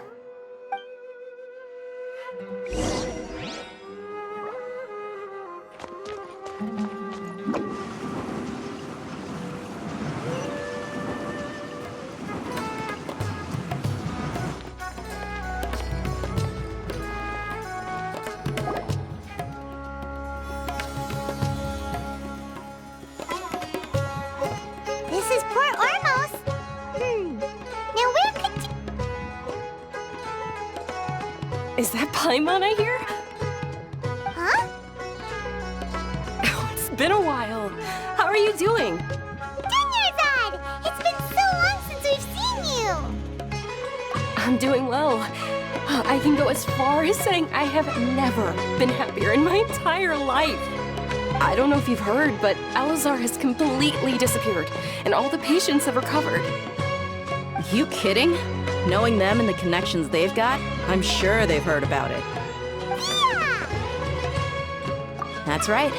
My lady is feeling better now, so I'm accompanying her for a walk. Why do you still call me that, Dia? You've already informed my father of your resignation. I guess I'm just used to calling you my lady. Old habits die hard. Resignation? You mean you're quitting? Yeah, I might start losing my edge if I keep being a bodyguard for the Homayanis. You know that my parents and I are fond of you, and that we appreciate you very much. It wouldn't be a problem if you wish to continue to be our bodyguard. I'm not a woman that's easily persuaded. You should know that by now, my lady. When I took this job, I'd already decided that I'd quit as soon as you'd recovered. It's time for me to get back out there and chase that horizon. So what are you gonna do now if you're not gonna be a bodyguard anymore? I want to take a risky job and put my body to the test again. Huh? But we literally just finished one of the most dangerous jobs ever! Are you getting bored already? I know. If I hadn't joined in that plan with you, I wouldn't have come up with this idea. I guess I still get fired up by that feeling of going all out in a fight. It made me realize that I'm still a mercenary through and through. Life is short, and I'm happy that I got to be a part of that operation. But the whole thing also made me realize that there are still many problems in Sumeru. And as a desert dweller, I'm still not completely ready to settle down on this side of the wall. Well, I remember a friend had someone bring you a message. You mean Alhaitham? I didn't expect him to still remember that. I thought he was joking. We just came from talking with Alhaitham at the Academia. Did he tell you that he suggested that I come work at the Academia? What? I heard that Azar and his cronies fell from power, and Alhaitham told me that now was a good time to find a job in the Academia, but only if I wanted to. Whoa. Paimon can't see you being anything other than a mercenary. Me neither. But I think Dia would look great dressed up as a scholar. Ugh, forget about it. I wouldn't last 10 seconds in there. Alhaitham probably just liked the way I worked and knew I'm good in a fight. So he suggested I find some work in the Academia. But you know, if you take him up on the offer, Sino might actually agree and let you become a Matra. Because you're super amazing! The Matra have all the talent they need as long as they have Sino. I prefer to be free to live however I choose. In fact, I chose this job from the very start because I knew it'd be right up my alley. Even if being a mercenary means facing all kinds of danger? A lion has to return to the wild sooner or later. If anything, being your bodyguard has been unfamiliar territory for me. I don't want to see you go, but I'll respect your decision. I'm glad to hear you say that. Come on, no need for the sad face. It's not like we'll never meet again. Once the whole Dendro Archon thing is settled, everything in Sumeru will take a turn for the better. That makes me happy too. But a peaceful society will probably mean less demand for mercenaries like me. Before long, we'll be a dying breed. So I'd better get to work while I still can. Huh? But wait a second. You make it sound like you're leaving now. Well, no, not yet at least. I promised my lady I'd stick around until next week. So, have you been in Port Ormos this entire time? We were wondering if you had received a letter from Nilou. Oh, did Nilou write to us? She heard that you were seen in Port Ormos, so she sent the letter here. Huh. It was probably sent to the inn that we're staying at. My lady has been very energetic lately, and keeps taking me on hikes, staying out even into the night. By the time we get back, the receptionist is usually off napping on the job. Right, and we tend to leave quite early in the morning, so the old man on duty is also usually dozing off. So what it really sounds like is that the person on duty is always asleep. I bet the letter's at the reception desk. I'll go check later. No wonder there wasn't a reply. You never received the letter. Good thing Nilou asked us to come and check on that. Sorry to make you two come all the way out here. It must be something important for Nilou to specifically write to us like that. Yes, she said they were preparing a victory feast in the Grand Bazaar, and will also be celebrating Sino's reinstatement as General Mahamatra. She was hoping you could come. Great! I'll be sure to attend. Count me in too. But is there some sort of dress code or anything for the feast? Can I just show up looking like this? Since it's being organized by Nilou, I don't think she'll be too picky about that. If anything, I think she wants to see us as our most natural selves. All right, then this is how I'll show up. The feast will be held in 2 days, so don't forget. Sure. Thank you so much for letting us know. We'll see you there. Oh, by the way, do you happen to know where Sino and Raman are? The General Mahamatra always comes and goes without a trace. Normally no one knows his whereabouts. Oh. But last time we met, he mentioned that he had something to do in Aru village. You can try your luck there. As for Raman, your guess is as good as mine. I only remember he said that he had something to discuss with Sino. You can ask Sino when you meet him. Don't mention it. You better get going. All right, on to our next stop.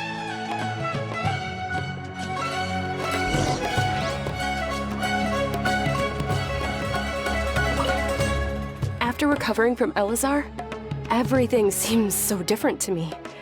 When I look at the scenery I visited before, it has a completely different feeling.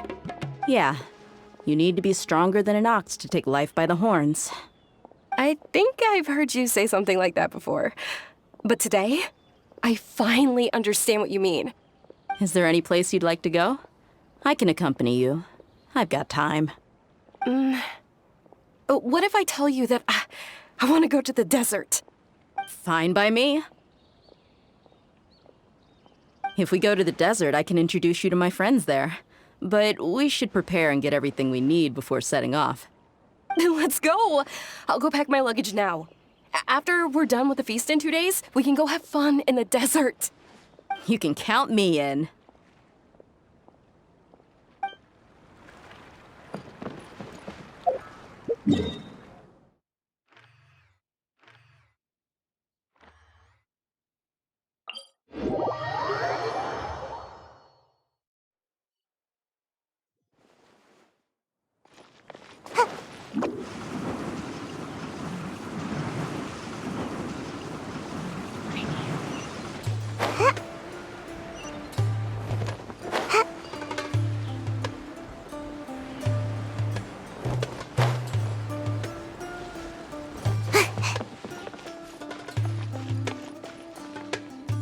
It's been a while since we last visited Aru village.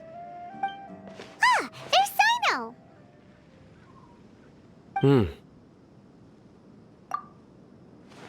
What brings you here? We recovered well, and Tighnari agreed to let us leave, so now we're out and about again. It seems Jnagarbhaville's medical treatment is still as good as ever. And Tighnari is recovering well, too. That's good to hear. Yeah, you're the one who brought us to him when we lost consciousness, right? Thanks for that. You're welcome. Tighnari has excellent medical skills, and Kale is quite attentive. It was the best place for you. But why are you just standing here like a dead tree? I'm meeting some people. Oh, you mean Candace? I've already talked with Candace and the village chief. They're still at the usual place. You can go there if you'd like to see them. But you know one of the people I'm meeting as well. Oh, by King Deshret's blessing, my friend suddenly appears in the desert. Don't tell me you've run into trouble and need us to help now. Roman! And... Setaria? Oh, you know me? Oh, well, you're pretty famous in the academia. Don't worry, these are our friends. No need to be so guarded. I see. I'm doing well. Many good things have happened recently. Same here. Really, I feel that my whole life has started to shine after suddenly finding a new direction. Oh, tell us everything. Yeah, you go ahead.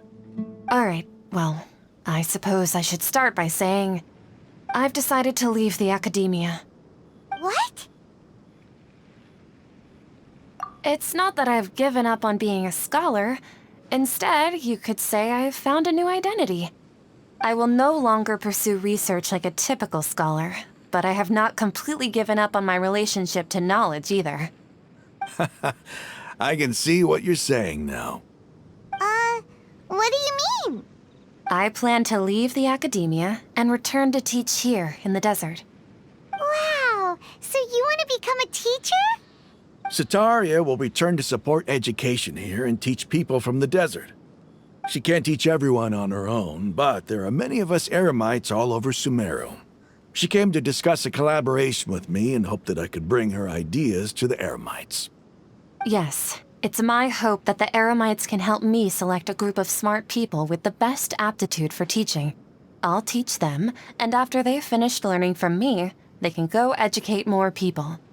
That is the true meaning of education and the spreading of knowledge. The people of King Deshret suffer from sandstorms, exile, and ignorance. Miss Setaria is more than welcome to come teach here. Her arrival is like a star shining in the desert night. The stars have always guided caravans, thieves, soldiers, and travelers who get lost in the night. They lead those in the dark out of trouble and back to safety. Oh, please. Where's all of this coming from? I'm starting to feel a little embarrassed. You deserve these compliments. Mercenaries are accustomed to danger and don't fear death, which is why we recognize extraordinary actions that common people would easily overlook. Setaria's idea will bring much good to many people. At first, I feared it was destined to fail. Everyone knows that the academia doesn't allow scholars to teach in the desert without permission. As you know, all knowledge is under their surveillance and control, and very few desert dwellers are as lucky as me. But what I heard at that time has been haunting my heart, as if there were lightning bolts constantly bombarding my soul. Setaria, you tread a treacherous path, and the longer you ignore it, the tighter the academia's grasp on you will become. Setaria, why haven't you gone home? Never forget that the desert that belongs to you lies elsewhere. Miss. These words sparked something in me, and I knew that I had to bring something back to my people after going home. I gathered up the courage to approach the Grand Sage, only to find that he was no longer at the academia. Lord Sino told me that Azar didn't belong there anymore. Azar has received much-needed punishment. Though, if you ask me, it may have been too light. You probably have already heard. Lord Sino helped me obtain permission to leave the Academia for the desert, and accompanied me here to discuss collaboration with members of the Eremites. My plan was able to go smoothly thanks to him and Rahman. You're all doing so much for the desert. Aside from that, I also have some other business to discuss with Sino. Lesser Lord Kusanali has allocated many resources to support and develop the desert. I've done some business for her, and part of it required the assistance of the Eremites. I applied for a few batches of educational materials from the Academia, and sent them to several groups in the desert, as instructed by Lesser Lord Kusanali. I believe the people will make good use of them. That's exactly what the people here need. Physical books and other related items. If it weren't for Sino and Lesser Lord Kusanali, I'm afraid we'd never be able to get our hands on them. Apart from this, the Academia is also recruiting scholars that are willing to teach in the desert. I'll let you and Satarian know as soon as I have any more news. We must be persistent about this, and maintain these resources to ensure long-term effectiveness. This is the first time in hundreds of years we've had a glimmer of hope. I think this may be the turning point for the desert. Remember these words. Here lies our faithful priest, Kasala. His wisdom is a miracle among the people, deserving of high praise and admiration.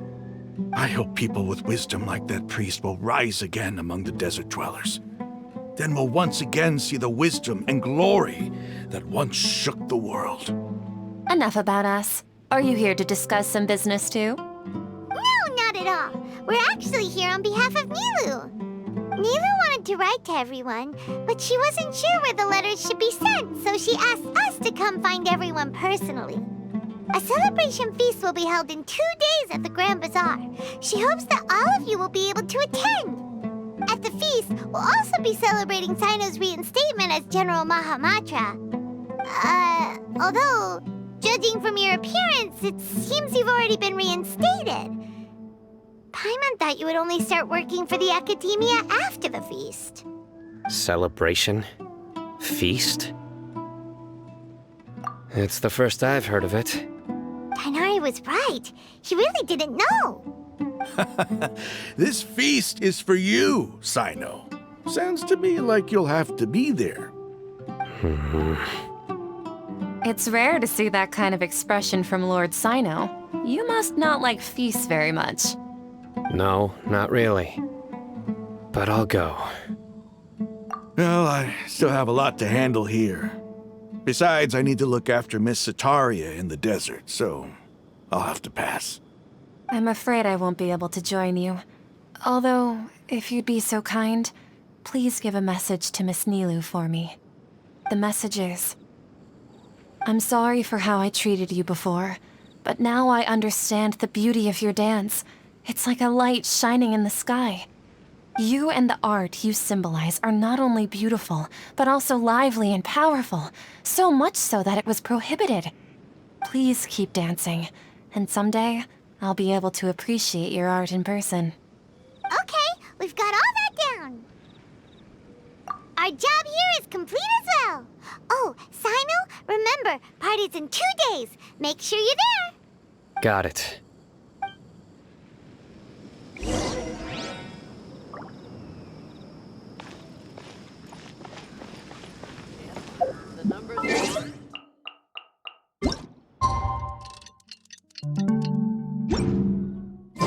Today's the big day! Let's go to the Grand Bazaar and see how the celebration's coming along.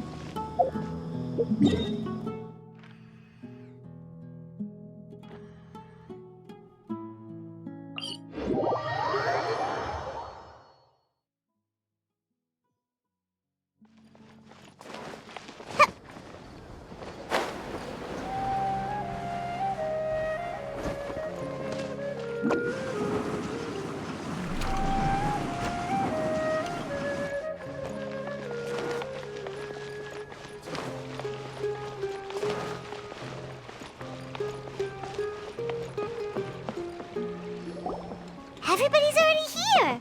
Looks like we're the last ones to arrive. I'm here. Ah, there you are. Well, look who finally decided to show up. You look like you came here immediately after finishing up some work. I'm very happy to see you here. But we're not late, are we? It's just that everyone else arrived ahead of time. I propose that the last one who arrived be put in charge of today's speeches. Nah, there won't be any speeches today. Oh, really? Well, even better. Come join us over here. Let's share some great food and drinks, and chat about all sorts of fun things. Everything looks quite good. Wow! Paimon can't wait! Traveler, just look at all the delicious food here!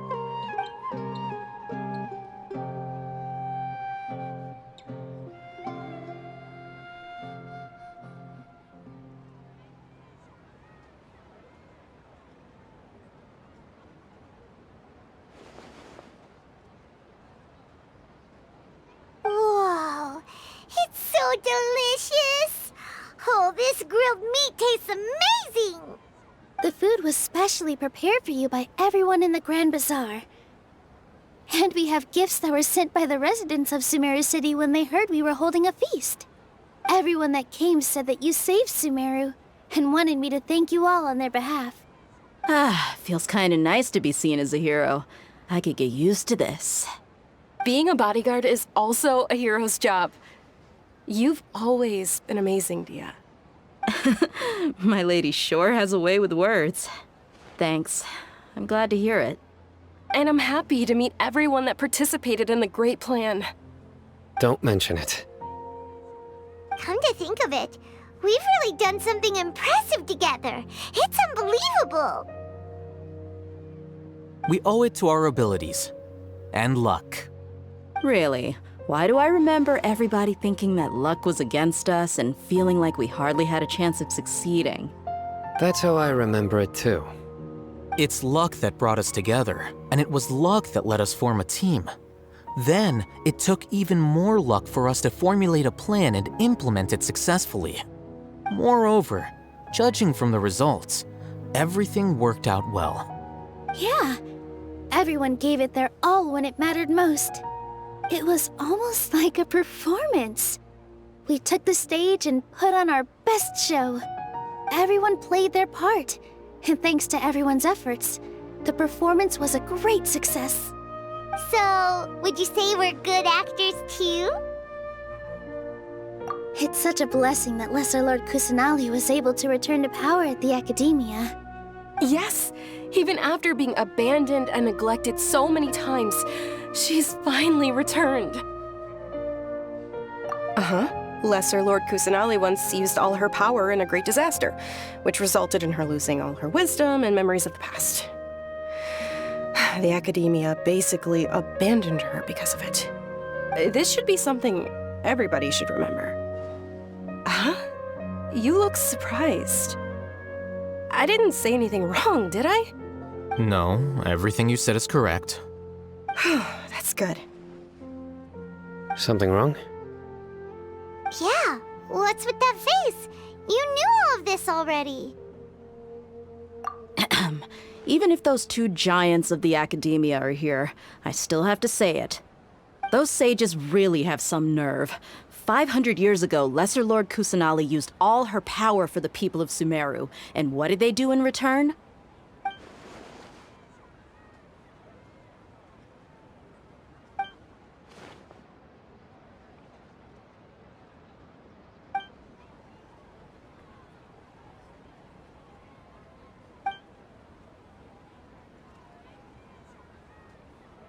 If you bite the hand that feeds you, don't act surprised when it turns into a knuckle sandwich, right, Sino? Perhaps I shouldn't say this, but their treatment of Lesser Lord Kusanali calls for a more severe punishment. You could simply tell Lesser Lord Kusanali that you wish to have Azar and his accomplices severely punished. I respect our deity's decision, and won't interfere in any way. While we're on this topic, why didn't you accept the Academia's invitation to become the Grand Sage? Are you trying to say that I'm fit to be a sage? Not at all. but every person handling the selection process has said that you are the most suitable candidate to lead the academia right now. Why? Because he dethroned Azar from power? Could you try to put it another way? This is a good thing, yet you're making it sound like I overthrew Azar for my own personal gain. But seriously though, I always wondered if you had some personal motives behind it. I did have my own motive, but it had nothing to do with being a sage. If the rules of our nation were suddenly cast by the wayside, then it wouldn't be long until chaos ensued. I had no intention of letting their dreams disrupt my life. By that, you mean your life working as the Academia's scribe. Precisely. Wait, is that all? So, that's the only reason why you joined us and came up with all those plans? It's reason enough. You've certainly got quite the personality. You flatter me. All right then. How about you? You've already resumed work as the General Mahamatra, right? That's right. Will you be happy with that life? It's not about being happy. There are merely a lot of things that I must do. Even so, keep your spirits up and try to be happy, okay? And try to smile more every day, just like I'm doing now. Thank you. I'll keep that in mind.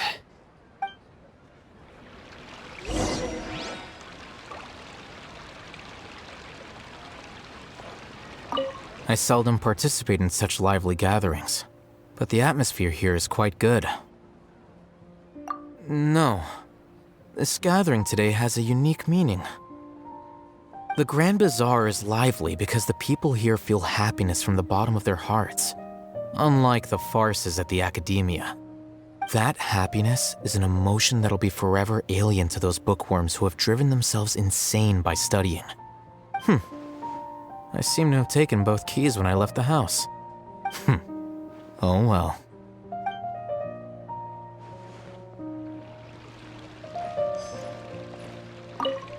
My lady, the grilled meat over there is delicious. Have you tried it? Yes, I also tried some fruit just now. Oh, they're very sweet. What an amazing place to relax. No wonder everybody likes to rest at the Grand Bazaar. You said it. Oh, look who else is here. Hello! Oh, I'm so happy Nilou invited everybody. Oh, now I have the chance to meet all the heroes. Hey, less of that polite chit-chat and more eating and drinking. The feast is about having fun, not stuffy formalities.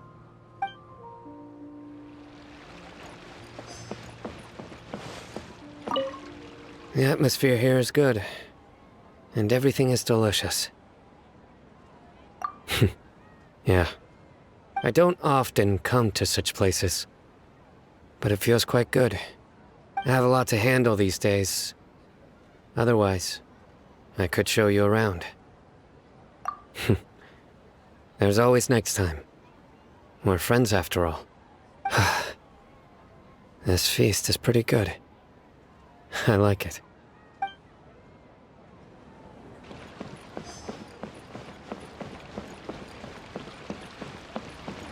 Ah, there you are, traveler. Well, how is it? Are you enjoying the feast today? If there's anything you're unhappy with, just let me know. I'll be sure to take note of it. That's good. It's the first time I've ever invited so many exceptional people to one place. I was a little nervous myself. You see, every guest here is quite extraordinary. It's unbelievable that we've got everyone together here. Almost like a fairy tale. Make sure you live it up tonight. I'll be happy as long as you're enjoying yourselves. I'm honored to have her think of me this way. If I have a chance in the future, I would really like to invite her to one of my performances. I can't explain why, but I just feel elated right now. Thank you.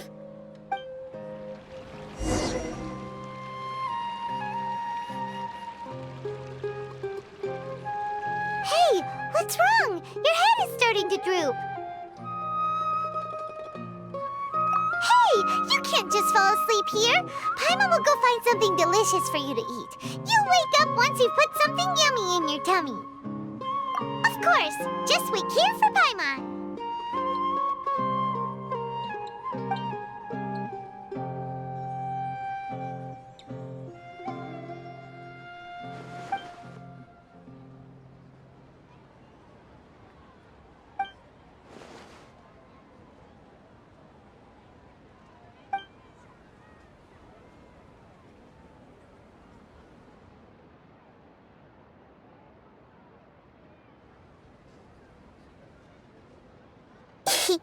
It's me.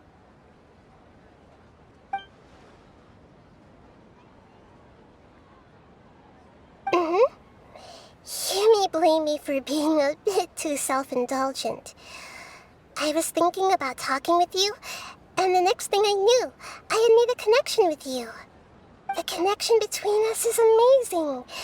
It's like flora and the fence it grows upon.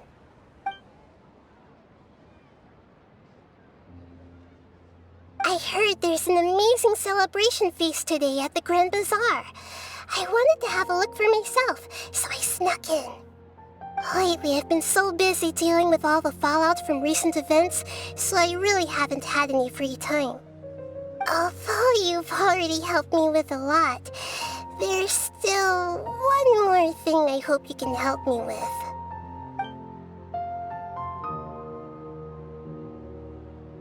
Please say thank you to everyone for me.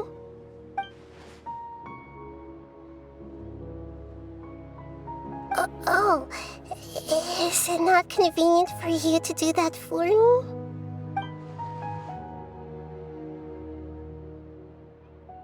But if I just show up all of a sudden, people will become all quiet and stiff, won't they? What if I end up scaring them and ruining this wonderful feast? That'd be the last thing I want.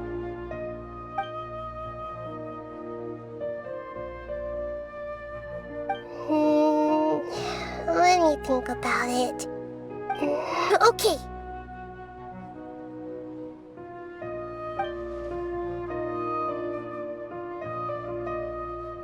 Yes, I have.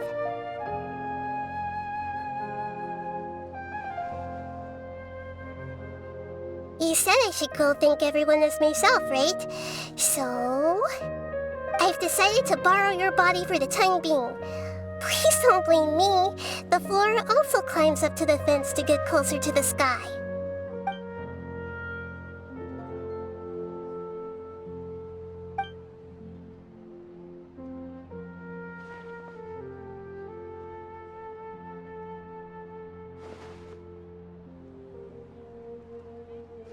Everyone! Are you awake now? Paimon was just about to bring you the food. It's me. Huh? That voice. Nahida? Hold up. What's going on? I didn't expect to have a conversation with the consciousness of Lesser Lord Kusanali in the Grand Bazaar. Interesting. Is this also a part of the feast? No, of course not. Are you... Lesser Lord Kusanali? Hello, Nilou. You know who I am? Yes, I already know every one of you. Nilou, Alhaitham, Sino, Dia, Paimon, and Dunyarzad.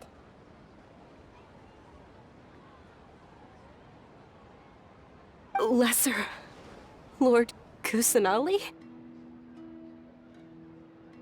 I took the liberty of occupying the Traveler's body so that I could thank all of you in person. Thank you so much for rescuing me, even if that meant placing your own safety in peril and taking the risk of becoming enemies with the Academia, the Sages, the Doctor, the Balladeer, and even the entirety of Sumeru. Without you, without any of you, I would have been in a much more difficult situation. Had you not helped me to resolve the crisis, not only I, but Sumeru and even the entirety of Teyvat would have suffered great misfortune. People refer to you as the heroes who managed to rescue a god. I'm quite fond of this name. It not only explains your identities, but also bears witness to your relationship with me. Please, allow me to present to you my most sincere gratitude.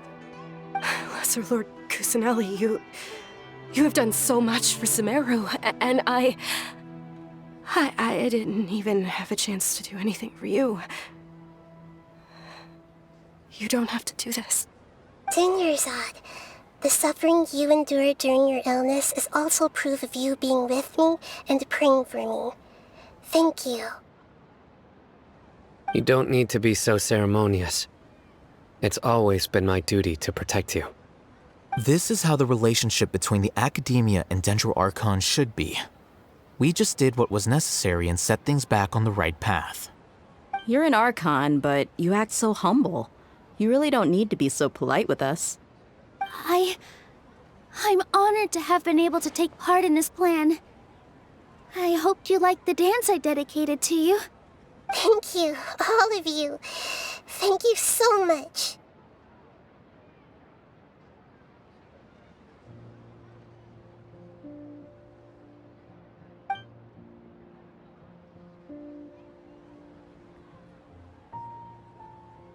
Yeah.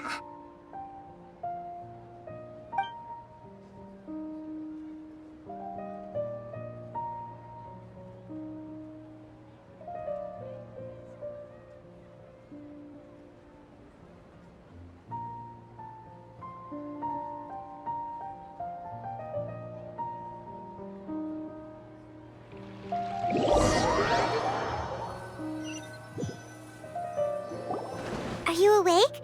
Did you rest well? After Nahida left, you ate a lot of food. You've become a glutton.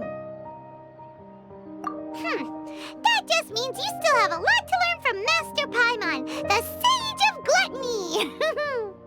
All right, since you're awake now, should we go and have a chat with Nahida? She should be in the Academia right about now. If you have any questions, now's your chance to ask.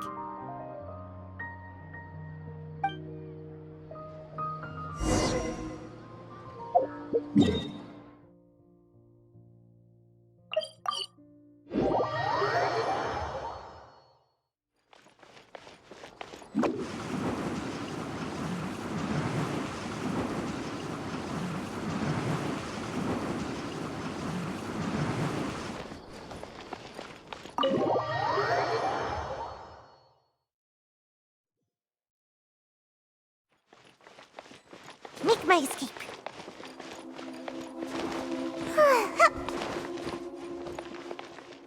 Nahida!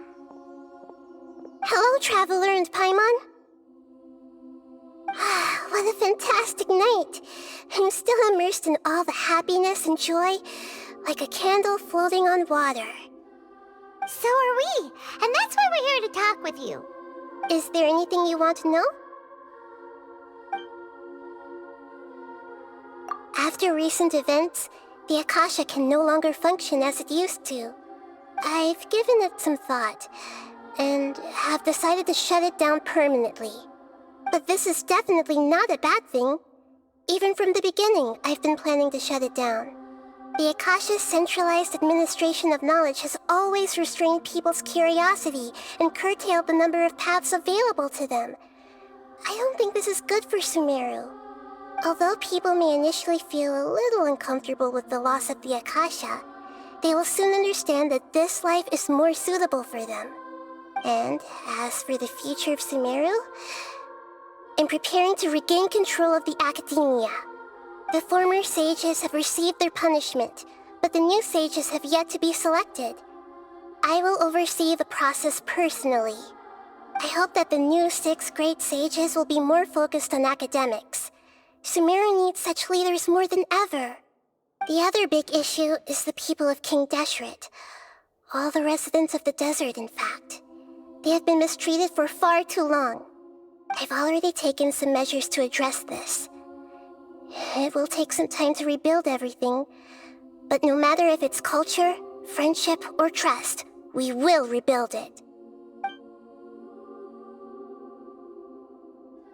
You mean, what happened after the doctor put you to sleep? exactly. The top-ranked Fatui Harbingers, up to number 3, possess power comparable to that of gods. I was no match for him in that kind of situation. However, in spite of the bad situation, I still managed to make a fair deal with the doctor. I'm sure you remember the entity that changed your fate, the Heavenly Principles. In fact, the Heavenly Principles has been quiet since the Conria disaster 500 years ago. I used this point as leverage against the doctor. I told him that the Heavenly Principles may be awakened if I destroy the Gnosis. Although it was just a bluff, he still fell for it. I assumed that the Heavenly Principles wouldn't just stand by and let such extensive damage to its laws take place. And as for what I exchanged for the Gnosis, the exchange served as both punishment for the doctor as well as a boon of new knowledge that I couldn't refuse as the God of Wisdom.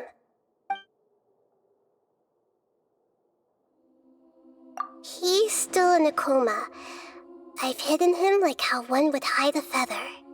I know you have many misgivings about him, but as someone who had become a god, he has retained a number of very useful features. Don't worry, I'll keep an eye on him and make sure he doesn't do any evil. In addition, there are still some mysteries left in him. Some things may be very clear from my perspective, but he is still yet to understand them himself. His future will be determined by fate. Is that where you're headed next? Fontaine, the Nation of Justice? As far as I know, that nation operates in the judicial system. Does their Archon personally judge people? No, there's a Chief Justice in Fontaine. Generally speaking, the Hydra Archon, Focalor, won't preside over individual trials. However, even then, Focalor will still make herself present at just about every trial. It seems that she just likes to immerse herself in that sort of atmosphere. As Archon, she still reserves the right to influence the final verdict. Anyway, let's just say she's got, a very unique personality. Are you sure? Isn't there something else you haven't asked about yet? Huh? You mean... About your sister. While you were resting at Jnagarbhaville, I took some time to perform an Irminsul search for information on your sister. Yeah! Isn't Irminsul a repository for all the information and memories of Teyvat? So there shouldn't be anything on him or his sister. This is true in your case. Irminsul indeed does not have any information on you. However, there must be something different about your sister, because as it turns out, the world has recorded information on her after all. What? There is only one possible explanation. She belongs to this world.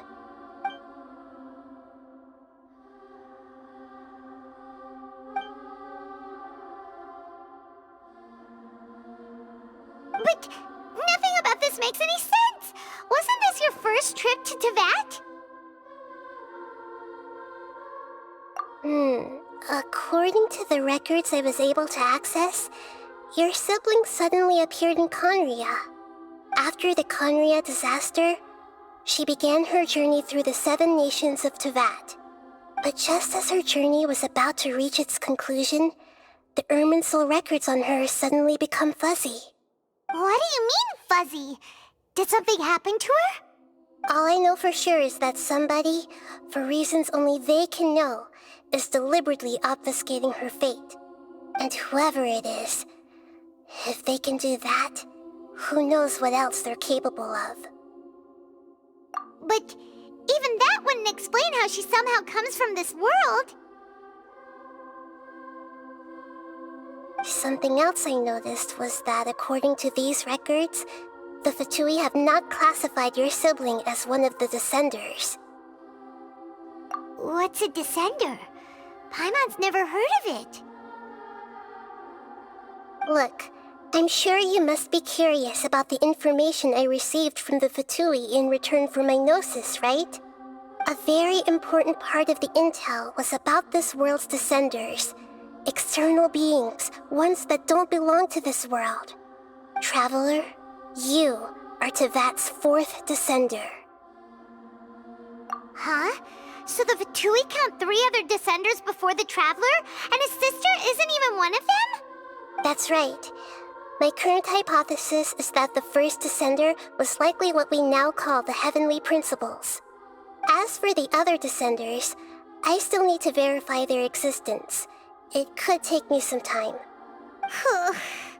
Paimon's head's about to burst from all this crazy new information.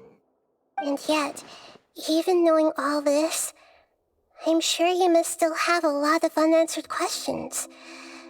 I must say, I truly regret that I can't help you more as the God of Wisdom.